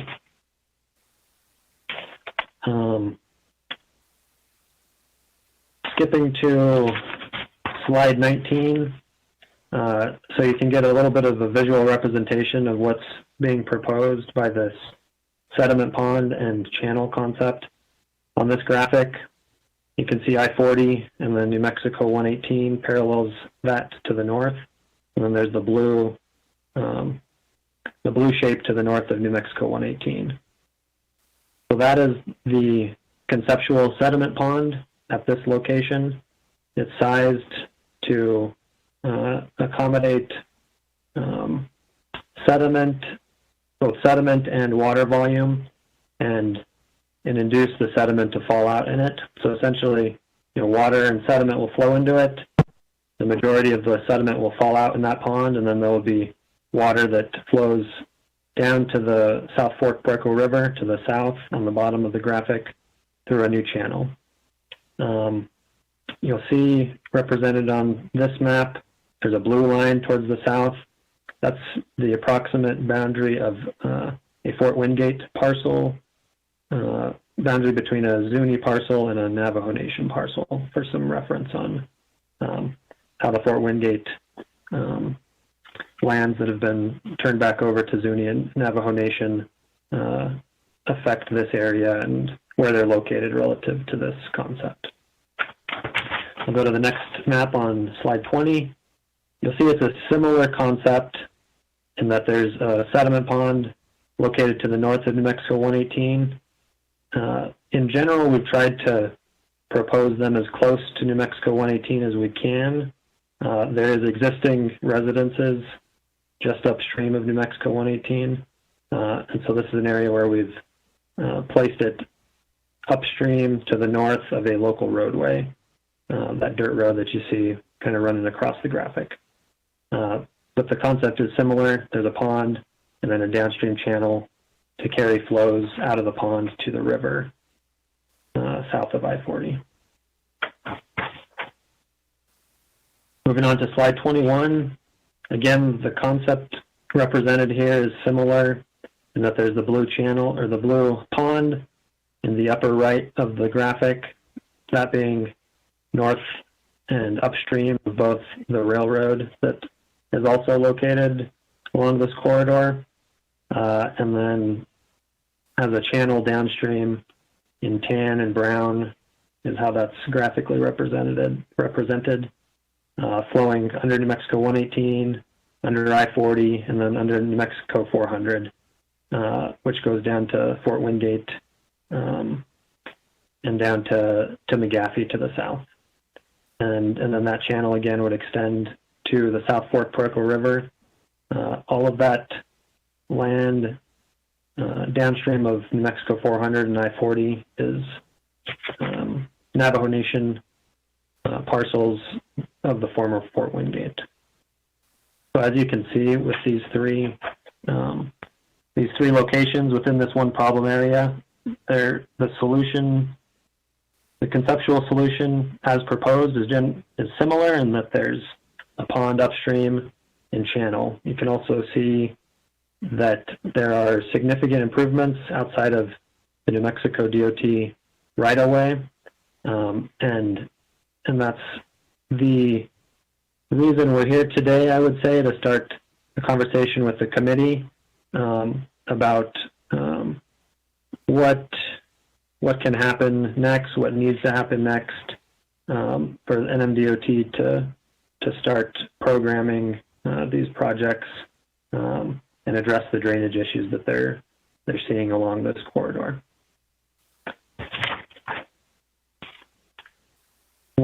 Moving on to slide 22, one of the things that I've been trying to hit on whenever I present these concepts, and we've been working on this study, is that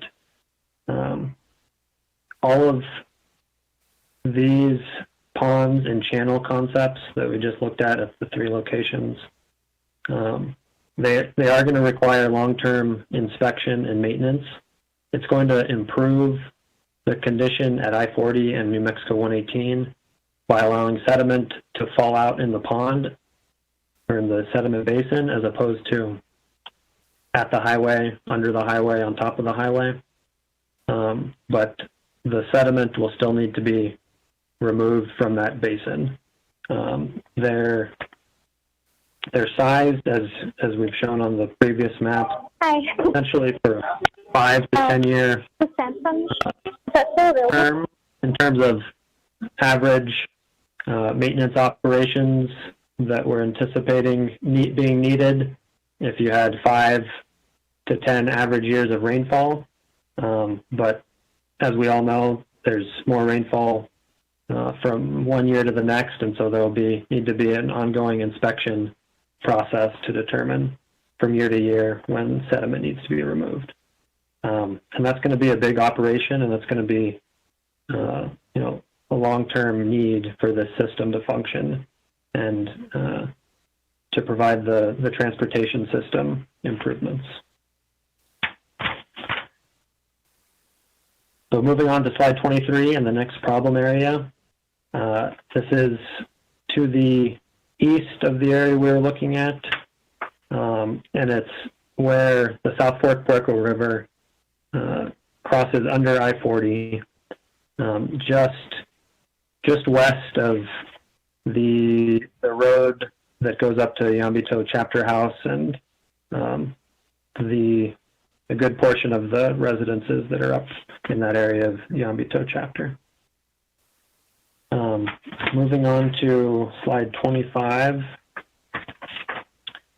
The issue that we've identified for this portion of the corridor is essentially that the existing I-40 bridges do not meet current NMDOT design criteria, meaning in the design storms, the 50 and 100-year storms, there's the potential for I-40 to be overtopped.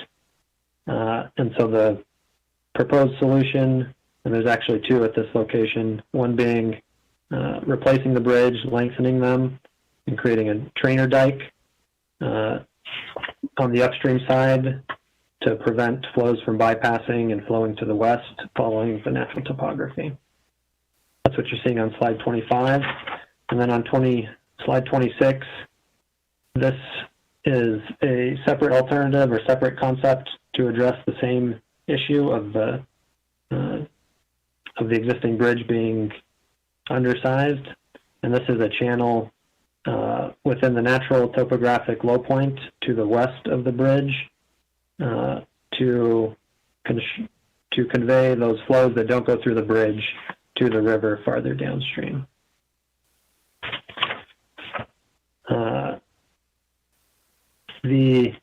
There's a lot of differences between those two options, and I'll just leave it at that for now. If the committee has any questions, I'm happy to answer those on that location. I'm going to go on here for a little bit for the next two problem areas. Moving on to slide 28. The problem area outlined in orange is along the South Puerco River, just upstream of where we were looking at the I-40 bridge that is undersized. This is a similar location in that the existing large culverts under New Mexico 118, which have been in place since before I-40 went in and from the era of the old Route 66, which is what this was, are also undersized for today's design criteria. And so the proposed solution is replace those with a bridge and creating a trainer dike upstream, similar to what we would be doing just downstream along the river for the problem area we looked at a moment ago.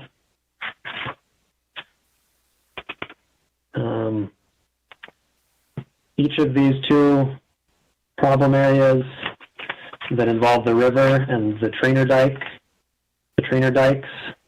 those trainer dikes would be outside of NMDOT right away. So that's part of the reason, again, that we're here starting this conversation with the committee today. Moving on to slide 31, has the outline area at the eastern end of the study area. And this area is a little bit unique for this study area in that it does include a sediment pond, but it would be a sediment pond downstream of the highway, and that's achievable here essentially because the topography is steeper and allows for this kind of configuration. But again, that sediment pond, sediment basin would be outside of NMDOT right away that you see shown here on the graphic in orange.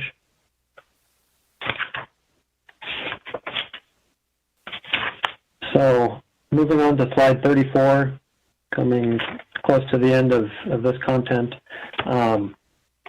the complicating factors for this overall study and addressing these drainage issues moving forward, as I've mentioned a few times, is the right-of-way requirements or maintenance easement requirements. There will be, to construct these concepts, there would be improvements outside of existing NMDOT right-of-way. And so, to do that, NMDOT needs to partner. This conference has reached its maximum duration and will end in 1 minute. The second part is maintenance will be needed in the long term for all of these different solutions, because the issue fundamentally is the amount of sediment that reaches this area, and we can capture the sediment in a location that's easier to maintain, but the sediment still needs to be removed. Jake, I think we need to all call back in. I'm sorry. Sorry. That is the overall summary that we wanted to present to the committee today. Ron, do you want to say anything else? Yeah, I would, Vincent. Mr. Chairman, this is very a thumbnail presentation that we have. Goodbye.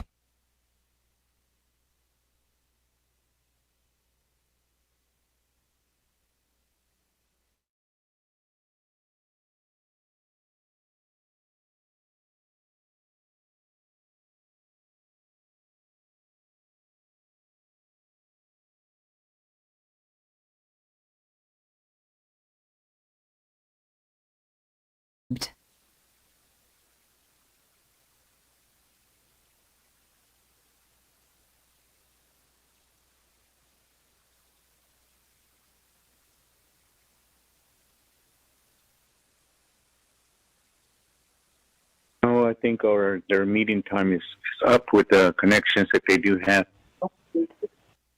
Well, no, it's a telecall. Hello? Yeah, because they're not coming on it. Clear Bond has rejoined. I think we all got disconnected. Okay, can we hold on? Hold off, everyone. Committee members, are you back on the call? Our meeting call time. So it's just a call back, same number. Committee members are.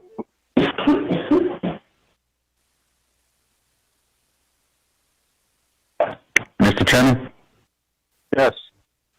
Yeah, this is Ron Shativa. I called back, so I'm not too sure if Mr. Steiner got that call, but I'll go ahead and email him and let him know to go ahead and call back.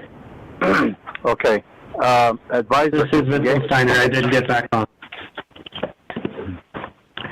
All right, thanks, Vincent. Advisor, Ms. Begay, are you on the call? Okay, presenters, can you hold? Let's reorganize ourselves here. Give our committee members a few minutes to get back on this call. I'm back on, Jay. Okay. Here we go. Honorable Stewart, Honorable Begay, are you on the call? I'm back on, Jack. I'm here. Okay. All righty. Honorable Daniels, are you on the call? Chairman Nez. Okay, we have 4 members on this call. That's quorum and Ms. Begay, our advisor. Are you on the call?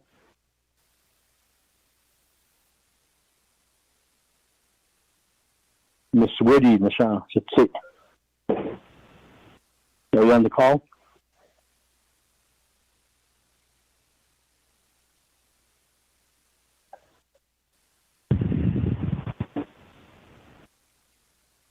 Teresa, are you on the call? Mr. Chair, I'm back on the call now.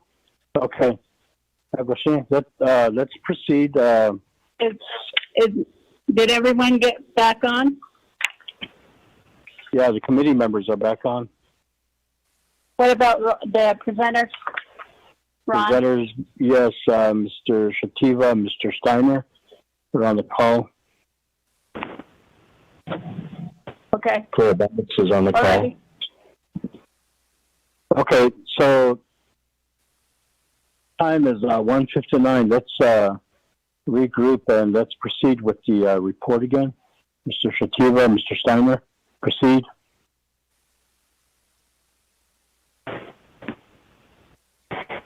Vincent, do you have any further presentation or discussion? Yes. I wanted to hand it back to you. I don't have anything else to present at this time. I'm happy to take questions from the committee. Ron, if you'd like to say anything, please do. Okay, I'll go ahead and do so, Vincent.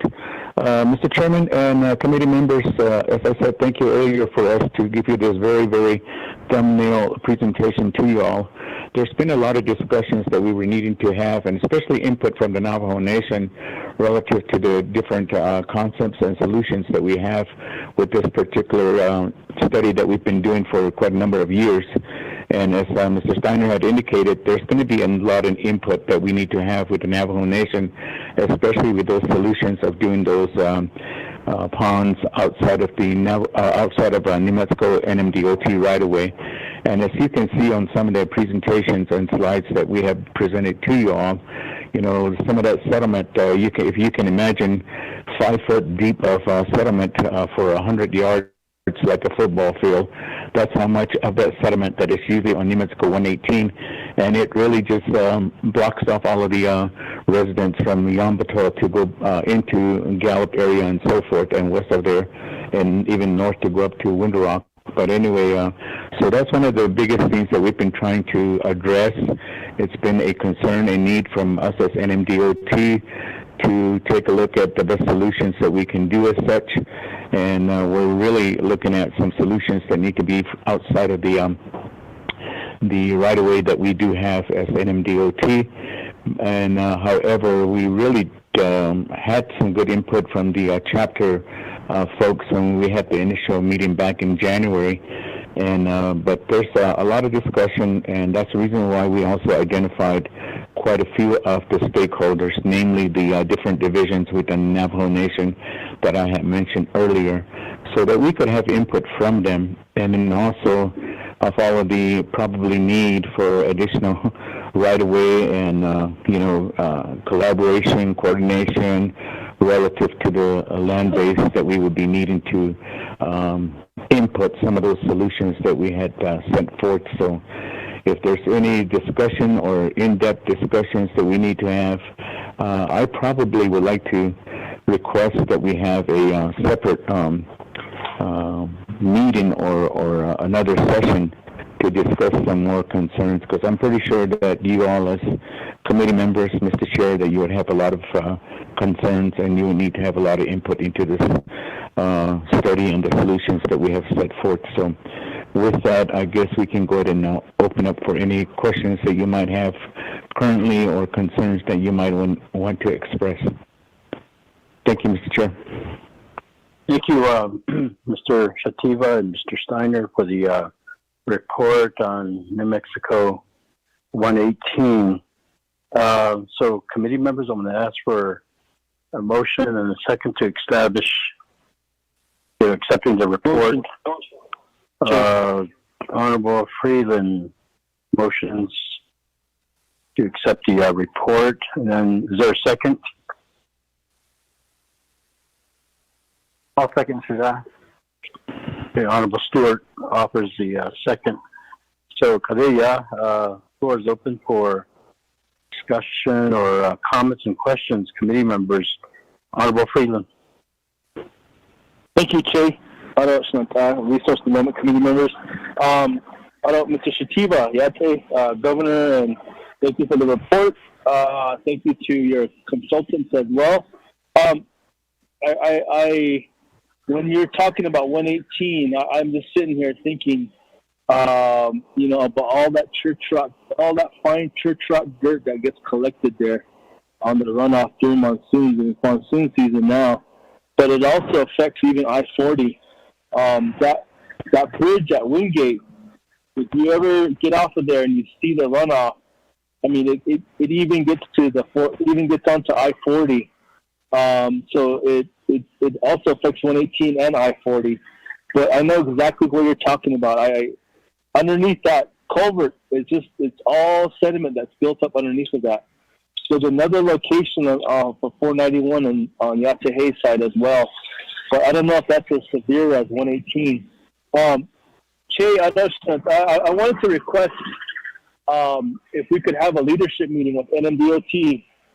And I ask this because we also have other U.S. highways on the Navajo Nation that run through the Navajo Nation.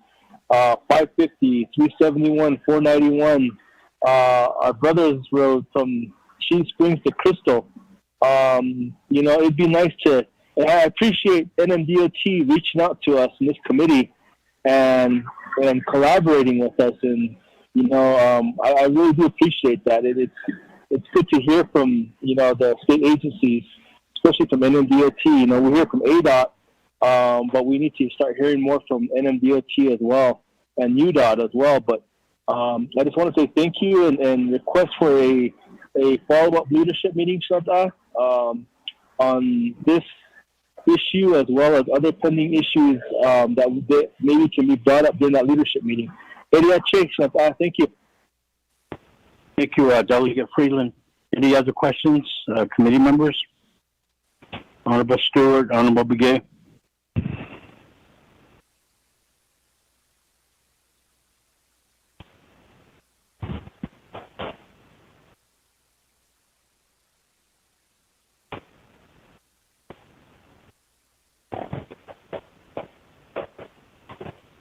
NDOT, are you still on the call? Morning, Pat Blackhorse is on the call.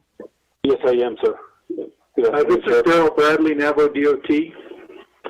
Okay, Mr. Bradley, Mr. Blackhorse, do you have anything to add to this report or presentation from NDOT side?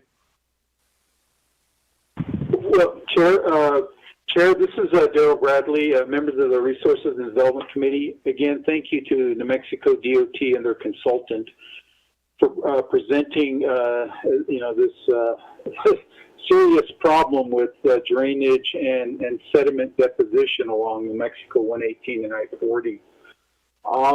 As you saw during the presentation, a number of the solutions,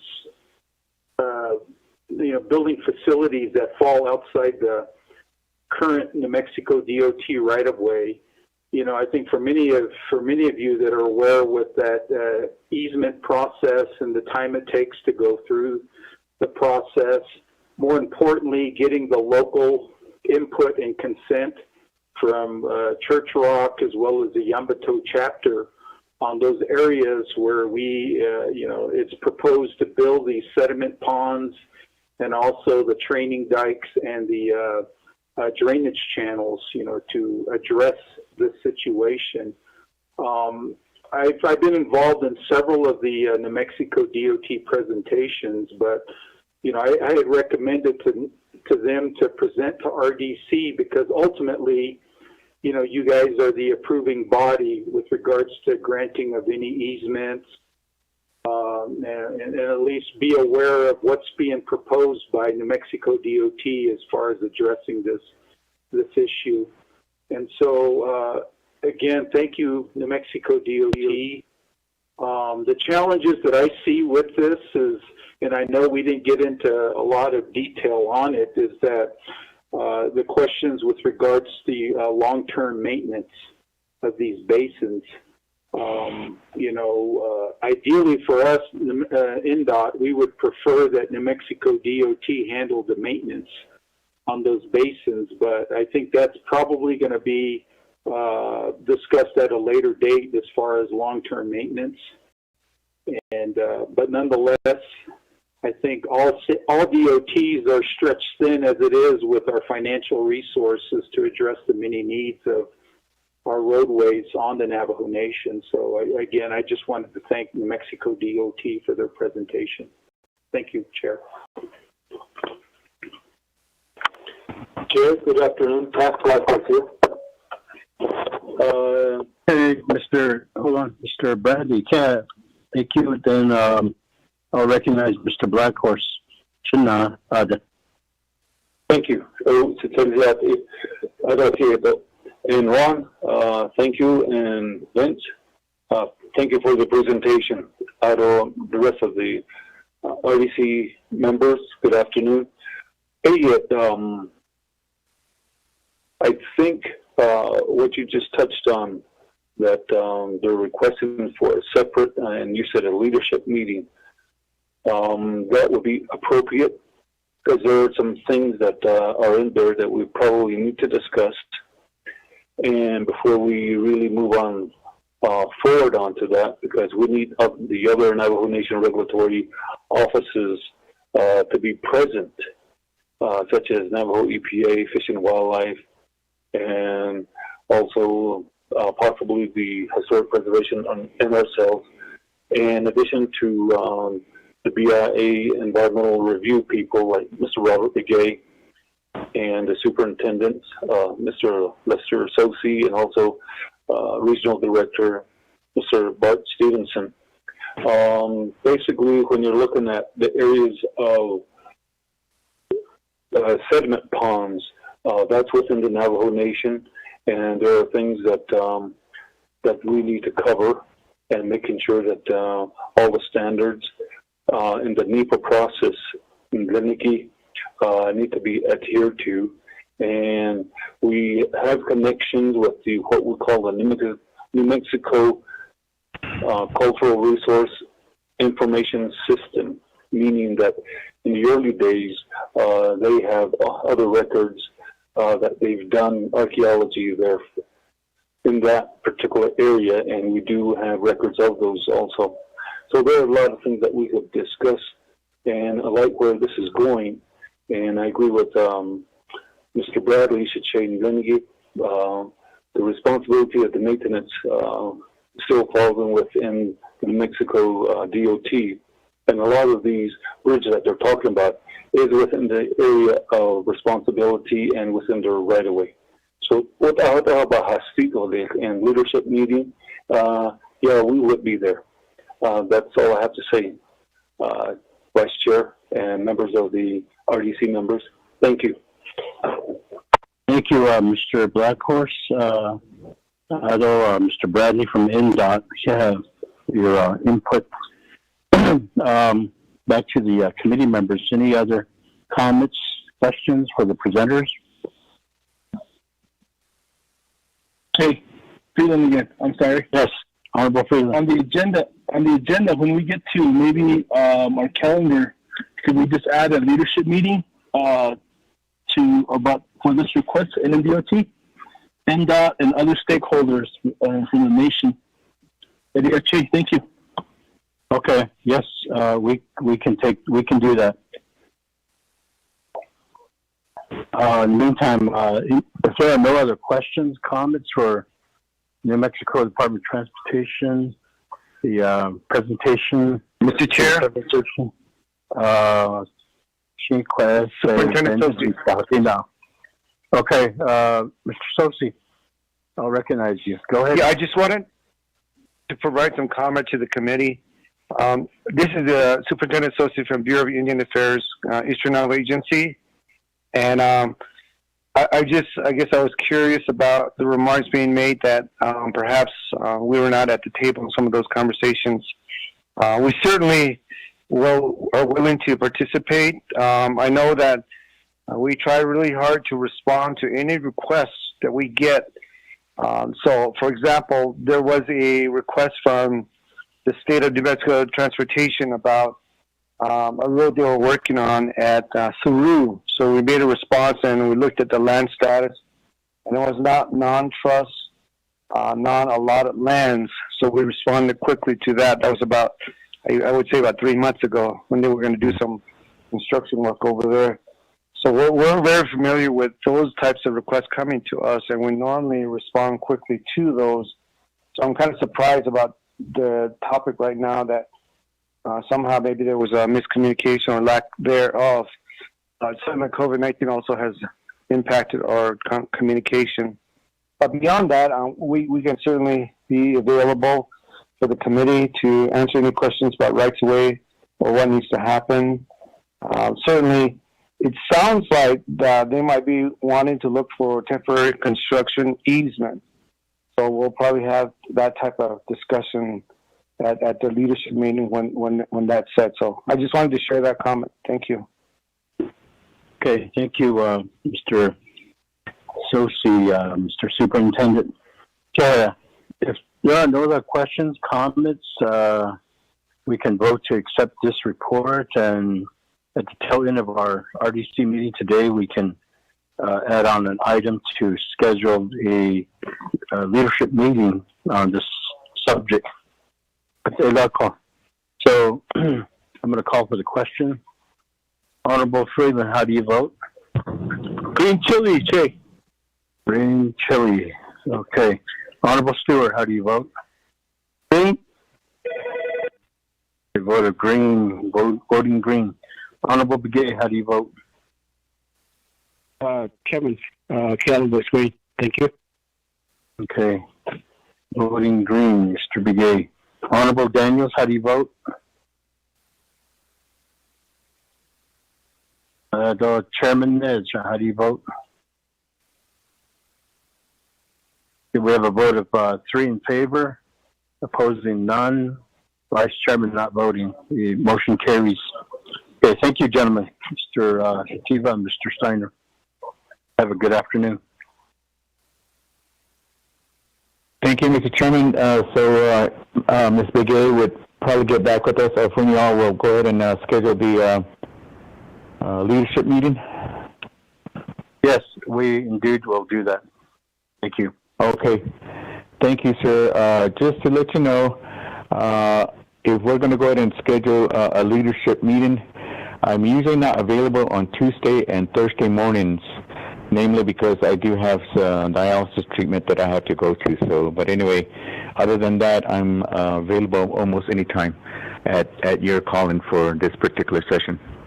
And thank you for us in allowing us to do the presentation to your committee. Okay, thank you also.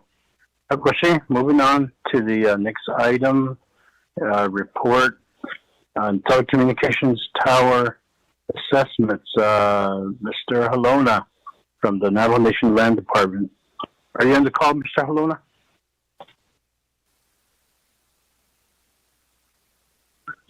Good afternoon. Yes, sir, I am here. Vice Chair. Okay, Mr. Halona, you have the floor. Good afternoon, Vice Chair Walker and delegates, and the opportunity to present colleagues that are on the line as well. Delegate Begay asked that we provide a brief report on the status of the inventory of telecommunication towers on Navajo. So I'm just going to give a brief introduction for those that are unaware of what we are working on, and then I'll turn it over to Vertical Bridge, who's also on the line that is doing all the work to provide an update on where they are now and what are some of the things that they're working on for the next report that we give. Of course, Vertical Bridge entered into an agreement with the Navajo Nation back in November of 2019. I know I've been on some calls and they say Vertical Bridge is working for Land Department. They do not work for the Land Department. They work for the Navajo Nation. And we have a management agreement for 5 years. And during that 5 years, they're going to be able to inventory not just the location of where the towers are, but what we want to know is who's on each tower. Are they authorized to be on those towers? When did they get on? How long have they been on? And if they don't have leases or permits, bringing them into compliance, and of course paying back rent for all the time that they've been accruing revenue off the use of those towers on Navajo without paying anything to the Navajo Nation. So, we had kickoff meetings with RDC. We had work sessions with RDC talking about the different inventories as well. Took our information from the Land Department for towers previously. All the records were turned over to them that was compiled by the General Land Development Department. And then as well as NNTRC had commissioned a report, and they got some information as to where an inventory that was done, and so they took we're looking at some of that information and applying even more information. Been contacting the different carriers as to what they're doing. We've also entered into an MOU, an MOA with Cell One and FirstNet on deployment of FirstNet. I heard earlier the discussion on telecommunications and some of the areas that don't have services, and that's where FirstNet's supposed to be deploying, is all of the unserviced areas to be able to provide services to those dead zones that we have. They were informed us that is their focus, to be able to get that done. We've also have regulations that have been submitted to NNTRC, and I know Chris Vicente is on the line also to talk about the NNTRC review of those regulations. Once they're completed, we need to get them to the committee here, to RDC, so they can apply those regs, which will streamline the process and make it clear what the rules are for operating on Navajo, and then also be able to have a smoother process with timelines and pricing flexibility and moving forward. We're really looking forward to doing that. And so, we've looked at some of the tower sites. What we had in our office was, 6,600 documents of various different rights of ways, and then there were revocable use permits and joint use permits when the Bureau had all of this under their approval process. So when we took over the approval process in 2017, we started inventory, or general land development inventoried all the documents, looked at all the sites, because we were also looking at developing the regulations at that time, the telecommunication regulations. And so there was areas that we needed, and so all that's been turned over, and approximately, we figured we had about 1,000 sites, and then the second listing was NNTRC, said there's 1,154 sites, but now with Vertical Bridge doing crowdsourcing analysis, they found additional 326 additional broadband sites so there's over 14 sites that we're working on. So, we'll be able to move that forward. So rather than explain each, what is happening, I'll let Vertical Bridge be able to provide more of the in-depth information on what they've done and some of the recovery of the revenue and projected revenue, and putting everybody into compliance with what we've been working on.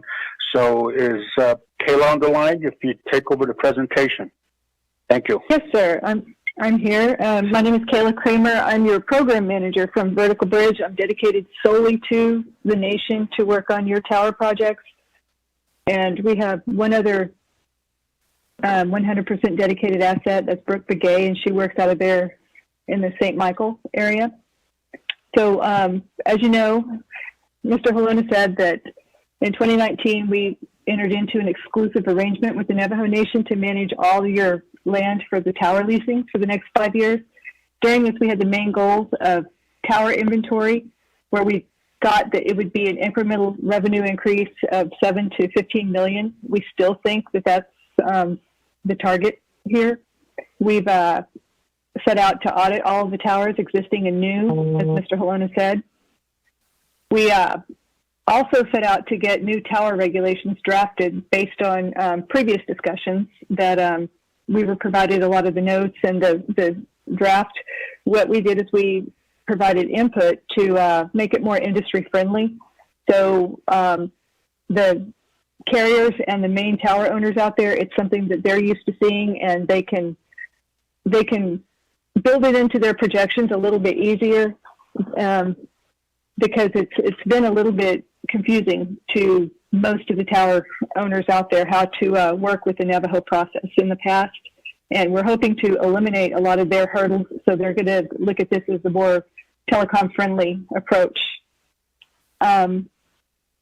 We have put all the towers, both the ones you know about and the ones you don't know about, under the new regulations. That's the goal here. So everybody works from the same page. Everybody has the same documents to work from. And everything is going to be on the website, which can be accessed by the Navajo Nation. We've already got that set up, and most of the people that requested access or need access are actually, they do have access. And if you don't, reach out to me and I'll make sure that you get it. The overall status, we do have a website that's fully functional. As we know, COVID has not been helpful in this tower inventory, but it's actually given me a lot of downtime. I've been able to take a look at every single site that Mr. Halona mentioned, all 1,100 from the NNTRC audit, all the ones that our crowdsource analysis found. I've eliminated some of them. Others are going to require us to drive the site. We recently accessed all the pictures that were taken during the NNTRC audit, so that's going to help us save a lot of time, and I anticipate that to be done before, to give myself some wiggle room, I'm going to say before the end of the year, we will have all the pictures audited, and I hope to add more sites. Some of them just need verification that I couldn't really see from a Google Earth standpoint. We're still going to physically drive and verify the 700 sites that I question. And I think our biggest thing is we have the draft regulations in Navajo hands for review at this point. We have 3 companies that are waiting to take advantage of the emergency legislation. Actually, Cell One already has a memorandum of agreement in place, and I believe they're moving forward with their FirstNet deployment. We're in the final stages of the memorandum of agreement with ComNet. On this particular one, we had initially sent them $1.9 million invoice for outstanding back rent that they hadn't paid, but we made a lot of assumptions on that, where we just assumed that they had 3 additional carriers on each tower. They countered back with what they actually had, so we were able to come to an agreement that they only actually owed, I have to review my notes, $796,000 for back rent and taxes through 2020. They also are going to agree to pay $133,560 before the end of the year for their 2021 rent and taxes.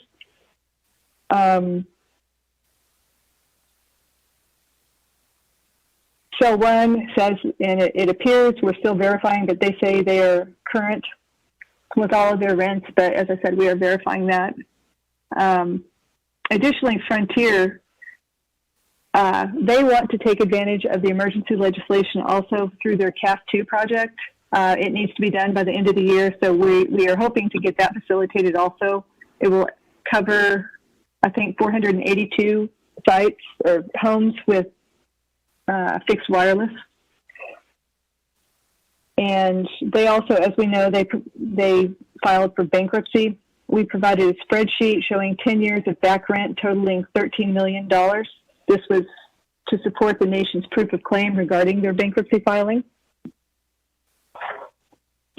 To date, we've confirmed 502 sites, and they are uploaded into the vertical bridge system, and that is for everyone to see within the nation.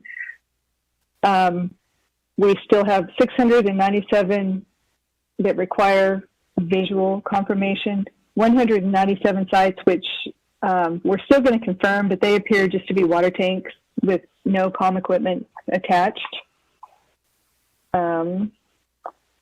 We've had a pretty good outreach to some of the larger tower owners on Navajo land. COVID has hit them too. A lot of their offices have been shut down or minimum manned, so they're just now starting to get back to me. I've gotten a lot of back and forth. A lot of the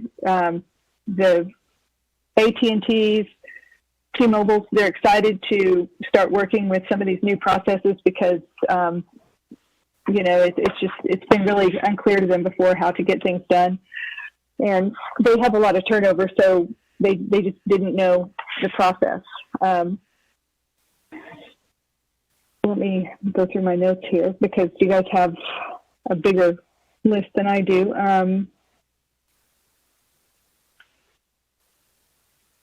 Okay, the regulations update. Vertical Bridge has delivered the following draft documents. We delivered the core regulations, the ground lease, and the existing structure lease. The next steps are to visit with land, tax, RDC, and other agencies to review. The first NNTRC public meeting was held on June 19th, where the regulations were briefly discussed. The second NNTRC meeting was held on July 24th, where the regulations were discussed more in depth. I know that there's more work to be done here, and we're really excited to get this moving along because I think it's going to open up just so much more opportunity. As far as FirstNet goes, as I said, Cell 1 is fully executed, and I believe they're in the deployment phase. ComNet is in the final stages of the draft of the memorandum of agreement, and that's been sent back to them. We have a list of 22 sites from Cell 1 that they're going to be working on as part of this FirstNet deployment, and ComNet has 9 sites, and 2 of them were still in verification whether they're actually Navajo sites or not. And then finally, our next steps in the follow-up, we've donated over $30,000 to various Navajo organizations during this COVID crisis. Our regulations need to be approved as soon as possible. This will provide a reputable playbook for carriers to gain confidence in our program. It'll provide a path to closure on outstanding back bills and future rents. Once we complete the regulations, we'll be repapering all the towers, the newfound towers, the existing towers, and new tower development. They'll be on the same lease going forward, so it'll be an easy process to manage. And once the nation fully reopens for business, we need to physically verify the 700 tower sites that we mentioned. And then we also will need additional discussions with OOC to transition billing, collection, and remittance. And that's all I have. If anyone has any questions, I'm happy to figure it out for you.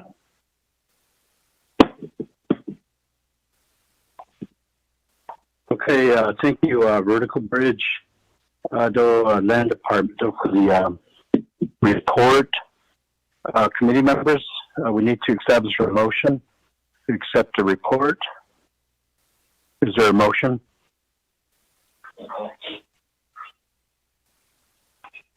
Motion, Chair.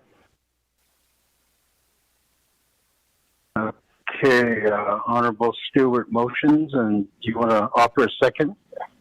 Delegate Begay. Braylon. Give it to Kellen tonight. Give it to Chase. Give it to Kellen. Okay, motion made by Honorable Stewart, seconded by Kellen Begay to accept the report. I'm going to open the floor for comments, questions to the committee members. Chinanta. Daida Tito Lazabaha City Class has Nagi.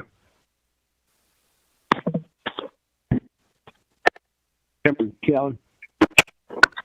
Goshen. Honorable Begay. Chairman, other committee members, Sheikh Nanda Lishkuro, Mr. Nahaz Nagi, Mr. Elena, Sheikh. Tado Kudo Vertical Bridge making the report. We do appreciate the work on behalf of the Navajo Nation. I'm not in the position of questioning the operation or anything.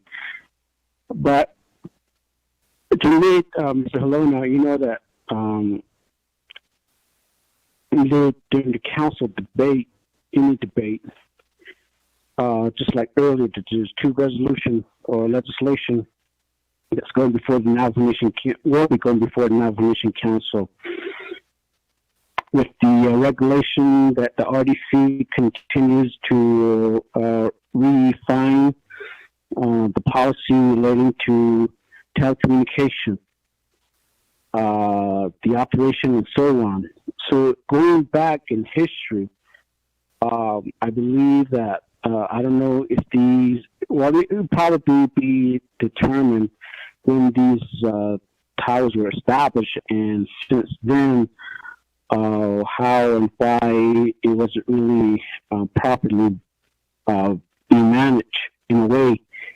But we're here, and we have regulatory commissions and regulatory office. So during the debate of anything that deals with telecommunication, the issue about some companies don't have not been paying their rent or something in that nature is always being brought up. That kind of like give the disadvantage of some of these carriers. I don't know if it was intention that they didn't pay or not, but majority of them are doing business on Navajo right now. But how do we assure the council that this is being worked on? I'm not saying that it shouldn't be brought up again, but halit ala kwajiti when these cell companies don't slide the now commission to not slide the not hada eats a collahit our meetings because we're the oversight. So especially if you're the oversight, if we are the oversight, why are we bringing these up? This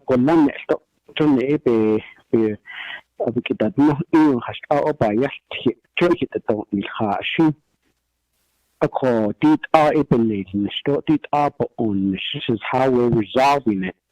And then this company is helping the nation to, develop a proper management system. What's in existence and what will be coming forth. Now, how does this? How are these being incorporated? Especially when we're putting certain like for example, NTUA.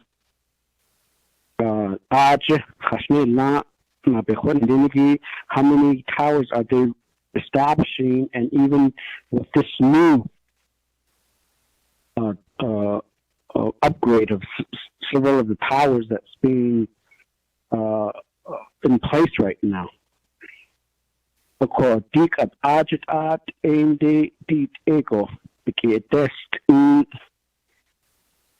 then in some areas that could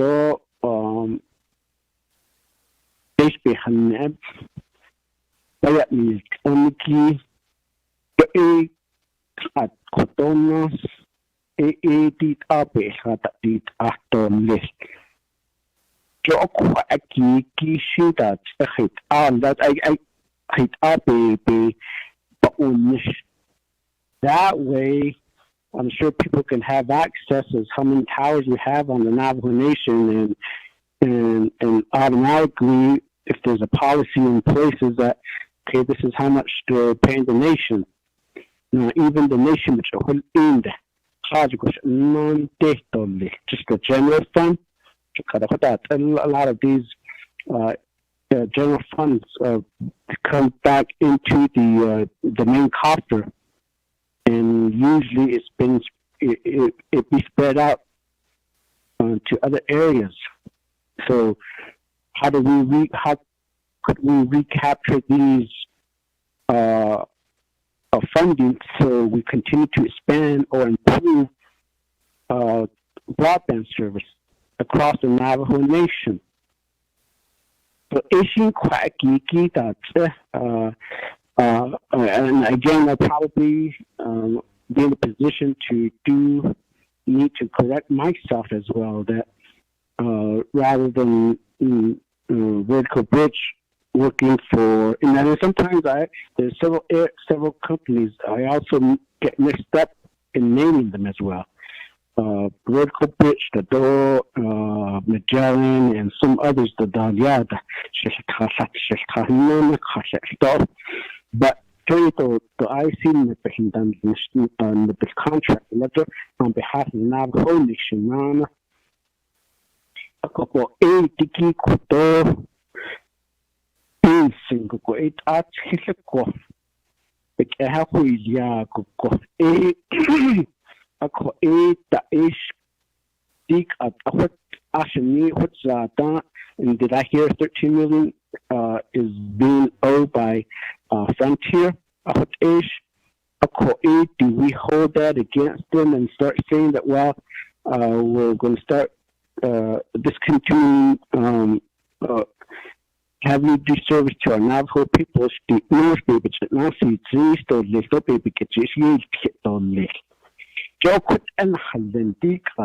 Okay,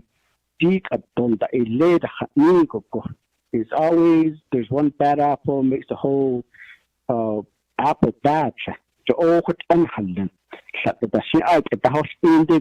Some of them are not being labeled to say that, well, in cell carriers, the checks that you later, or whatever fees on the you later, no, that you could unhallow had easy. A call, hate all that art, I thought,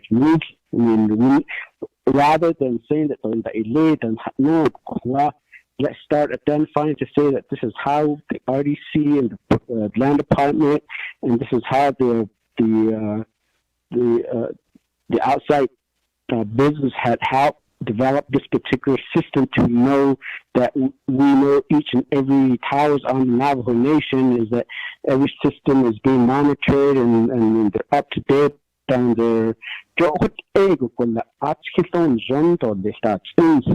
how long will it take for the company to really establish that particular system? So that way we want to give the assurance to the government, if not the council or the oversight, and to the general population and other companies to say that, okay, these people, they're in compliance. So whatever is being brought up, let the record show that this is the situation.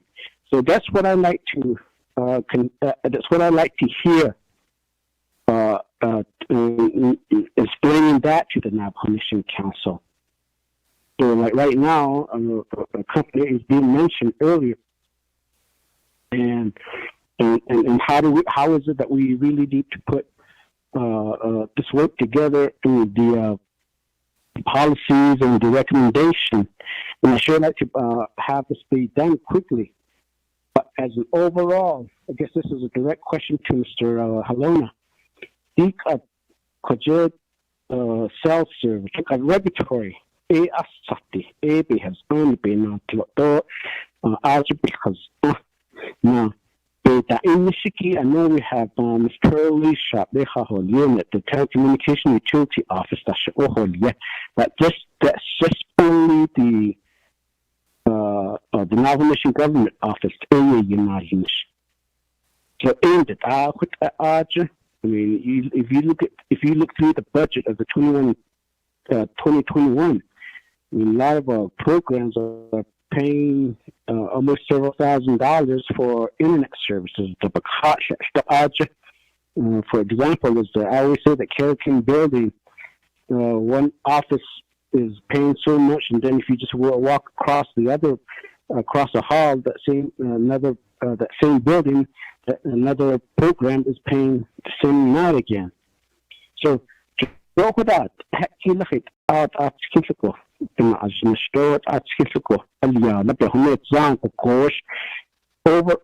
could there be another office be developed either under your program, or would it be in the, what would be the recommendation? I can let this what our management, if you in would that be part of the one-stop shop program? Okay, but I've heard you say one time that the one-stop shop gate is basically the right of way, but the telecommunication gate at the independent days stop on the no by home treatment. So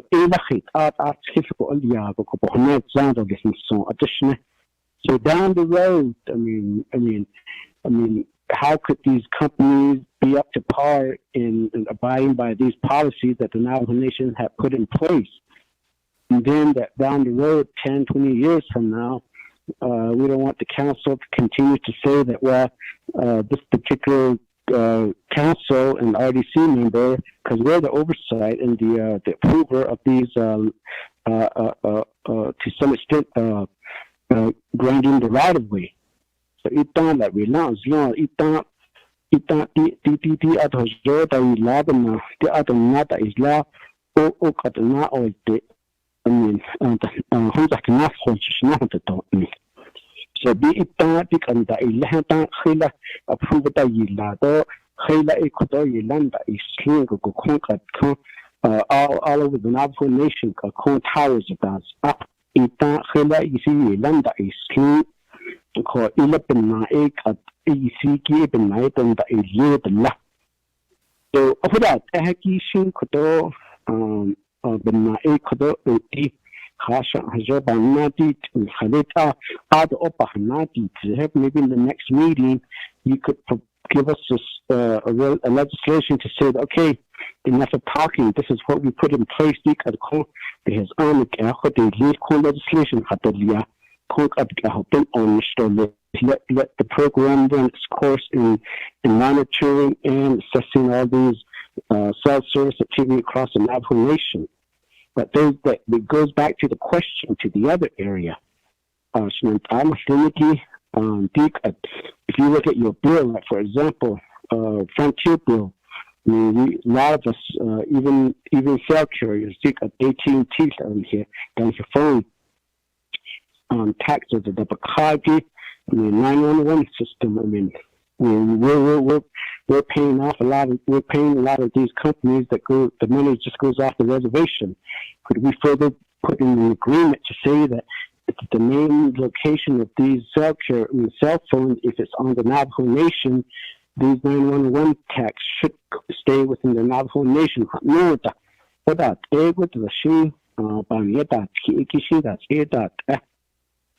and then what about those satellite? These dish TVs, direct TVs, they utilize our space on the Navajo Nation, but not much of the funding is being retained on the Navajo Nation. But somebody, I guess we're building a good, I would assume that we're building a good satellite out into space, but not much communication on the Navajo Nation. So this is the furthermore, office you store you daily store ki jo that's it to hatelia ko so keeping the and no tako so that's the legislation and the policy that should really be developed also additionally. But if you think that out of this world, I mean, in thinking that way, just get me back on earth and say that this is the reality. So, there's no concrete indication that it's being worked on. I guess that's the reason why it continues to be brought up during any deliberations about cell service, because we don't want to treat anyone other different. All the same actually طبعا سيكي ستوليتو خير asati means getting special treatment in the Parnassus certain companies but the the Parnassus halibet of the dish hippo stop when I collapse skin has only had the snow hands at the whole just so it is Chairman, the RDC members, the Flimigi Eben, Kodoti, update in hot of Kodo, I'll see, and then of course, maybe a full detailed written response as well from the Red Corporate Shashi Adam Federal Society. Chairman, thank you. Thank you, Honorable Begay. The comments and questions, presenter, Mr. Halona, you want to give a response? Vice Chair, members of the committee, Arsenella, Delegate Begay. I said long ago, 19把黑子想想了都到头，看那事情。Halit at sado ila benina ila to jo ne hado lahat jo isin ado bahashna to the question ida bahense. As I mentioned, the process was handled prior to 2005. Before 2005. Minerals Department was actually was actually given leases for telecom towers. Verizon was the main carrier, and they just had a few sites, Deza Bluff, Navajo Mountain, so forth. All the Korea sites. $24,000 in the year. So it's kind of a case on case basis. Late 2005 when the ice has linked, and then the need for providing the cell service hit Navajo Nation, and they said there was a need to get towers out. Itang RDC, itang Bahadines new naking 12,000 yila. Ado di chinto deploy that all these towers at that all these what all need. Asian federal dollars that grant money under service areas, HUD areas. USDA area, actually we get based on that, and so they start developing. BIA was the main approver, so some of those old first telecom ones were rights of ways. You know what I mean? They use a right of way, and then as I mentioned. Auto right of way is the wrong instrument. No. Revocable use permit.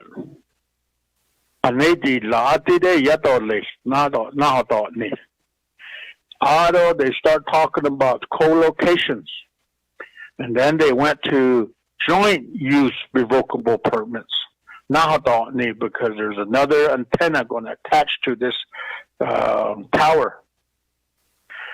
And so about 2012, it was when industry said, we don't want permits because that does not give us progressatory rights. Based on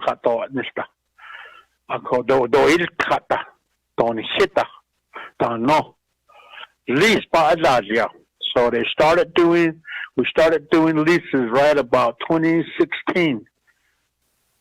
And so we had various different versions. We still had someone right away with different years. Joint use revocable permits and the revocable use permits had different years, different terms and conditions.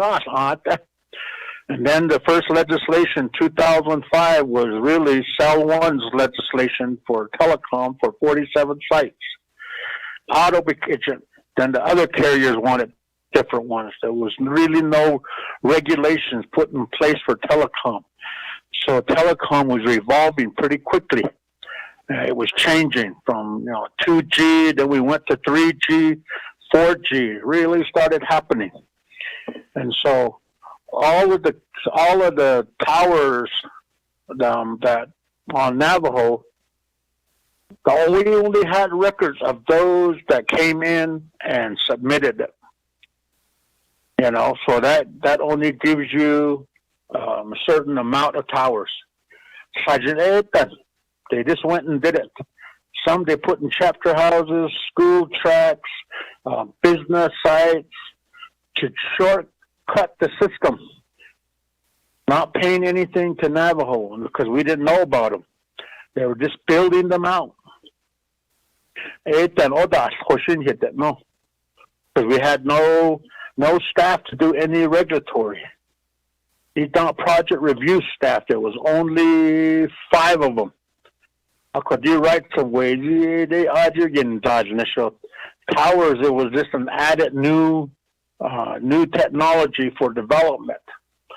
So it would go through RDC and then to BIA, and then it would get approved. So all the way up to about 2016. 2006, we started drafting the first telecom regulations. And then 2008, 2012, we started again amongst all the other duties. And I always say this, is that, land department at one time, there was 150 people. And at that time, we had 40. Today, we have 24. So we just don't have the manpower. We don't have the resources. We don't have compliance officers to keep track of every land use. All the violations about Oristagi dispute, about Oristagi, all leases, home sites, so you name it. So there's been all kinds of development. Frontier been stringing fiber all over. And now they're coming back and, realizing that they had no rights of ways. So all of these towers and fiber that have been put on Navajo, the nation was never compensated for, never gave consent to, violated federal laws. They did not follow antiquities laws or biological threat endangered species laws. They just did them. So now we're at this point when we start doing the regulations, we knew of what is available and we knew what wasn't, what we didn't have records on. Who has that tower? Who's on there? Who also has equipment? Is it Cell One? Is it NTUA Wireless? Is it Frontier? Is it ComNet? Is it T-Mobile? Is it AT&T? Who is on those towers that we didn't have records on? Some we have records on, but there was other people on the towers. Of course, our own tribal programs were being paid in excess of $100,000 to put two-way emergency public safety communications on 4 towers by our own enterprise. That is what is happening and has been happening, and that's what we're trying to address. Is regulations. We need those regulations. Everything was in a manual process. So now we're going to have 1,400 towers or more, and we only have records for maybe a third of them. That's the only ones that we would be able to regulate. The rest we won't know unless we do the inventory. Site and where it's at, okay, there's a tower there. Who is all on there? How long have they been there? Do they have a permit or not? If not, then Vertical Bridge contacts them and says, look, we know you've been existing there according to the information since this date on. You've been projecting out frequencies and people have been accessing those frequencies in use. And so you need to come into compliance. So it's all the different carriers that have been involved. Vertical Bridge that initial. What can we do? No, get yourself bill every month. Everybody's paying.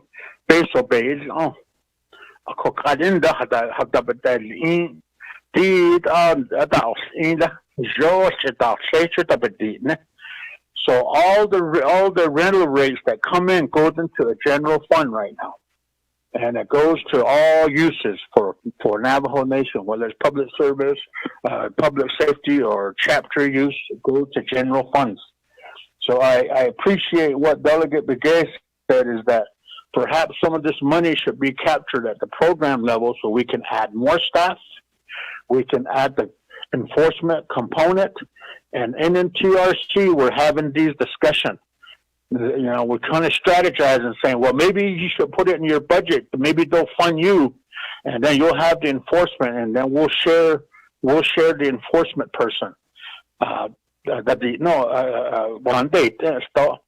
But if those funds are captured for those use, we will be able to have the resources needed to be able to move these towers quicker and faster, develop the management capabilities, capacity, and capabilities to do that, and so hopefully, we'll be able to move forward quicker.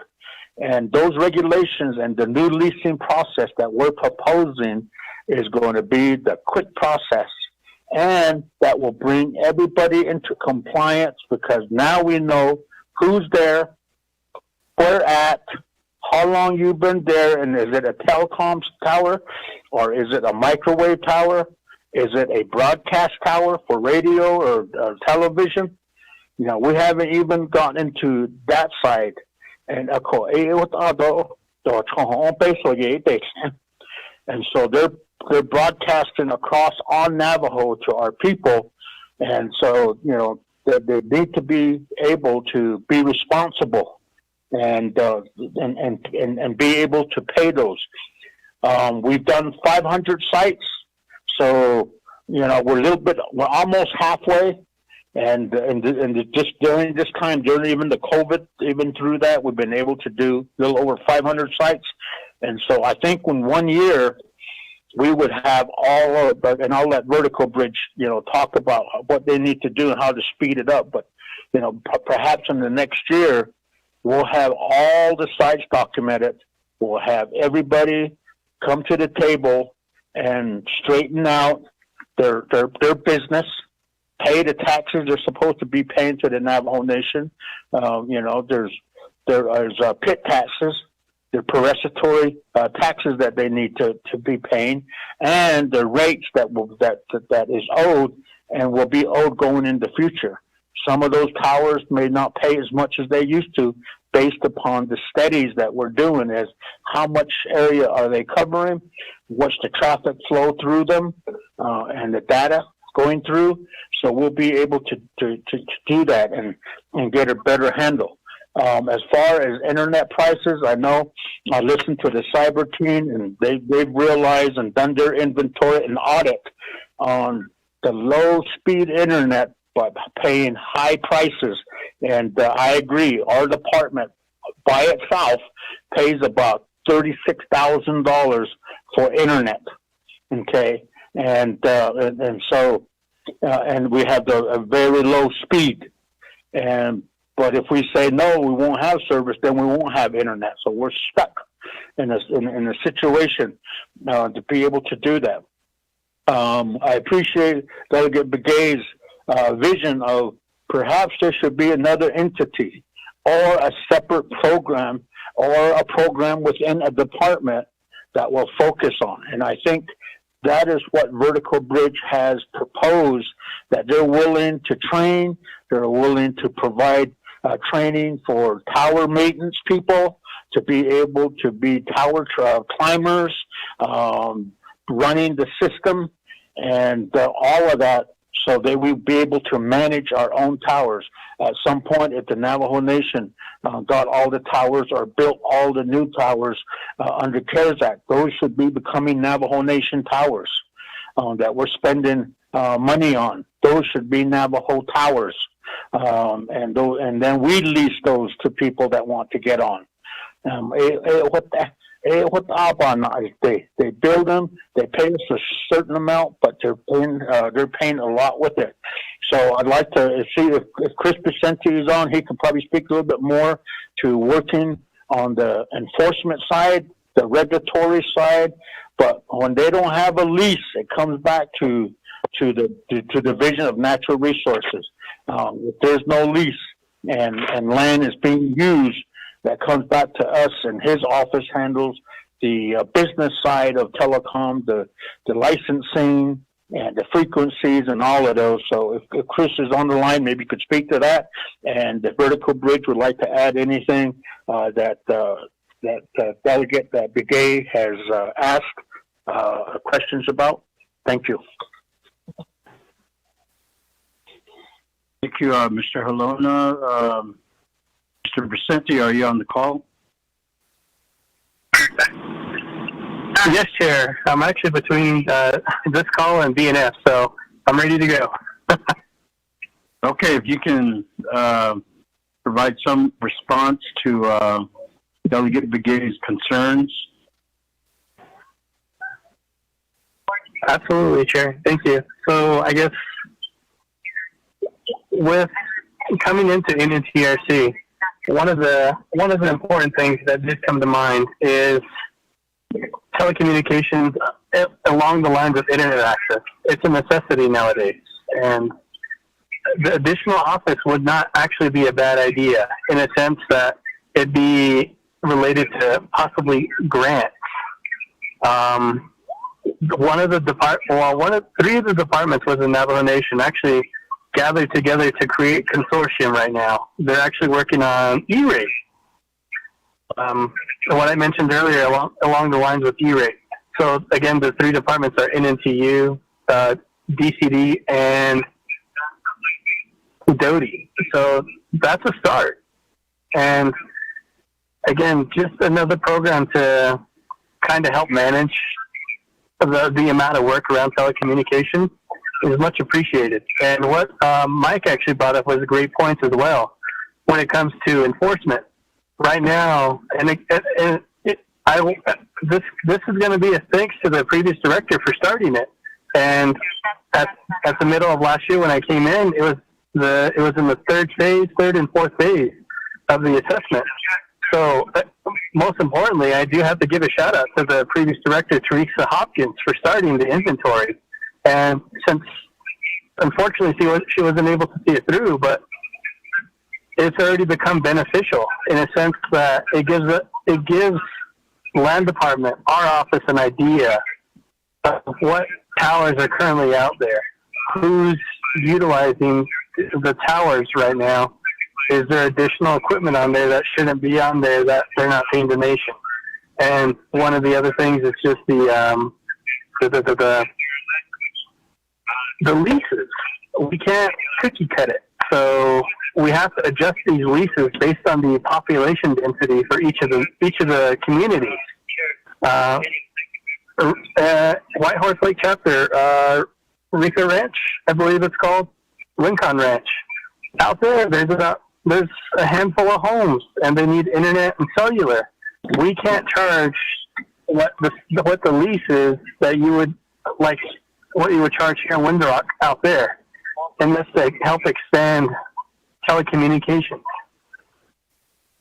I really appreciate Kiel and Stant on promoting broadband telecommunications throughout Navajo Nation, and he's been persistent about this, and his message is consistent. So I do want to thank him for being supportive in these. He was also able to get legislation submitted for all of our commissioners.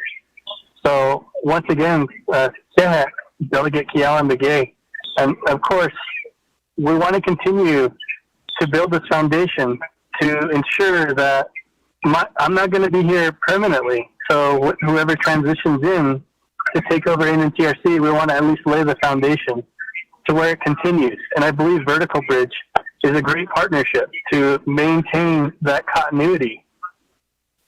So even if the roles change, people change, we still have somebody there that will be managing our leases, our co-locations. They're going to do the billing, invoicing. So thank you. Still nothing.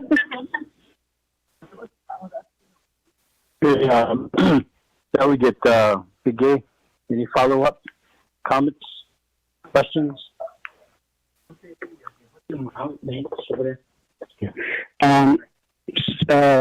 Schroeder, I appreciate the response. Could I get some glimpse of what's on Vertical Bridge's mind on this progress of my questions? Chair, if possible.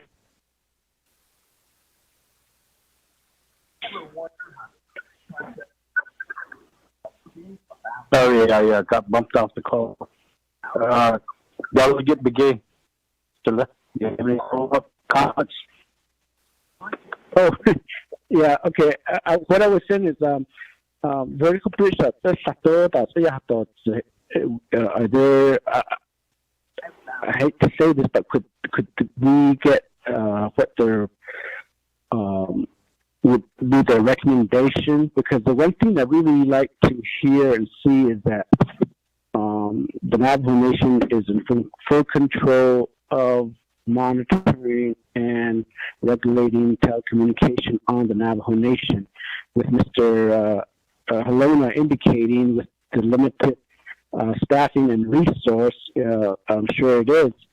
So how do we manage to maybe set up a system to where all of these, maybe the back pay could be being allocated towards in developing an office and really moving forward? Because the one thing that I'm afraid of is that we will continue to just to hear that the lack of funding and lack of resource, but yet we plan on connecting every corner of the Navajo Nation regarding with broadband and cell service, and I don't know what else will be coming forth in terms of technology. So maybe get a response from them, and based on that, by next week, have some type of legislation be developed if possible. Yeah. Okay, vertical bridge. I want to respond to our delegates' comments and continued concerns.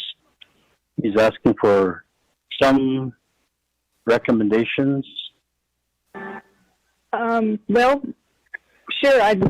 I'll be happy to circle this back with the team and address them. Do you want them in writing? Would you like a teleconference presentation? We're happy to provide all the assurances that you need.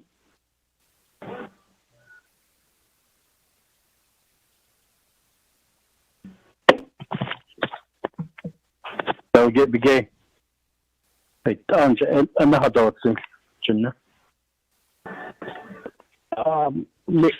Preferably in writing, that would really provide us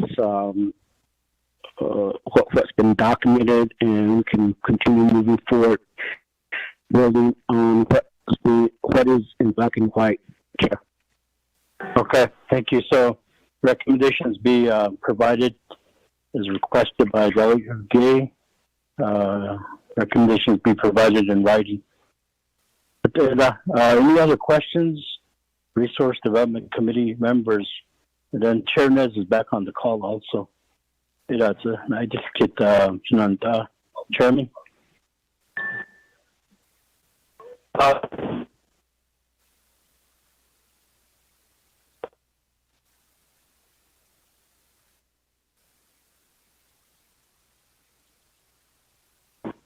Honorable Walker. Yes, sir.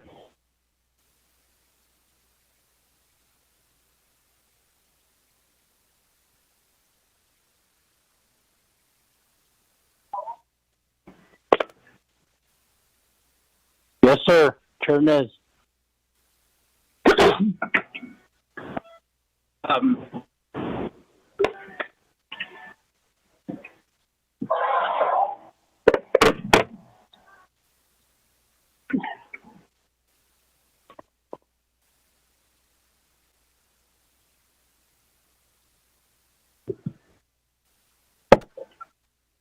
Your call is cutting off and on, Shananta. Let me go to other committee members. Delegate Stewart, Delegate Freeland. Not right now. Honorable Freeland, any questions, comments?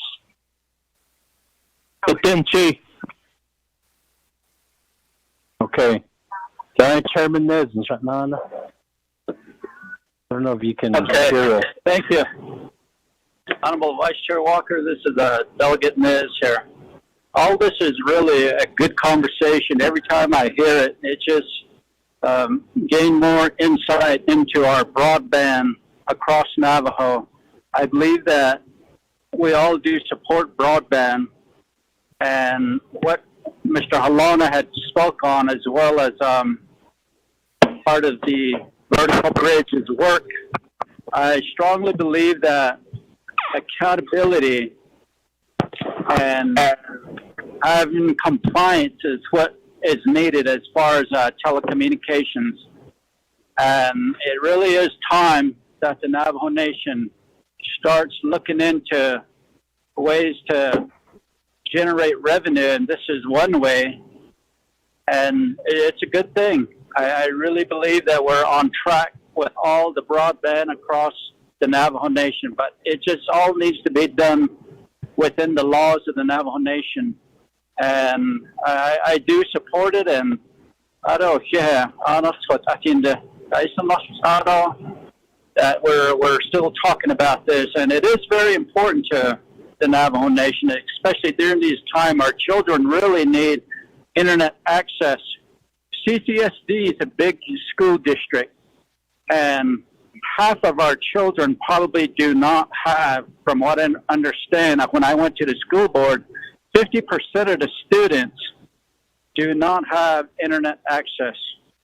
CCSD entails Kirtland High School, Kirtland Middle School, and Kirtland Elementary School, and then Shiprock High, and there's elementary schools and the junior highs in Shiprock, Newcomb, and Noshchitty schools. So it covers a big area. Can you imagine our Navajo children not having access to internet?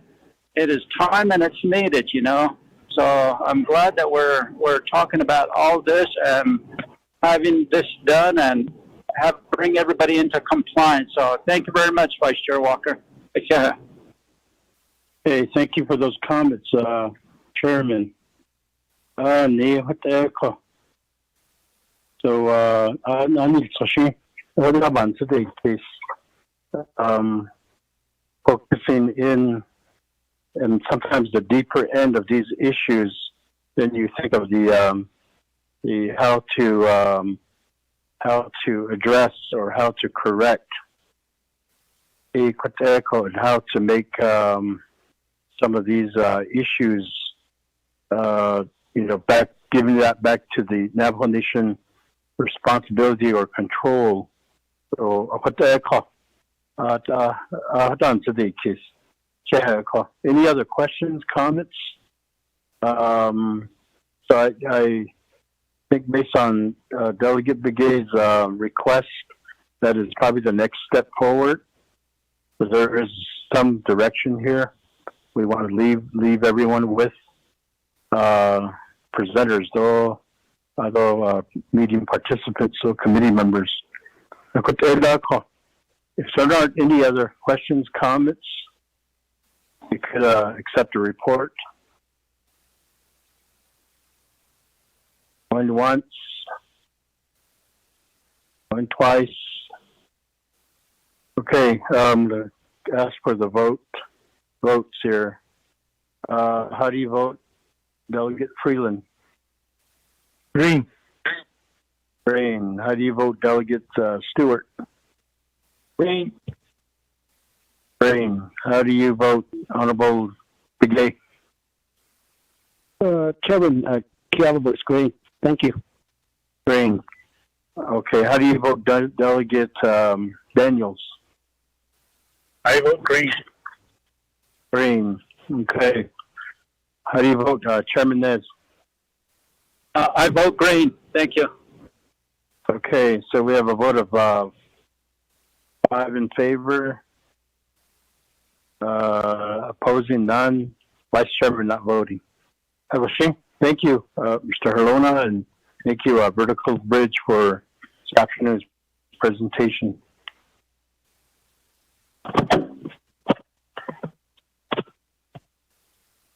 Thank you, sir.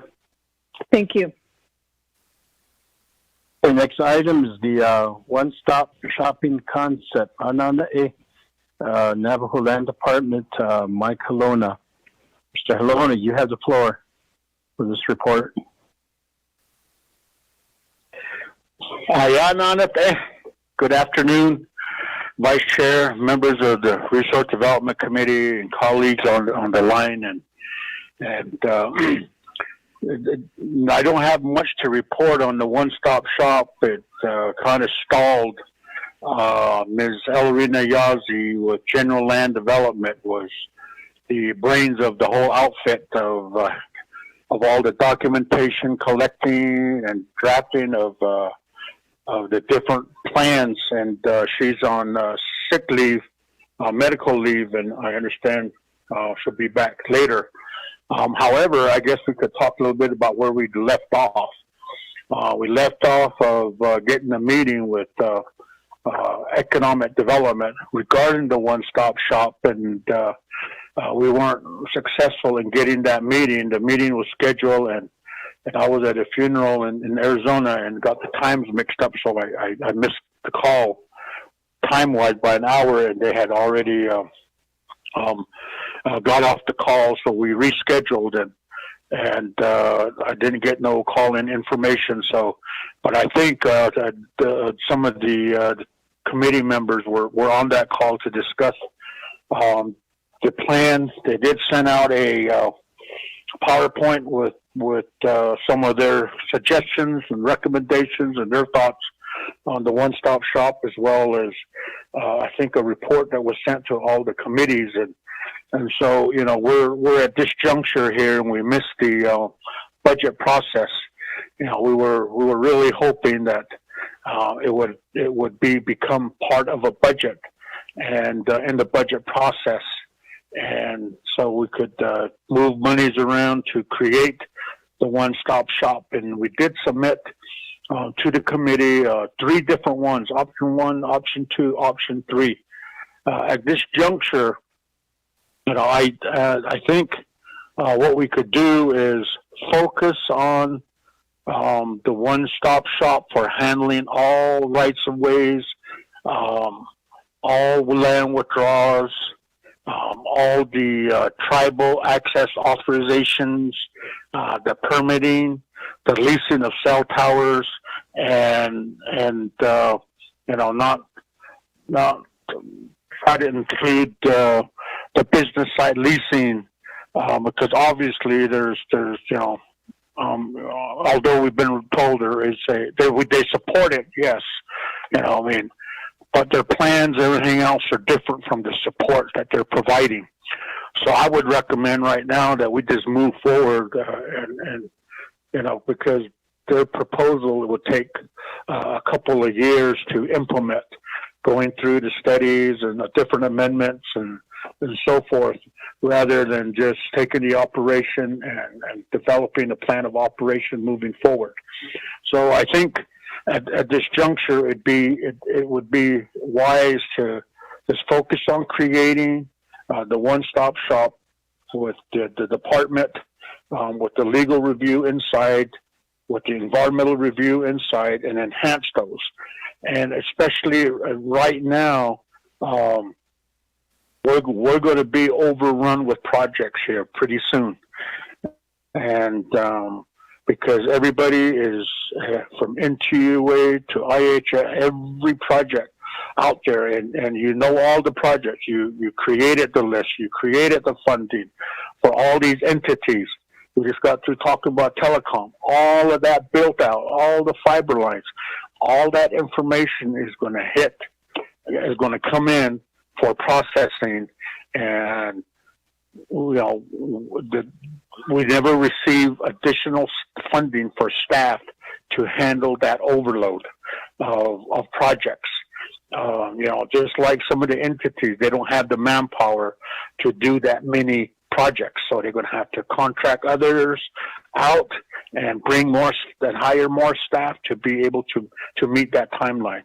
So as a result of that, you know, I think we need to put a team together for this one-stop shop, so we can do everything internally and move those projects out, and DED can still work on their business side leasing and we can focus on everything else. We could even do home sites, and no problem. I have no problem transferring that over to the one-stop shop, and so it's going to change a few things, but the intent is still going to be there.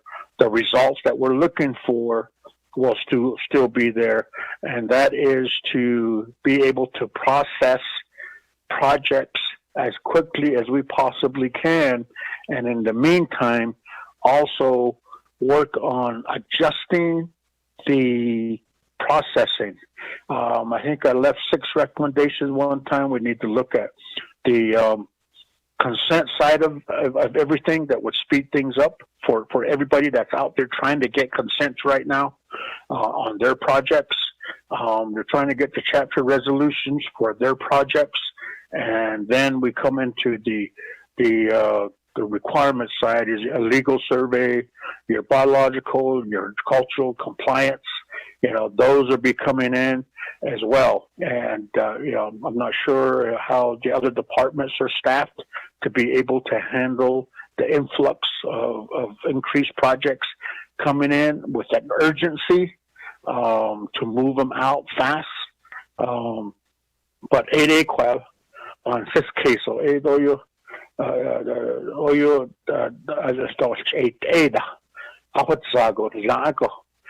NTUA drops 25 TAA projects, we got to move those quickly, and they expect them to do quickly. We're going to be prepared. On top of that, all the IHSs. On top of that, all the fiber, all the tower built out, and FirstNet brings additional towers that they want to get done right away, and everybody is working on that same deadline. And so, that's going to be the challenge. And I don't want to be the bottleneck in that process. And I don't think general land development would want to be the bottleneck. They're just the receivers of what has been compiled and brought in. And they're just looking out on the Navajo Nation side that all the requirements have been fulfilled. And they're passing them through as fast as they can through the various reviewers in the different departments and DOJ and so forth.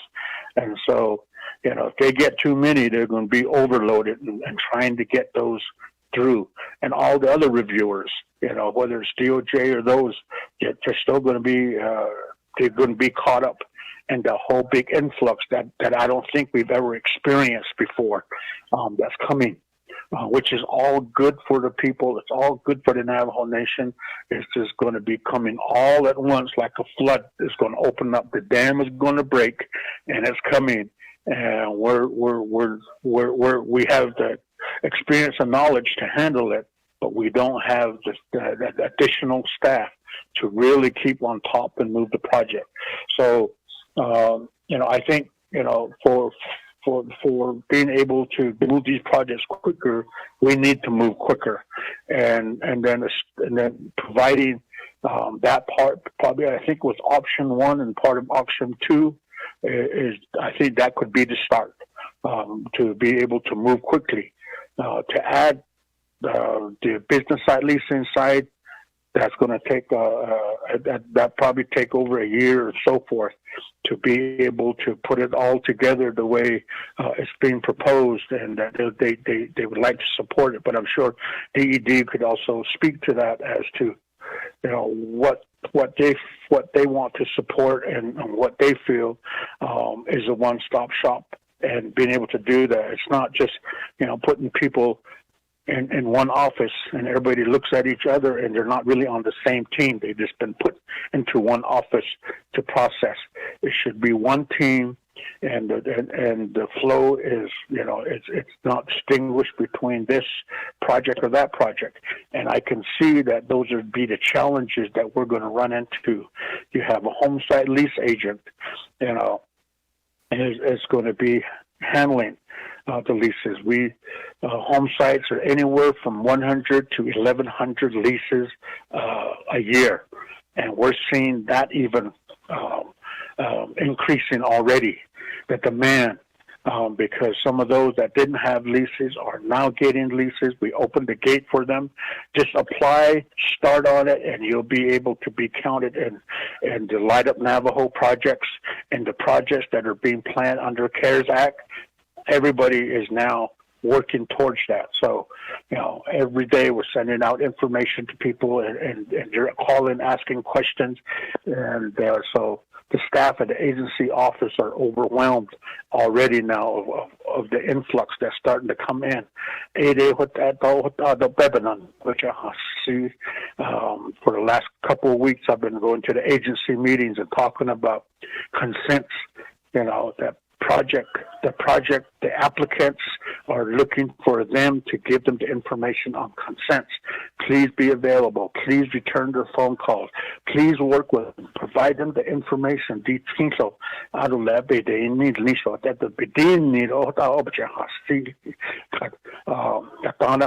Western agency. So that's kind of our the report where we're at, and I don't know if General Land Development is on the line. They're the ones that are developing the department, the one-stop shop, with their plan of operation, their budgets. They formulated budgets, I know, as well as different scenarios or different phases, if you will, as to here's one, and then here's two, and here's three, and which option we would be able to move forward with at this time. So I turn the time back over to Vice Chair. Thank you.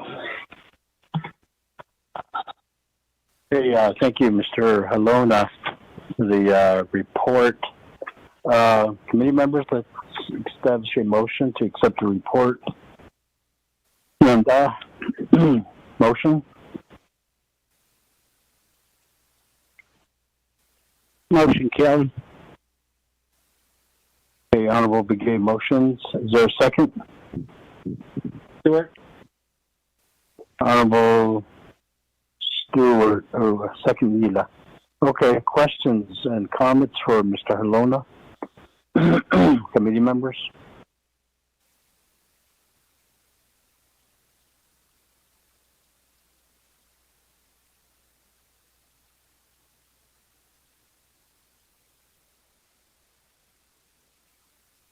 Yes, Honorable Chair Walker, this is Delegate Nez.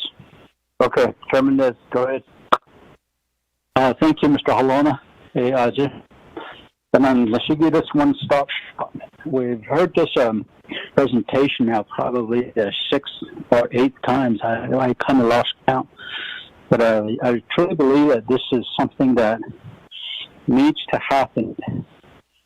To initiate this initiative to expedite some of these CARES Act funds, even in this case, I really think that we just need to make a selection with J.T. Willie's shop, Division of Economic Development. And maybe we need to schedule one more leadership and back up and say, okay, we made a decision now. Go with this. Let's get it started and move forward with it. The 22nd Council and the 23rd Council has heard this before, and I think it's time for us as RDC's 24th Council to move on this. So, Mr.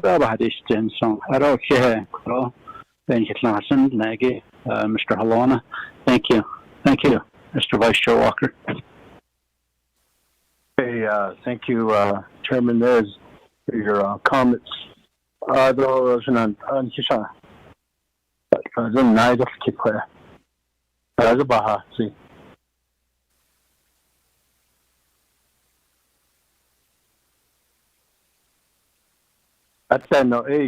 We will vote to accept the report.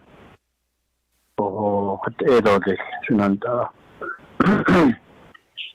I'm going to call for the question. How do you vote, Honorable Freeland, on accepting the report? Green. All righty. How do you vote, Honorable Stewart? Green. Okay, how do you vote, Honorable Begay? Chairman, Kevin votes green. Thank you. Green, okay. Honorable Daniels, how do you vote? Green. Green. Chairman Nez, how do you vote? I vote green. Thank you. Green. Okay, we have a vote of 5 in favor. Opposing, there are none. Vice Chairman not voting. So, no. Motion carries. So, thank you, Mr. Helona, for the this afternoon. 2 reports, and then staying on the call.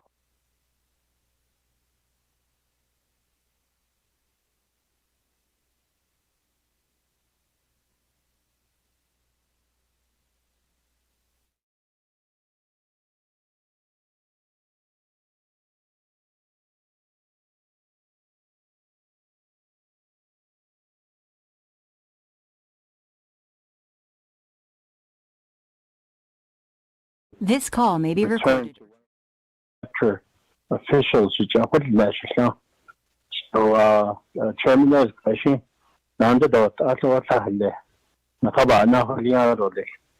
Thank you for allowing me to preside this afternoon. Thank you, Honorable Vice Chair Walker. Every once in a while, I'd like to kind of give a report to my chapters too. So, shines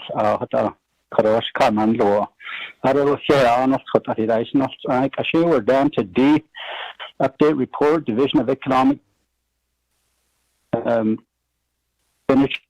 Plan by Mr. J.T. Willie. So, are you on the line, sir? Oh, yeah, Chairman Nez. You have the floor, sir. Yeah. Honorable members of RDC, I have sent a email to Shami, Shema speak, and out to honorable members as far as the current update with the Division of Economic Development's expenditure plan for the DED CARES funds. The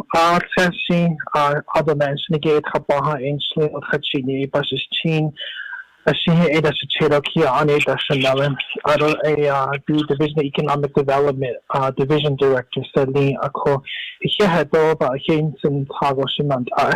Thank you very much for taking this time to hear our current report. I've sent several updates and reports from the division regarding our expenditure plan. I just want to go through the update where we're at as of today. So the Division of Economic Development has received and was authorized and approved for a $60 million expenditure from the Navajo Nation CARES Act for the direct relief for Navajo businesses and for Navajo artisans. The allotment amount has been divided up between a little around $36 million for Navajo businesses and $18 million for Navajo artisans.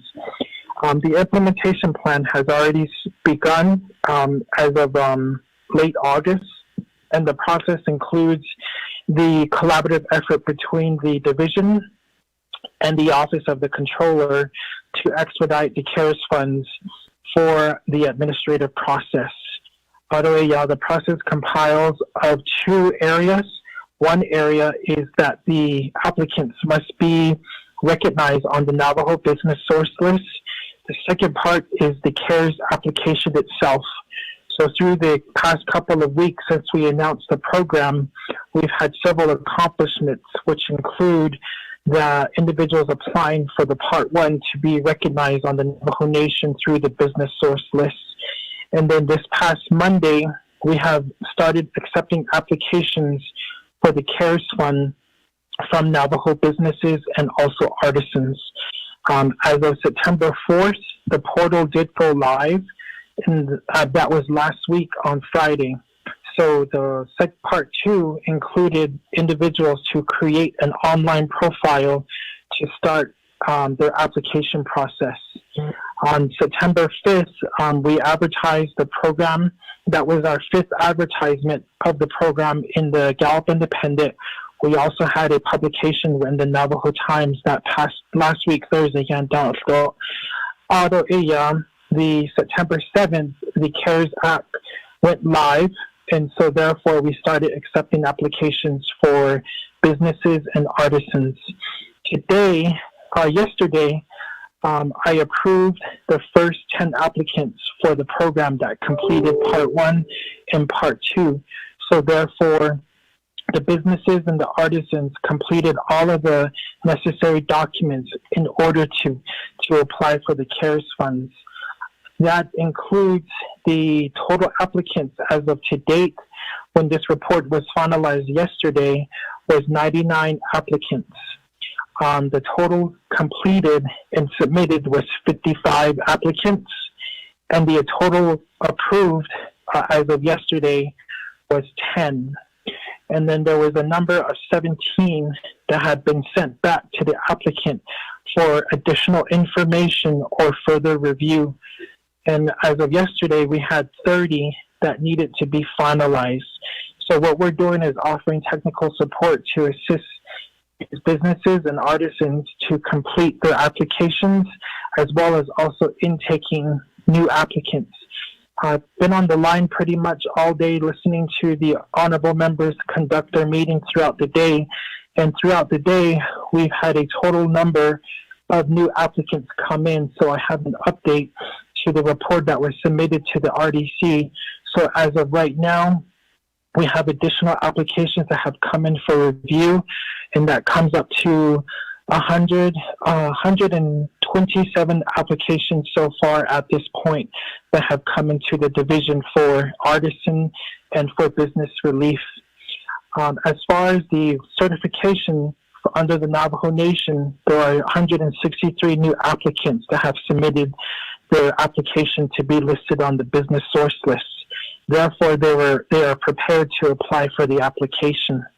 We've been getting averaging about 40 phone calls a day, 20 phone calls per day, 20 emails per day, as well as also placement on the source list, which takes about 3 hours now compared to the 14-plus day time frame that we had within the past couple of years for the division. As we move forward, we are going to continue with the process to offer technical support. Myself, as well as my team, have been here at the main office receiving applications, as well as assisting individuals to process their applications. I have personal experience yesterday, pretty much all day, standing outside the building, walking people through their applications and minding all of our social distancing and being careful of preventions for COVID-19. We have security on property here. We also have all of our other officers who have been accepting applications for the individuals in the various communities throughout the Navajo Nation. So as of to date, we are up and running. We are just beginning the process with the application going live. Every day there are new applicants that are seem to come in, and they're around the 20 numbers for individuals, and we're continuing to offer support to these individuals. We will be bringing on additional support to assist us with the application process, especially with those individuals located in rural areas of the Navajo Nation. Of course, all these individuals will be bilingual, so they're able to assist with language transitions to the Nek Etche and Bilagonic Etchical. As far as the process to this point, it has been very successful. Everyone's been pretty much offering full assistance to both the artisans and also to the Navajo businesses that are applying for the program. Thank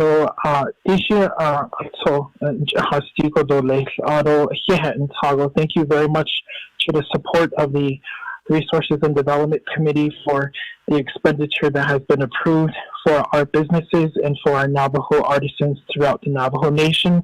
The program is also available on our portal, which is online at www.navajoeconomy.org.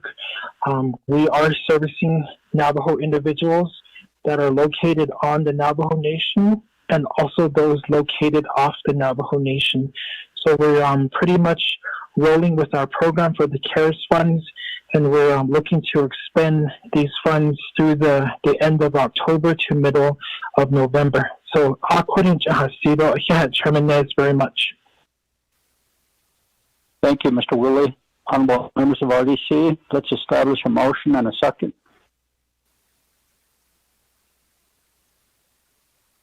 Motion. Honorable Begay, motion, second by Stewart. Honorable Stewart, thank you. Honorable Begay, you have the floor, sir.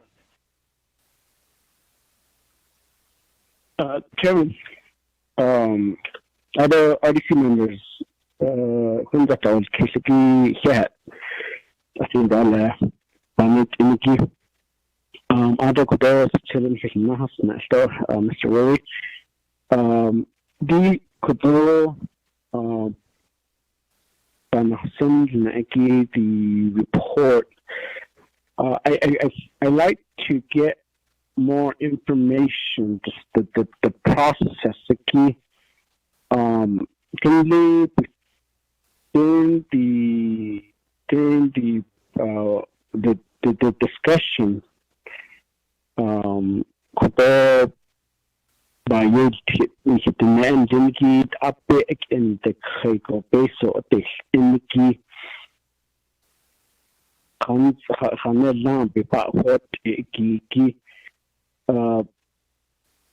It seems there are more areas or more layers for them to do, not to say that they should be getting a check without no documentation.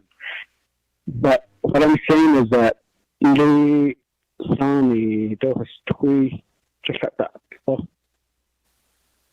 Coco is the supplemental income that she got that. I don't know.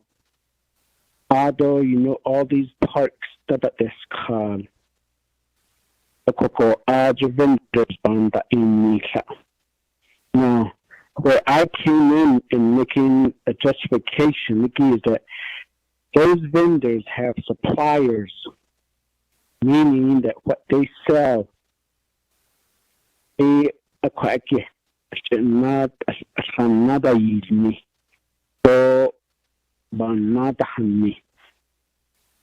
So, you know, all these people in Monument Valley, Grand Canyon, Oak Creek, even selling to Old Town and Albuquerque, or wholesaling in Gallup, and so on, okay, in the shade.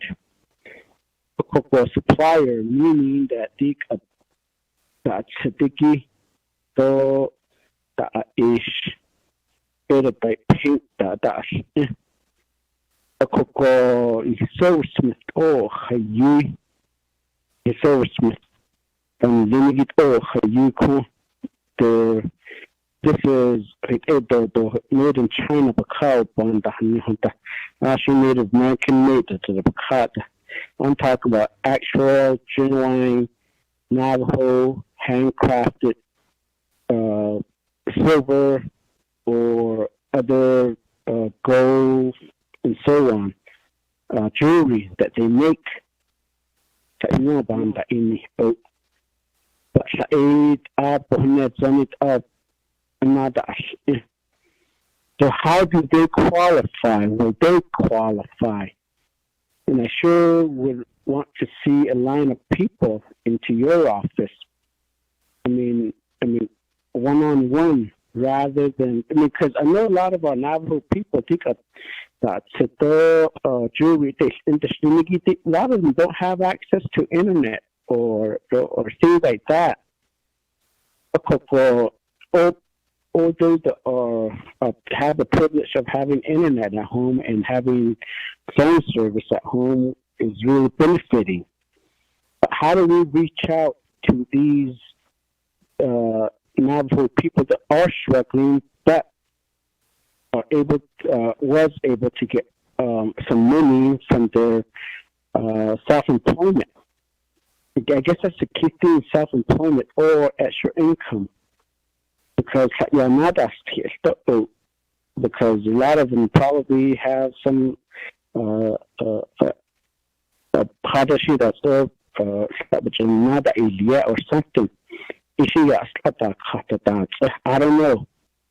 But I know there's a whole lot of our Navajo people, and I know the amount that was allocated isn't enough to start with aid. And you will be swamped with a lot of applicants. So how many of them will be disqualified? What the heck is so the artisan, the mimicry, how do we define it? Is it a painter or such a little than that you lack?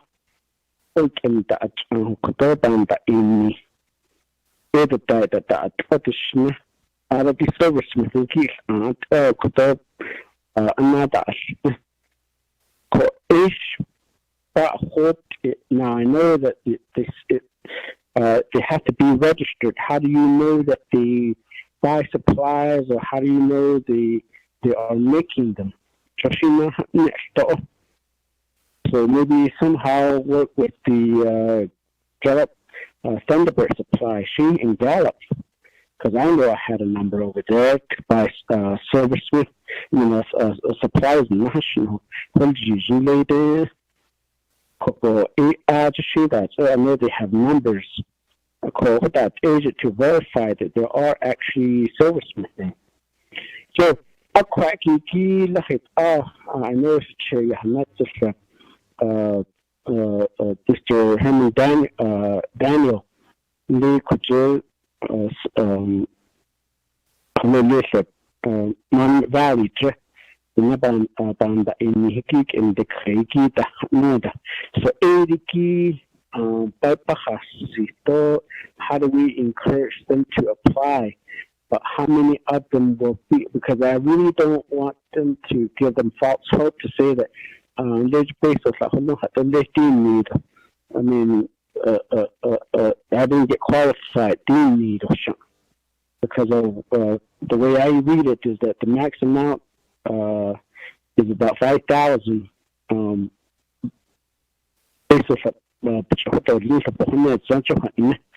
what are the price range comparing to what they were making and comparing to how much we can just help them out with? So a quite key job behind this chairman could RDC members because I believe the system is probably set up, but I believe that only those that are fortunate enough to have internet or telephone services, or the kind of like they're the one that's benefiting. But a lot of our Navajo people, unlead, who want to those are only afford to get food and even pay their light bills, but don't have the extra funding to pay or get internet, are probably being left out there. Only some. But I sure like for Division Community Development and Division of Economic Development to exploit or reach out to the general Navajo population, and even the Navajo. Don't mean to put anyone on the spot, but we need to communicate to our Navajo people in our own language. They hate our Koton, so I could be Peter because the things that has on the next trial after the suit as a general dog kiss. Can you make it all? You know it, or dig at all? You I mean, I don't know if that's going to be self-serving, but I know the 5 chapters that I represent, I know several of them that are servicemen. Chairman. Thank you, Honorable Begay. Mr. J.T. Willie? Oh, yeah, tonight, Mr. Key Allen Begay. The question of how do they qualify? We have a total of 56 applicants specifically for artisans active right now. And those applications that were submitted, majority of those individuals have come in to ask us for support because they do not have access to internet or access to the phone. And we were able to provide them the process in the system. It probably takes about 45 minutes to walk them through the process to get through the Navajo Nation source list and also for the application for the CARES Fund. So yesterday, we were able to dedicate all of our time, and actually that's where we're coming from as well. Today, assisting these individuals, even to the point of walking them through the process and auto the yogi auto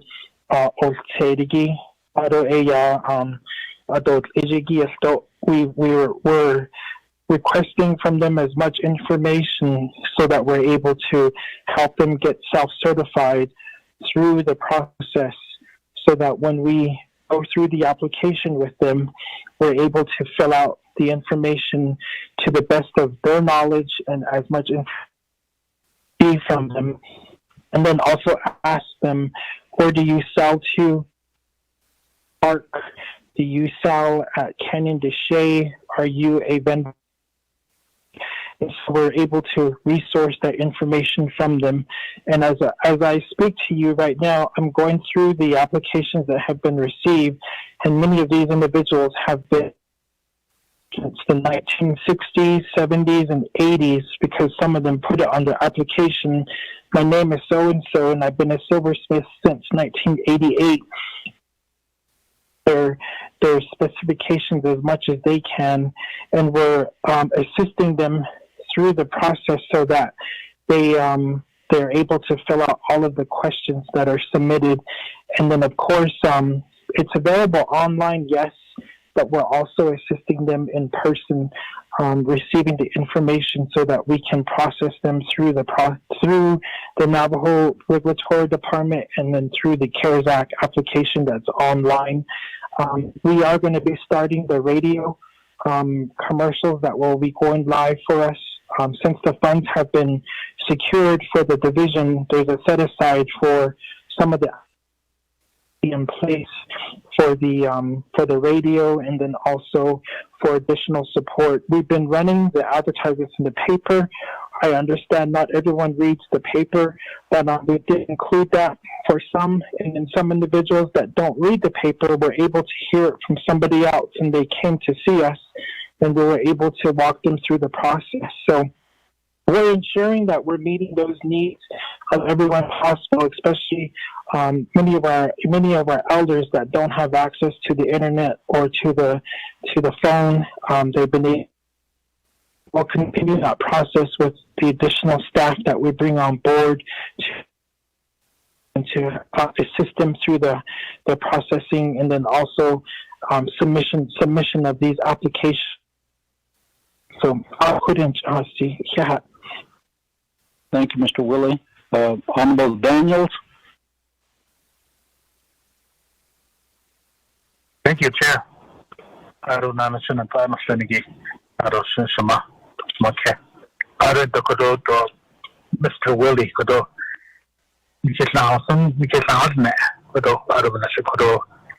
Maybe Kito Nana Kodo, Papa is Kodo. Adonana Kodo, she adequately Yahat Zigodo, Delegate Key Elmagay Jr. Adequately Yahat Zigo. The when you're in like the right Four Corners area before the pandemic, Tweedo, Funny, and Zinigi and Nasta, Zagi, could be Poban Fiskis, see that in a Shakni, Nova Fiskis. I wonder how Said Ashta.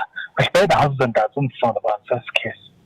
I don't know, I say, but spent the husband, though I am John his husband, they don't. The great internet that it was better husband. You go online, it was better husband. About this case, so I don't know. I was looking at the Navajo Business Economic Relief Grant, Part 1 Business Navajo Business Certification. G 1, 2, 3, all the way up to 8. What arbitrage is lucky. First, you gotta get an application out of gather documents, out of the past project summary of Chicago, 4 organization information, Navajo Tax Commission, Tax Form 100 of Chicago, under 618, Navajo Nation Procurement Form Review. Item 7, Certification Application Review. Item 8, Business Certification Number Issue. So you have to go through all this. This is the husband that did the thing that's sweet funny. So it's late in the house, it came back. I don't know if that is. He be bands case of did right before we have a lot of parks and recreation to Papa yesterday, how was the cop at the could add to the hot. So did the Korea, we are Baba understand song call. But the rate of Saka under is how a bigger than the call. There's a shit at the door of a house in the year. So, Oban first case, others are big for Navajo Nation economic development as the initiative. There is a economic development as the initiative to go out to communities, to go out to chapters like the Great Eastern Bus. Aja has Aniki, Aron Danaway, or Jet, Aron Dashachi, Adonan and the Great Nana has sent the camera on the Adonan the Great today. I made a run over here in the Great Shachaya has made a Thunderbird supply. I've seen a lot of our Navajo people, the great elders, and lineage had Shaya go to all that. I was on teleconference go to head cargo. Not the other or maybe set up like a booth or something. So they hot actually that and I love spend how to so no it's about this case of today. So I don't know. There's a Thunderbird supply. I don't know on the so the question I didn't know that basically in the east. Don't know on the great go easy than the east. Got all here netty and the great off the reservation, but the gun of the Ishnigi, Nana, so some of these people, they saw they're headed to some shows. So is there a way Navajo Nation, Navajo business, economic development can go out to these communities, chapters like that? So they've been an education phone call. So Chair, thank you. Thank you, Honorable Daniels. Mr. J.T. Willie? So, Honorable Daniels, we will be sending individuals out to the communities. We'll work with the Division of Community Development for chapter site locations for those areas that are outside of our regional business development offices, also outside of the radius of some of the Navajo Shopping Centers Incorporated, that we are looking to set up a booth at those locations. So we do have that on our moving forward. Now that we have the funds that have been allocated through the process of OMB and OOC, we're going to be working on getting those additional staff to assist us with the applications from individuals out in the field, and then walking the individuals through so that we're able to assist them and also let them know that they do qualify for the program if they have revenue from the past years, and that they do also have to just provide us some brief information. There are some individuals, as you mentioned, Honorable Daniels, brought up the tax situation that does not apply to artists. We have removed that process because some of those products that they make are resellable. So a resellable good is not taxable on the Navajo Nation. So we were able to eliminate that. It's only for some of the businesses that sit higher in the bracket of the Navajo businesses throughout the area. But for small entrepreneurs, sole proprietors, and those individuals that do not have any information such as that, we've been working with them one-on-one to gather that information from them to get their application submitted and then through the process and initially approved. We have had that situation happen at this window. We're on the third day in so far. We're going to be recollecting everybody so that we can adjust how we're going to move things forward within the next couple of weeks for the expenditure plan for both the businesses and the artisans, and of course get them located out there in those areas. So we will be putting a schedule together to where people can find out where we're going to be sending people so they can come and help get their applications filled out and submitted for the CARES funds. Yeah. Thank you, Mr. Willie. Honorable members of RDC, any other questions, comments? Honorable Daniels, do you have a follow-up? Chair, no. Okay. Honorable Begay, do you have a follow-up? Chairman, thank you. Brother, Mr. Willie, looking at your the Division of Community Development, the Division of Economic Development homepage. Okay, so part 1, all it says is fill out this form of the Navajo Economic Business and Artisan Relief Grant Program. So there's 11 pages. So that's the one that they need. These people need to fill that out, right? 11 pages. Oh, there's 11 pages total, but there's instructions on every page as to which ones they don't need to fill out. Okay. And then the next one is fill out the text on 100 Bakagi, but it says that if you're getting less than 5,000, you don't need to fill this out. Does your office determine how much each of the artisan will be getting? We determine that on a case-by-case basis. So if the artisan has expenses up to $5,000, then we will help them fill out the application for the $5,000. The ceiling on that one is $5,000. At this point, a lot of individuals that are artists that have expenses up to $5,000 have been claiming the full $5,000. If they're beyond $5,000, we refer them to the Small Business Grant Program, which is up to $60,000. But we make sure that they, if they say like I pay a utility bill in 2A, I pay this much per month, or I pay this much in silver, things like that. And this is how much I made last year, and I only made $2 this year. So those numbers are all added up, and then we include those in the application when they fill it out. Okay. Now, I'm sorry, Chair.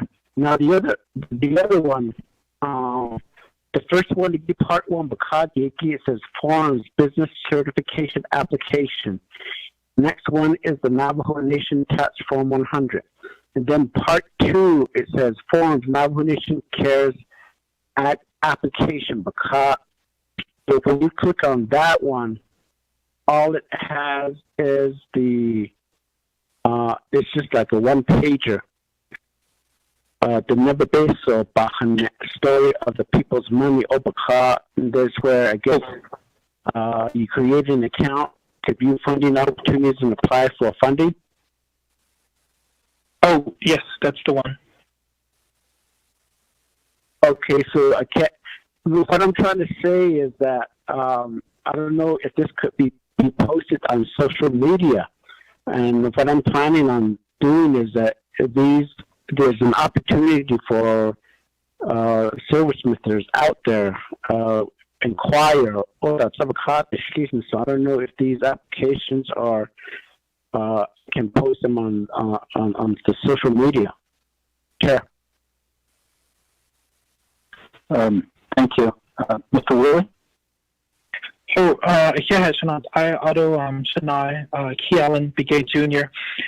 If you go to the Division of Economic Development's social media, the Facebook, they're all posted on that Facebook page that you can share. We're under the Navajo Nation Division of Economic Development. Okay. Thank you, Mr. Willie, for providing all that information. I'm sure a lot of artists are curious and they're probably wondering where to start. So I see your presentation has RBDO to assist also. Oh, Willie? Yes, we have. Yes, sir. Oh. Okay, so they can go to the agency offices then. Oh, they all have the information as well for the different offices that are set up. We've been providing information to our regional offices as far as the application process. We met with the controller's office last week, so they have been part of the educational processes for providing technical support to individuals that need it.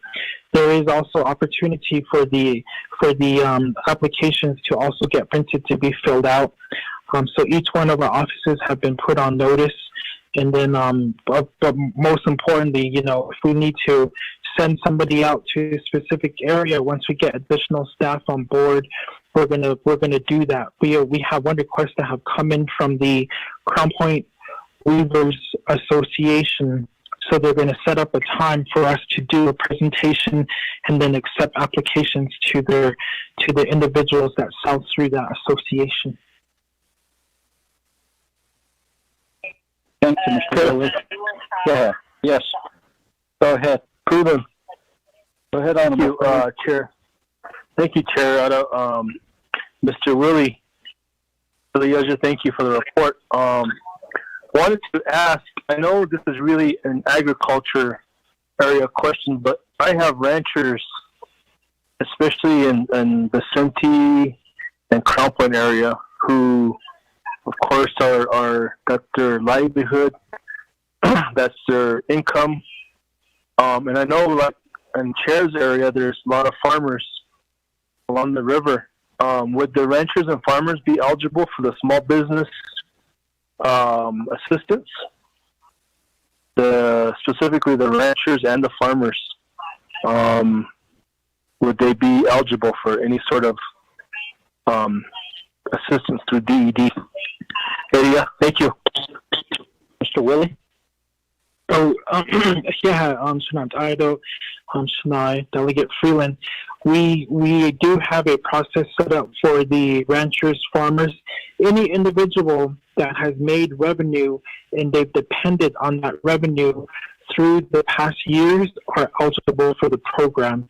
We've built the program so that we can meet the needs of individuals that also, like for example, we have participants that do 4-H. They also are eligible. Their parents would have to be the one that have to fill out the application on their behalf. We also have stock contractors. We have rodeo judges, timers, anyone that made revenue and has received any sort of documentation from the individuals that were paying them, or if they can write a memo legitimizing that they have received this revenue for these past years. From flea market individuals that sell at the flea markets every week, they're also eligible. So it's just a sit-down process that we can walk them through if they get caught, if they are confused on the process. If I could eliminate all of those things, I would, but because of the regulations through the Treasury and what we have set up through the Navajo Nation, we have to go through this process. So we're making sure that we meet all the needs possible of these individuals and that we're here to provide that support. So if these ranchers and then farmers, those that also make money from selling their produce and they've made a certain amount last year and they don't have revenue this year, they are also eligible for the program. You got Chair. Go ahead. If I may, Chair. Thank you, Mr. Willie. I really appreciate you bringing up 4-H. I have two 4-H groups, one in Huntley and then the other one is in Crown Point or Vicente. And those kids, I talked to their parents, and those kids were really bummed when the fairs got canceled. The big one, of course, was Navajo, and then the second one they look forward to was Northern Navajo. We got to support these families that, a lot of these kids rely on their income for back to school or supplies, or it really helps the parents out. So I really support that as well as far as the 4-Hers are concerned. I'll be sending families from my area out to St. Michael's, and maybe not to see you, but to work with your staff and as well as the ranchers too, and maybe the farmers from Chairman's area. But I really appreciate you bringing up the 4-H though. Thank you. Thank you. Mr. Willie? Oh, Chairman. Yes, we are available. We've been receiving applications every day up to this point here. All the other regional offices are available as well. Mr. Largo has a set up mobile location as well as his location there in Church Rock, so we're able to provide that technical support. We've been receiving individuals, they sign in, they leave a phone number, or they wait in their vehicle. So when we're ready to meet with them to consult them through the application, then we call them and we take care of their application, and then we go on to the next persons after that. So we take care of part 1 and part 2 so that they don't have to get the runaround to come back the next day. We want to take everything and get it done in the time that they come visit us, or the time that they dedicate to the application. Yeah. Thank you. Thank you, Mr. Willie. Mr. Willie, I do have a question also. Out in San Juan River area, we have farmers. Farmers take their products like watermelon, corn, shinji, steamed corn, nailed down bread, and they sell their products, but I understand they're being told that they can't sell by the highway now. And are they eligible for this? Mr. Willie? Oh, yeah, Shanant. Yes, if the individuals have had their business going, which I'm pretty sure a lot of these farms have been in operations for generations, and they can prove that they have had their business operational before January 1st, anybody before January 1st of 2020, then yes, they are eligible to apply for the program. Thank you, Mr. Willie. Honorable members of RDC, any other questions? Then, yeah. Okay. Thank you very much, Mr. Willie. If there's no other questions, we'll go ahead and accept the report. Honorable Freeland, how do you vote, sir? New Mexico green chili, Chair. Thank you. Honorable Stewart? Green. Honorable Begay? Chairman Kellen votes green. Honorable Walker? Chair, Honorable green. Okay. Honorable Daniels? Green. Thank you. We have a vote of 5 in favor, 0 opposed. Chair not voting. Motion carries. We'll accept the report from Division of Economic Development. Thank you. Go ahead, Mr. Willie. Oh, Nahida RDC, thank you very much. Nana E. Clear Abundance Incorporated by Yvonne Curley. Mr. Honorable Stewart, would you like to introduce her?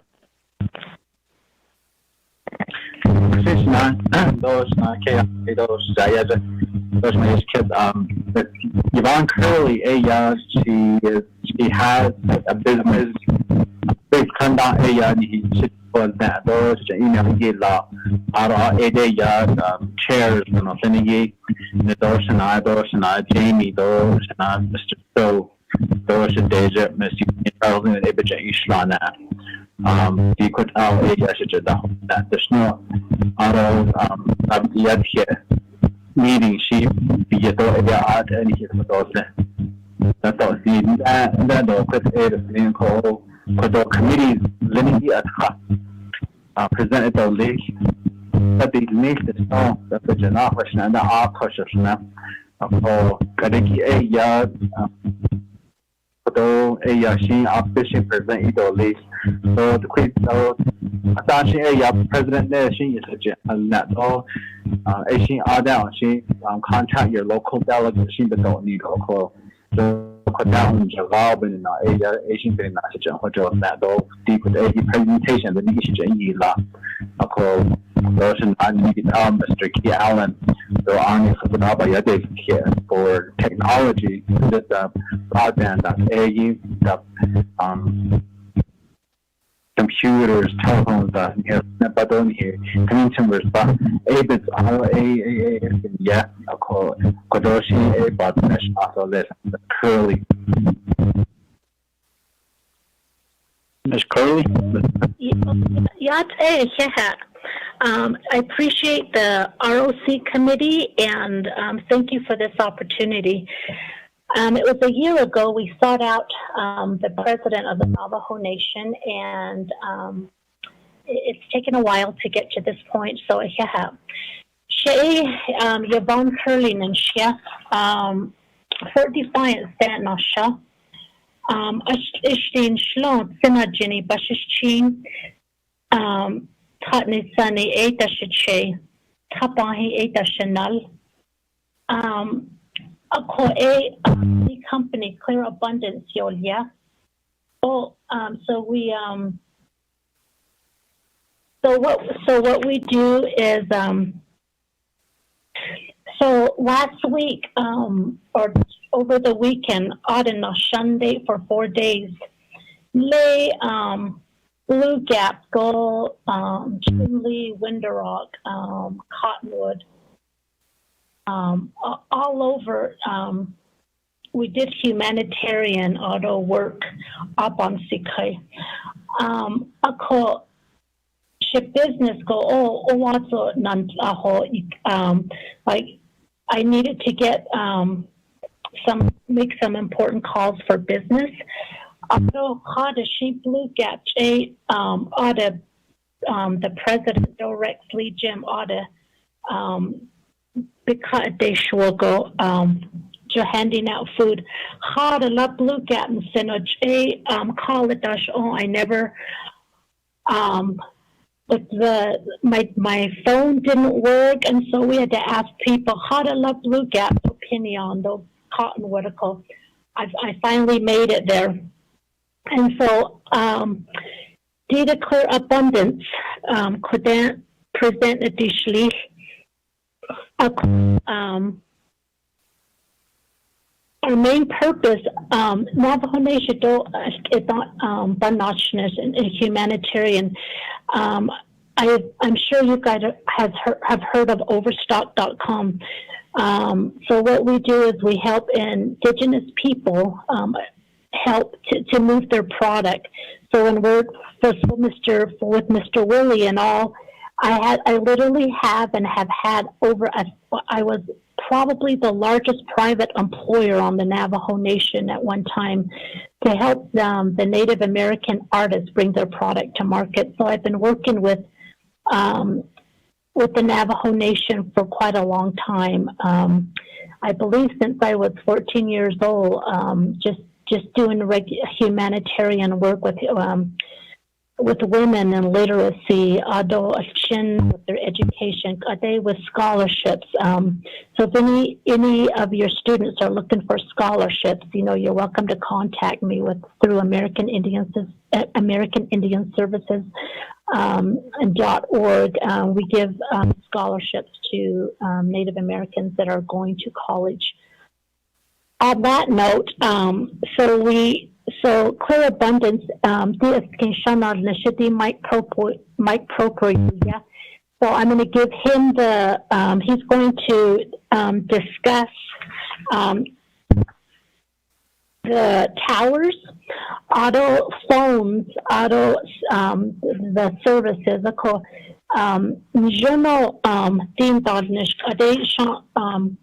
COVID. So, those are just some of the things that we want to help with education. I hear a lot of the children are not being connected to the internet.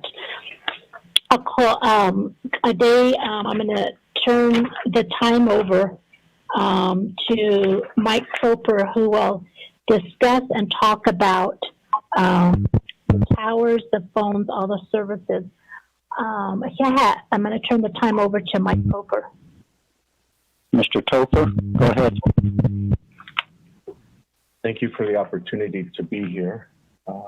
The Honorable Committee in general, just around resources and development, specifically as it relates to telecommunications.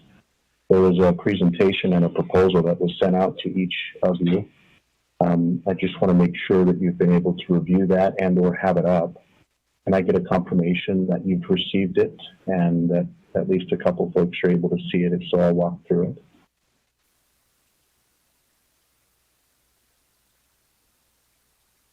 And I get a confirmation that on this call, the proposal and or presentation has been able to be received by any of the participants. We do have it right in front of us. Thank you.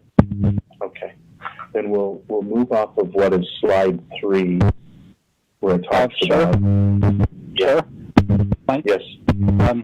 What is your last name? Could you spell your last name? Proper, like proper noun. Proper. Michael Proper. Thank you. Thank you. Thank you. We're grateful for the opportunity to be here. Many years ago, over a decade ago, we started a group of companies, both ultimately, and the name of the companies are clear, and they do different things. Like Yvonne talked about, a year ago, exactly today, we actually went to Window Rock and we provided an overview specifically to a cyber team. There are about 18 individuals in Window Rock about our preparations for the 2 prior years around a phone and the 10 prior years around a decentralized storage infrastructure that connects to the phone, and the prior 20 years to that around building businesses that basically focused on helping organizations to manage their own IT infrastructure from a central location, but with building decentralized tools, and then how that combines with an organization that's built towers. And so what we'd like to do is just review the details of that, and as Yvonne articulated, it breaks into towers, into phones, and into services. So on slide 6 is where the towers begin. And we're going to just really quickly review this so that we can get everybody home. I know it's been a long day. I can only imagine these types of marathon calls. So we'll be fast within hopes to be able to dig into this prior, especially with what we've learned with the vertical bridge and the efforts and energy that's going in there. We feel like it'll dovetail very nicely. On slide 7, it talks a bit about basically building of 44 towers, and with a history of experience around building towers, particularly with an organization called Vicor, which is actually a sub-agent of NTUA to build towers historically. And they've actually built many of the towers that are currently on the nation. But we see that there is an opportunity to intelligently organize the efforts and energies to strategically place these towers. In slide 9, it reviews the combination of needed infrastructure that can be organized from power to phone to the network to the fiber optic lines to actually enable phones to work for the betterment of the nation. In slide 9, it reviews 44 strategically placed locations, and this design was actually originated from 6 years ago when the Navajo Nation did a request for information and request for proposal, and one of the particular recipients was Huawei, which today is not a positive organization in many different perspectives, but they did a very thorough design of where to place based upon the topology back in those days. And triangulating this with our other data, particularly we believe that Vertical Bridge can add a lot of value in this area with a goal to basically not only approve the rollout of strategically placed towers based upon where current towers are, but also intelligently work through different carriers so that the signals and really the network can be owned and operated and run by the nation. There's an element of the towers, and in a time frame like go ahead. Mike? Yeah. Mike? Yes, sir. We could barely hear you, sir. This better? Can you do that? A little bit. Okay.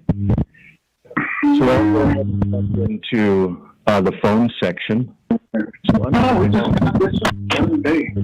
we're getting some feedback here. It's probably a mute issue on one of the phones. Or so we'll see if it can pop up.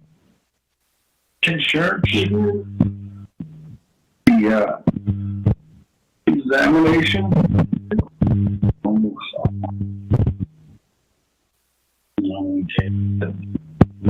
It looks like there's a muting issue. Mike, go ahead. Melinda, you fix that? Yes, Chair. I'm sorry. We're having a little bit of technical issues on our end as well. Our system here, so we'll fix it as soon as we can. Thank you. Go ahead, Mike. Thank you, sir.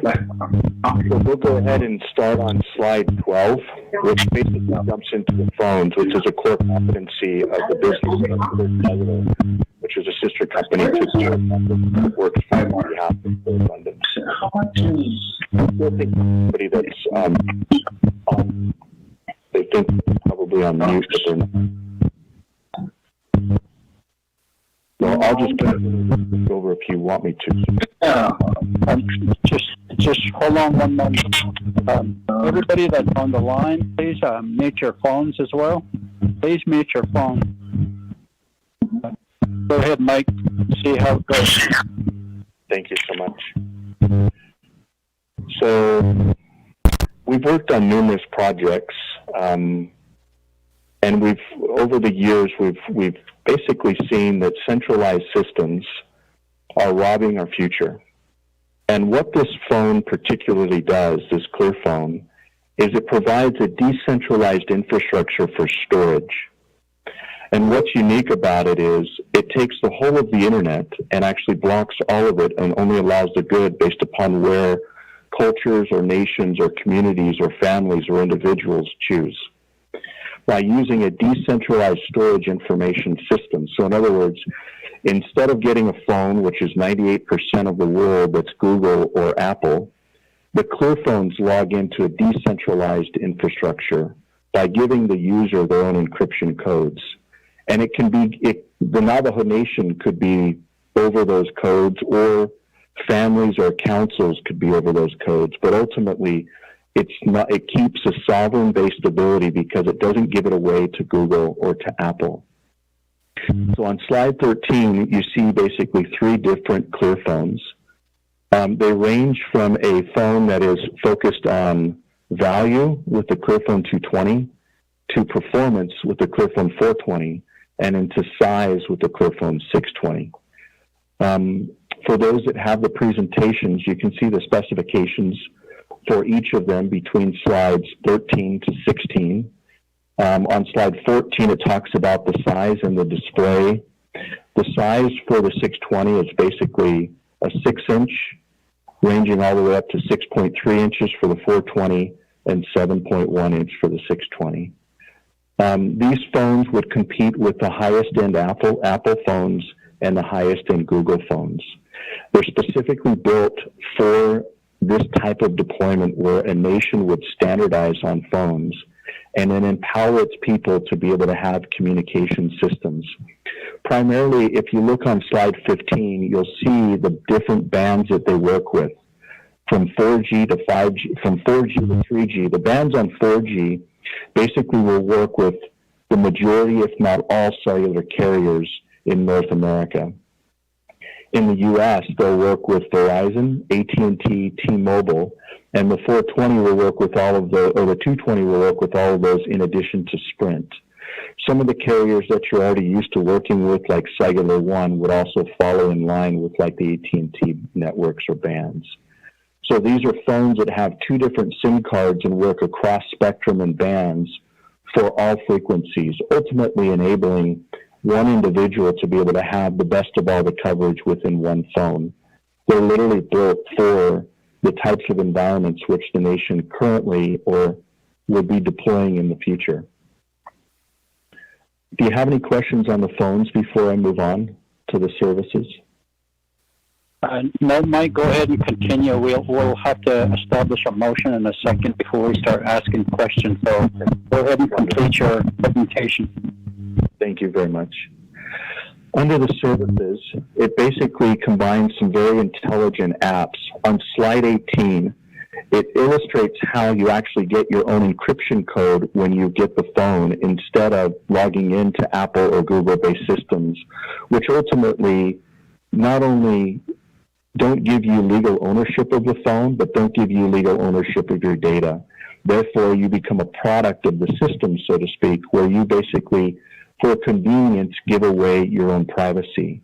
This is one way where which the Navajo Nation can continue to keep its sovereignty, at least as it relates to a digital life and digital experience.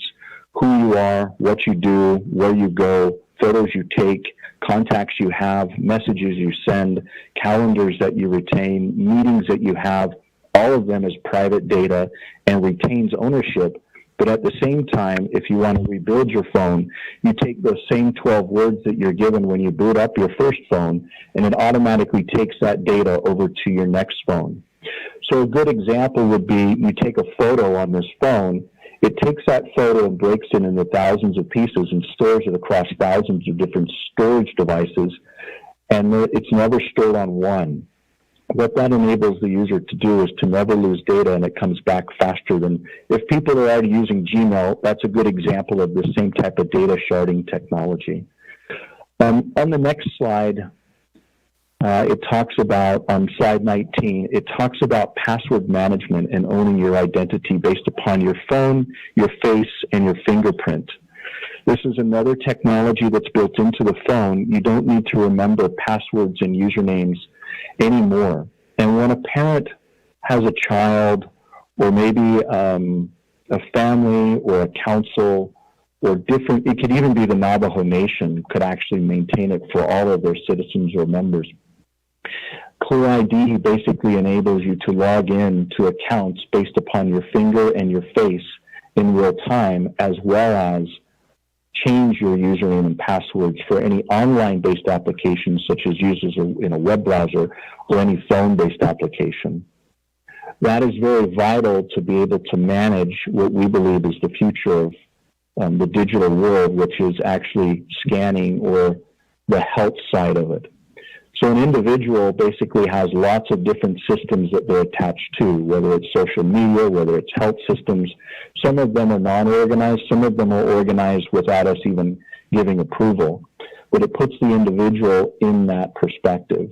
There's a technology on slide 21 that illustrates how the phone, and this is a very disruptive technology, but very valid and important for this, where the phone can actually look at vitals of the individual in real time, whether it's heart rates, oxygen levels, breaths per minute, oxygen saturation levels, or beats per minute, or even stress levels.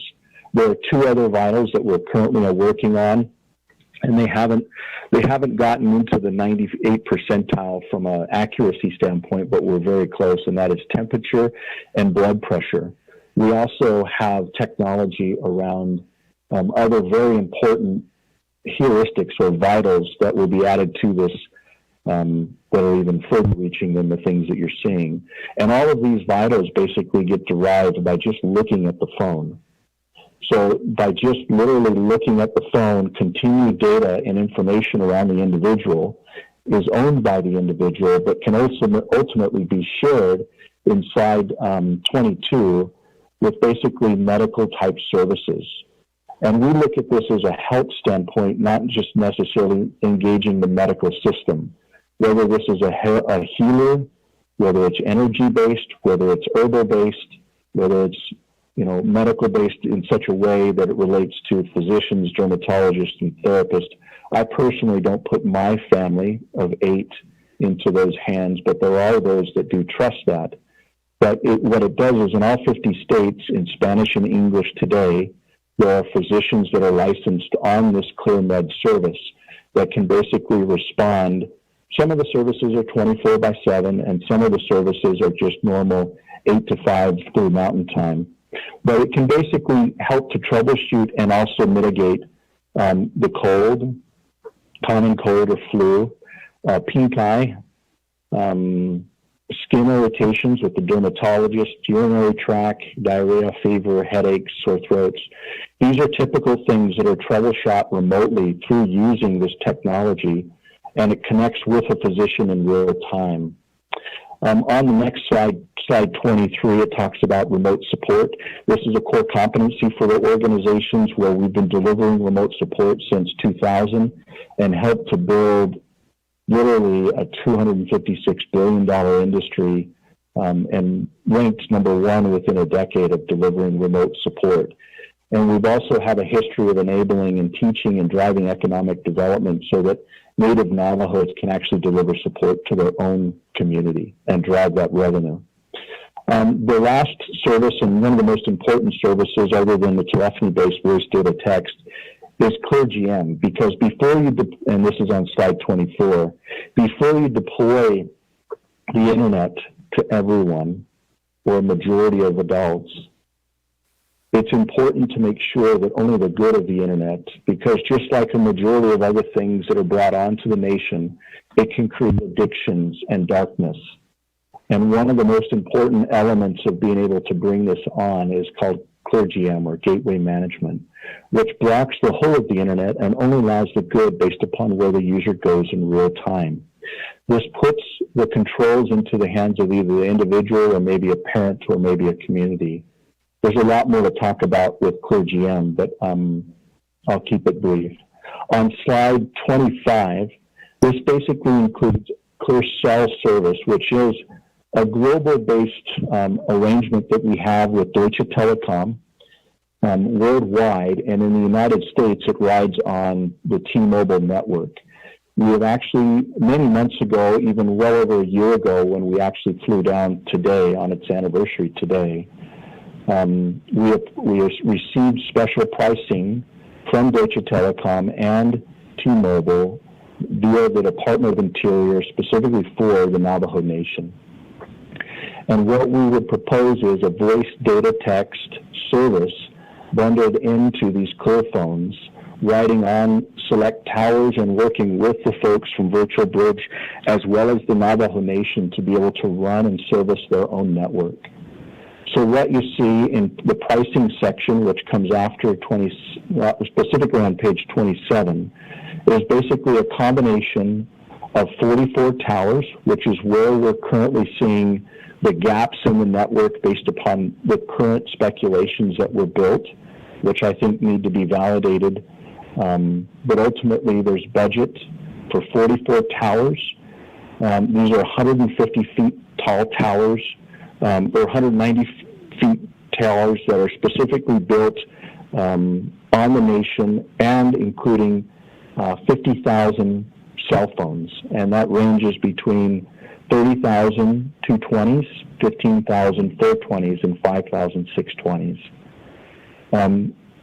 The combination of the tower and the phones is valid and important primarily because of the network architecture that fits in between it, but ultimately the services that can ride on it, such as the Clear Cellular voice data and text, the ClearGM, which basically provides the filtering and cleanliness for the internet, the ClearMed telehealth, which includes a physician, dermatologist, and therapist, as well as the ClearScan technology, which has the health assessments and vitals built into it, as well as remote support for the remote physician care. So the services for the first year, if this is agreed to, and there's actually a proposal with a detail around how this breaks down and how it can kind of be piecemealed for any of these services. But if it's purchased in this lot, so 50,000 phones and 44 towers, the services for 50,000 phones are all donated the first year. And that includes the voice, data, and text, the gateway management, the telehealth services, as well as the scanning vitals built in, as well as remote support. So that basically reviews the combination, as you can find in slide 28, of how building out the network, the towers, the phones, and the services all connected to the fiber, which is an assumption, and the power, which is an assumption, combined into basically a holistic service and solution we believe can actually realize, finally, an organized deployment of technology for the betterment of the Navajo Nation and its citizens. And so that basically reviews the whole of the topic, or majority of the points. Do you have any questions or anything else that we can answer for you? Mike, go ahead and complete your presentation, and we'll have a motion and a second. Okay. Are you done? Yes. Okay. Honorable members of RDC, we'd like to have a motion and a second. Motion, Chair. Thank you, Honorable Stewart. Second? Second. Freeland. Honorable Freeland. Any questions for Mike?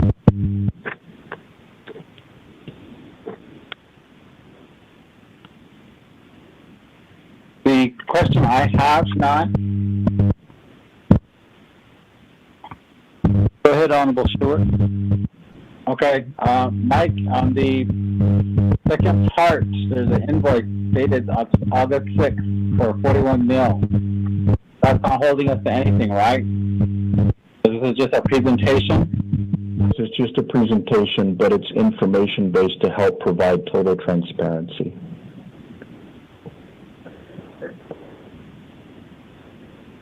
Honorable Stewart? Okay.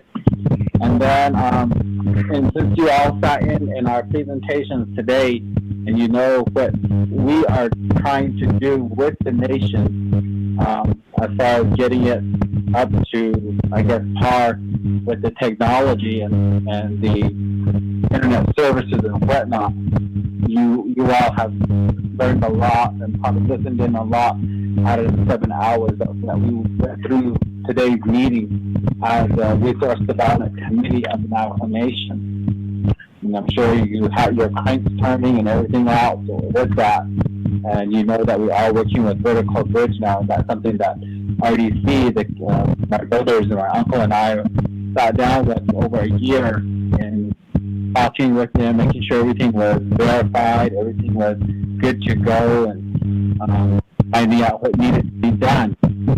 So, you know, this committee here is one committee that we like to see things happen for the nation. We want things to happen for the nation for the benefit of those, like you heard my brother Mark say earlier today, you know, those that will benefit that family or that person, that one Hogan that lives up in the mountains.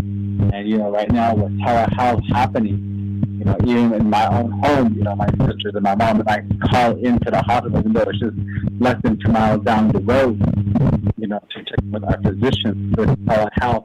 You know, that I know other families that do that as well in the communities that I represent. And like I said earlier, you know, these four communities that I represent, we live in a valley, we live in mountains. So, and you know, each of us delegates from here, from RDC, we represent different communities with range and whatnot. So, you know, we said that, you know, this benefit, not benefit, it's probably help the nation as much as it can.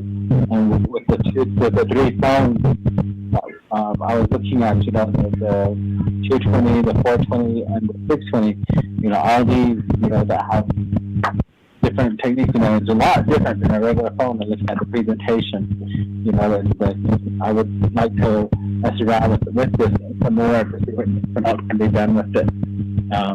That was a comment again, just to share with you what we do as RDC. But on station 9.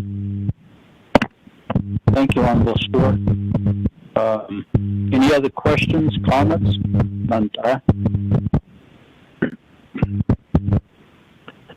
I have a response to that feedback group, if that's okay. Go ahead, Mike. Chairman Allen. Okay. Let me go to Honorable Kealan Begay, and then I'll go back to you, Mr. Mike. Chair, let him go ahead and respond. Thank you. It's okay, sir. I'll follow your Go lead. ahead. Mike, go ahead and respond, sir. I was just going to help to turn on the lights. With the remote telehealth is a platform where any kind of physician, dermatologist, or therapist can plug into it as long as the community desires that type of service. It is a unique way to connect up a decentralized identification system where the individual knows who they are, but they share information with the other individual on the other side of it, whether it's a natural healer, a medicine man, and some of the things that we've worked with historically and already have signed contracts on. It comes out of New Zealand with some of the help that's there, as well as into the Cook Islands. And it primarily today focuses on indigenous communities because many times they're underserved, and many times the health is something, and emergency services is something that is always thought of last. But whereas you have that umbilical cord of the cell phone connection to the actual, whether it's network or internet or cellular infrastructure, that umbilical cord from a digital standpoint can provide that connection for maybe the therapist or the energy worker that needs to be able to connect to somebody. Maybe it's an adolescent individual that just wants to talk to somebody, etc. Yeah, there's a lot of focus and emphasis on helping to prevent suicide specifically in many different cultures and names. But the reality is, and the point that I'm trying to make is, this is a platform where individuals that want to deliver health services, it doesn't matter if it's down the street or if it's a certified with XYZ board versus an individual that just needs to be there for somebody else. It's a platform that can connect individuals that want to own their own identity and sovereignty and need some type of a help, whether it's medical health or health-related help, and then want to connect with another individual on the other side of it. So it's not always specifically, and I'll be straight up, it's not always just white man Western medicine help, because in many realities that is not the answer. But ultimately it's to connect someone that needs somebody else, but in an autonomous, sovereign way. I'm done. Thank you, Mike. Honorable Begay.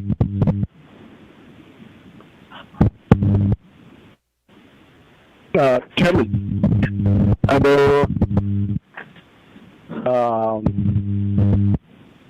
committee members, other clear pundits, presenters,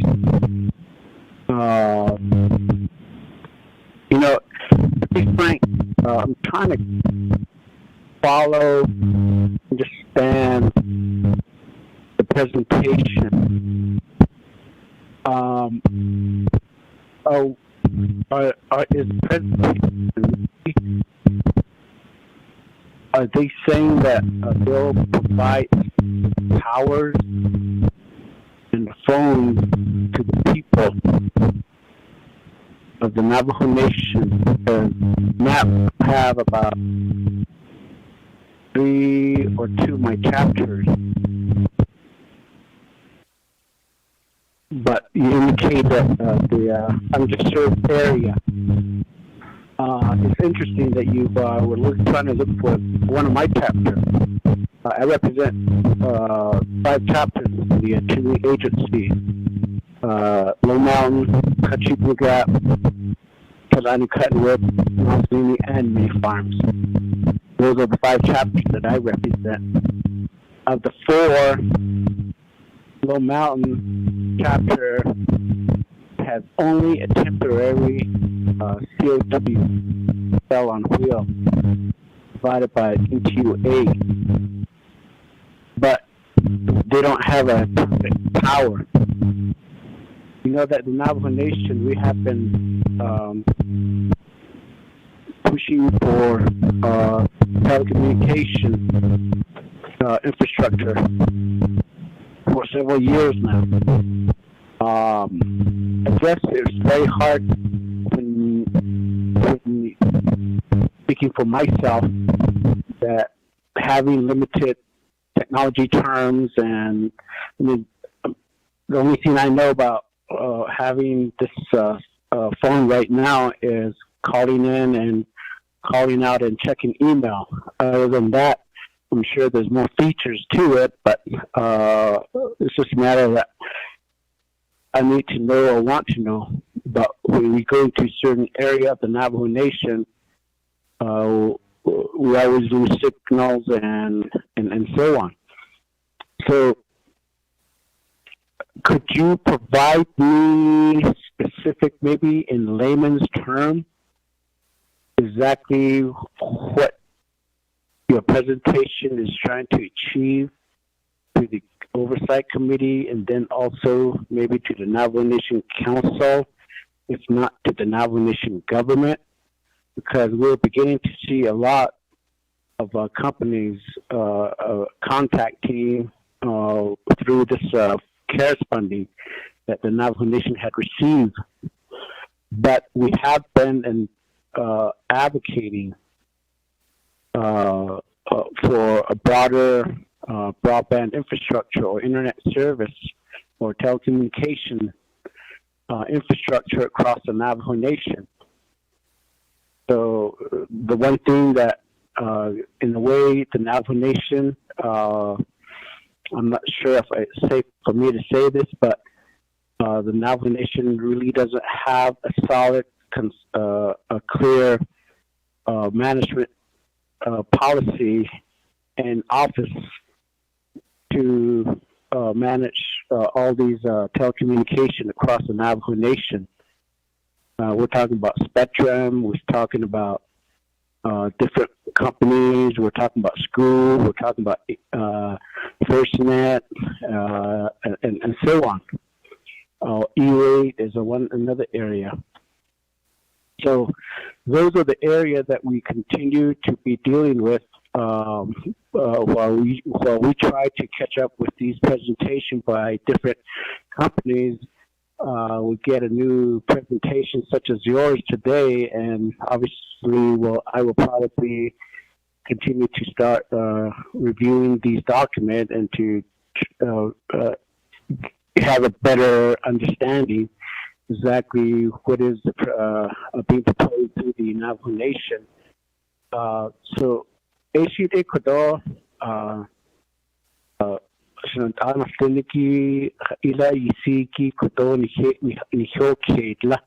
it's just another company, it's just like AT&T or Cellular One or NTUA Choice Wireless type.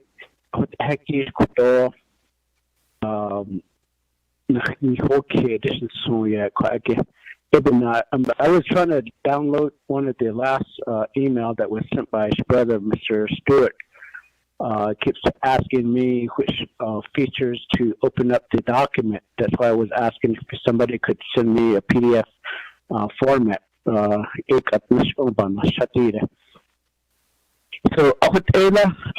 or is this one of those $1 a year beginning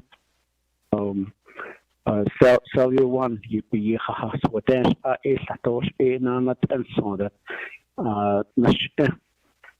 but it does say that the towers are the gateway to the connection, long-term rental income to the Navajo Nation from third-party carriers at the Tabaka, help build bridges the digital divide using the Navajo Nation 2.5 spectrum, and so on.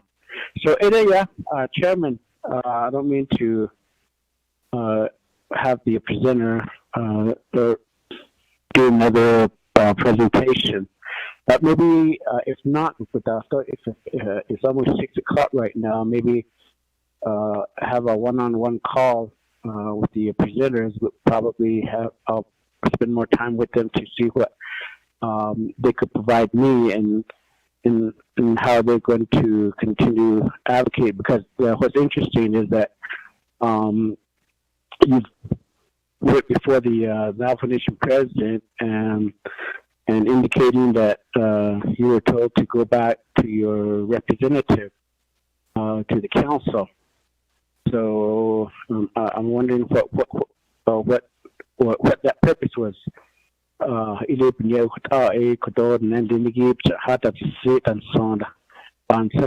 so on. So that Chairman, don't mean to drift away from the communications in English, but that the net business that yes, because that office show you that in store to your because a lot of times when it comes to the council, it really does get too political. So the only thing that we should really be dealing with is making sure that these type of infrastructures or operations, the policies are in place, and making sure that everything, the revenues and so on, are abide by, and that's where the policy comes in. But who to do business on Navajo through just like economic development, we really don't need to get an okay from, 7-Eleven or whoever wants to do business on Navajo. You don't come to the Navajo Nation Council to say they want to open the store, but they work directly with Division of Economic Development. So, I don't know if Mr. Halone is still on the line, but maybe this is another justification where we really need to push to have some type of telecommunication division of telecommunication development or something of that nature could be proposed, where the office would work with these companies that wants to do business on Navajo. That way, as elected officials, we really don't want to put them through these political process.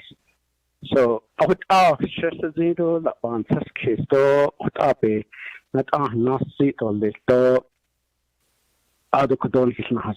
the presentation. I do appreciate that.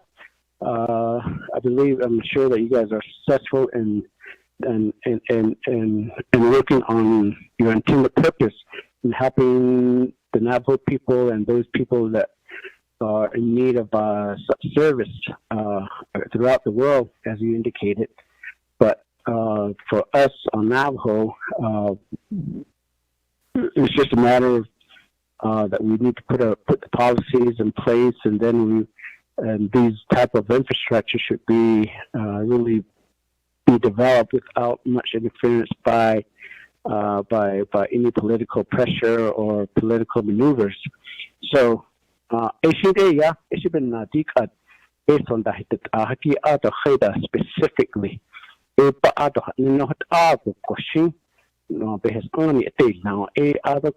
programs by the Haitnito ad fishing your proposal fishing that would really benefit our Navajo people is your but a report back to the oversight committee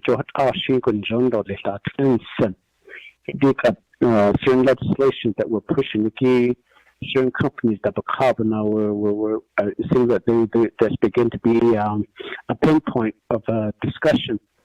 So it's just in general, and that's the reason why, again, I want to be on record to say that twice. That's why I put ETC, the eligible telecommunication carriers.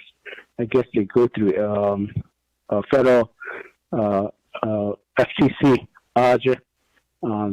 they go through the process to keep it up and just so that that could be one of the qualifications for them to do business or other so the arch bundle and spend the arch office key they list or they can then let them go through the process again, making sure that they follow these procedures. Just actually honestly, so I'm sure you've heard me this all over, and I'm sure you'll continue to hear me saying this all over. But nonetheless, Chairman, like I said, you don't need to respond back, but maybe have a side conversation sometimes next week. Chairman? Thank you, Honorable Begay. Nathan, there's companies out there that want to do business on Navajo too. So, any other questions, Shmantai?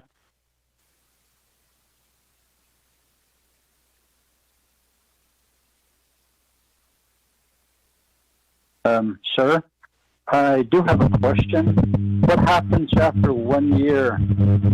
The price, is it only for 1 year? So the hardware and the software are all paid for up front, and you own them for the duration. There's a 3 to 5 year warranty that comes with the hardware. The towers are all paid for up front, and you own them for the duration. As far as the services for telehealth and cellular, there is a particular invoice that comes with it, which you can see. For instance, the cellular voice data and text, you can just say if you want it or not, and there's a price for it per month, $19.12. The ClearMed services for telehealth, same thing, it's $8.75 per month per user. So you can basically piecemeal based upon what you want, and that includes the health services and the cellular services. One point that I think is really important to note is today marks the year anniversary for us physically being on the nation well before COVID. And we've been developing technologies to actually take vitals from an individual human well before COVID. This is a technology that was developed and designed specifically for indigenous communities. We would hope that the Navajo Nation would be the first in the United States territories to take its own land and its own sovereignty, not only from the physical earth where fiber and power would be, but in the air where power can come from, as well as where spectrum can be owned, just like the compliance of the bands and the frequencies that's been gone over. We are here as Clear Organization, specifically Clear Abundance, as a specifically Navajo-owned organization focused on Navajo-based empowerment and technology. This is not for us. This is not for a third-party corporation or white man's embetterment. This is specifically built for the Navajo Nation.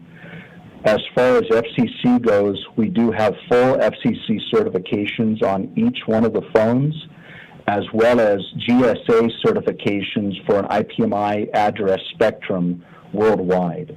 So these are specifically built for that, as well as FCC certification from a cellular standpoint, working through the application process, just as any normal carrier. So please think of Clear Abundance through the Clear Cellular offering, which you can see it specifically at clearcellular.org, as a new type of organization that combines hardware, software, and services for a predictable monthly fee for the health and the cellular service, but for an upfront fee for the actual hardware and network services. We believe that the combination of the network and the phones and the services together can drive the accountability and delivery that the nation, specifically the Navajo Nation, has not received.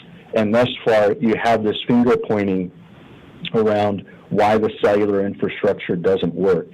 In the end, the citizens of the Navajo Nation need the umbilical cord to the internet to work.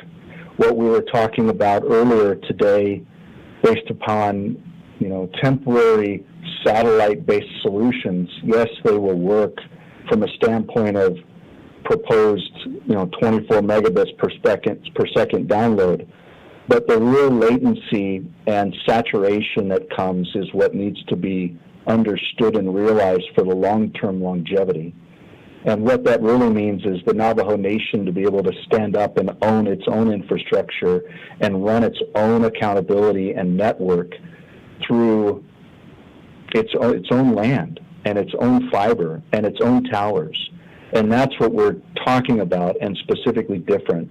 So if we were to summarize what this presentation is all about, it's $41 million for 44 towers, which we believe is where the missing elements are, but we would want to work directly with you as well as for you and Virtual Bridge to be able to help identify those locations, build out those towers, and work with the different carriers, specifically vendors, whether it's Nokia, Ericsson, and even the Huawei infrastructure if you so choose, which is not recommended. But the point being is giving you single accountability from the individual, from health or emergency services, to the actual phone, to the network, to the towers, to the fiber, to the power. We believe that that type of a vendor approach that enables and even acts kind of like a general contractor to help enable the solution to be derived and realized is what is needed. And again, this is something that happened well in advance to COVID. 1 year ago today, we were with the Department of Telecommunications and Utilities in Window Rock, providing a proposal of 70 pages, in addition to what you've already seen today. So what was sent out today was a proposal summary, as well as a presentation, and what was delivered a year ago was a 70-page proposal that had already been hand-delivered weeks in advance. So this is not an afterthought. This is not something that's leveraging CARES money, even though we do believe that the CARES monies enable something much better than E-rate or even BTOP could have ever provided in years and decades past. But I hope that this addresses some of the topics that were raised, and we would welcome the opportunity to present one-on-one and or in another body like this, even if it meant we waited 7 hours to present. We're just grateful to be able to be here, to be heard, and we're grateful for this process to go through. It's been eye-opening for me, as I know others. There are much better and even qualified and caliber individuals on the team. As you can see on the presentation in slide 4, there are a lot of people around Yvonne to really help deliver this. And it's not just a matter of talking about it, but we have a history of doing what we say we're going to do, and for a specific accountable set price. This is who we are, this is what we do, and this was built for the Navajo Nation. Please continue to take the energy to understand it and to question it and to learn from it and to be able to take accountability for the communication. Now is the time that is an imperative. And Honorable Member Bartley, any other questions, comments?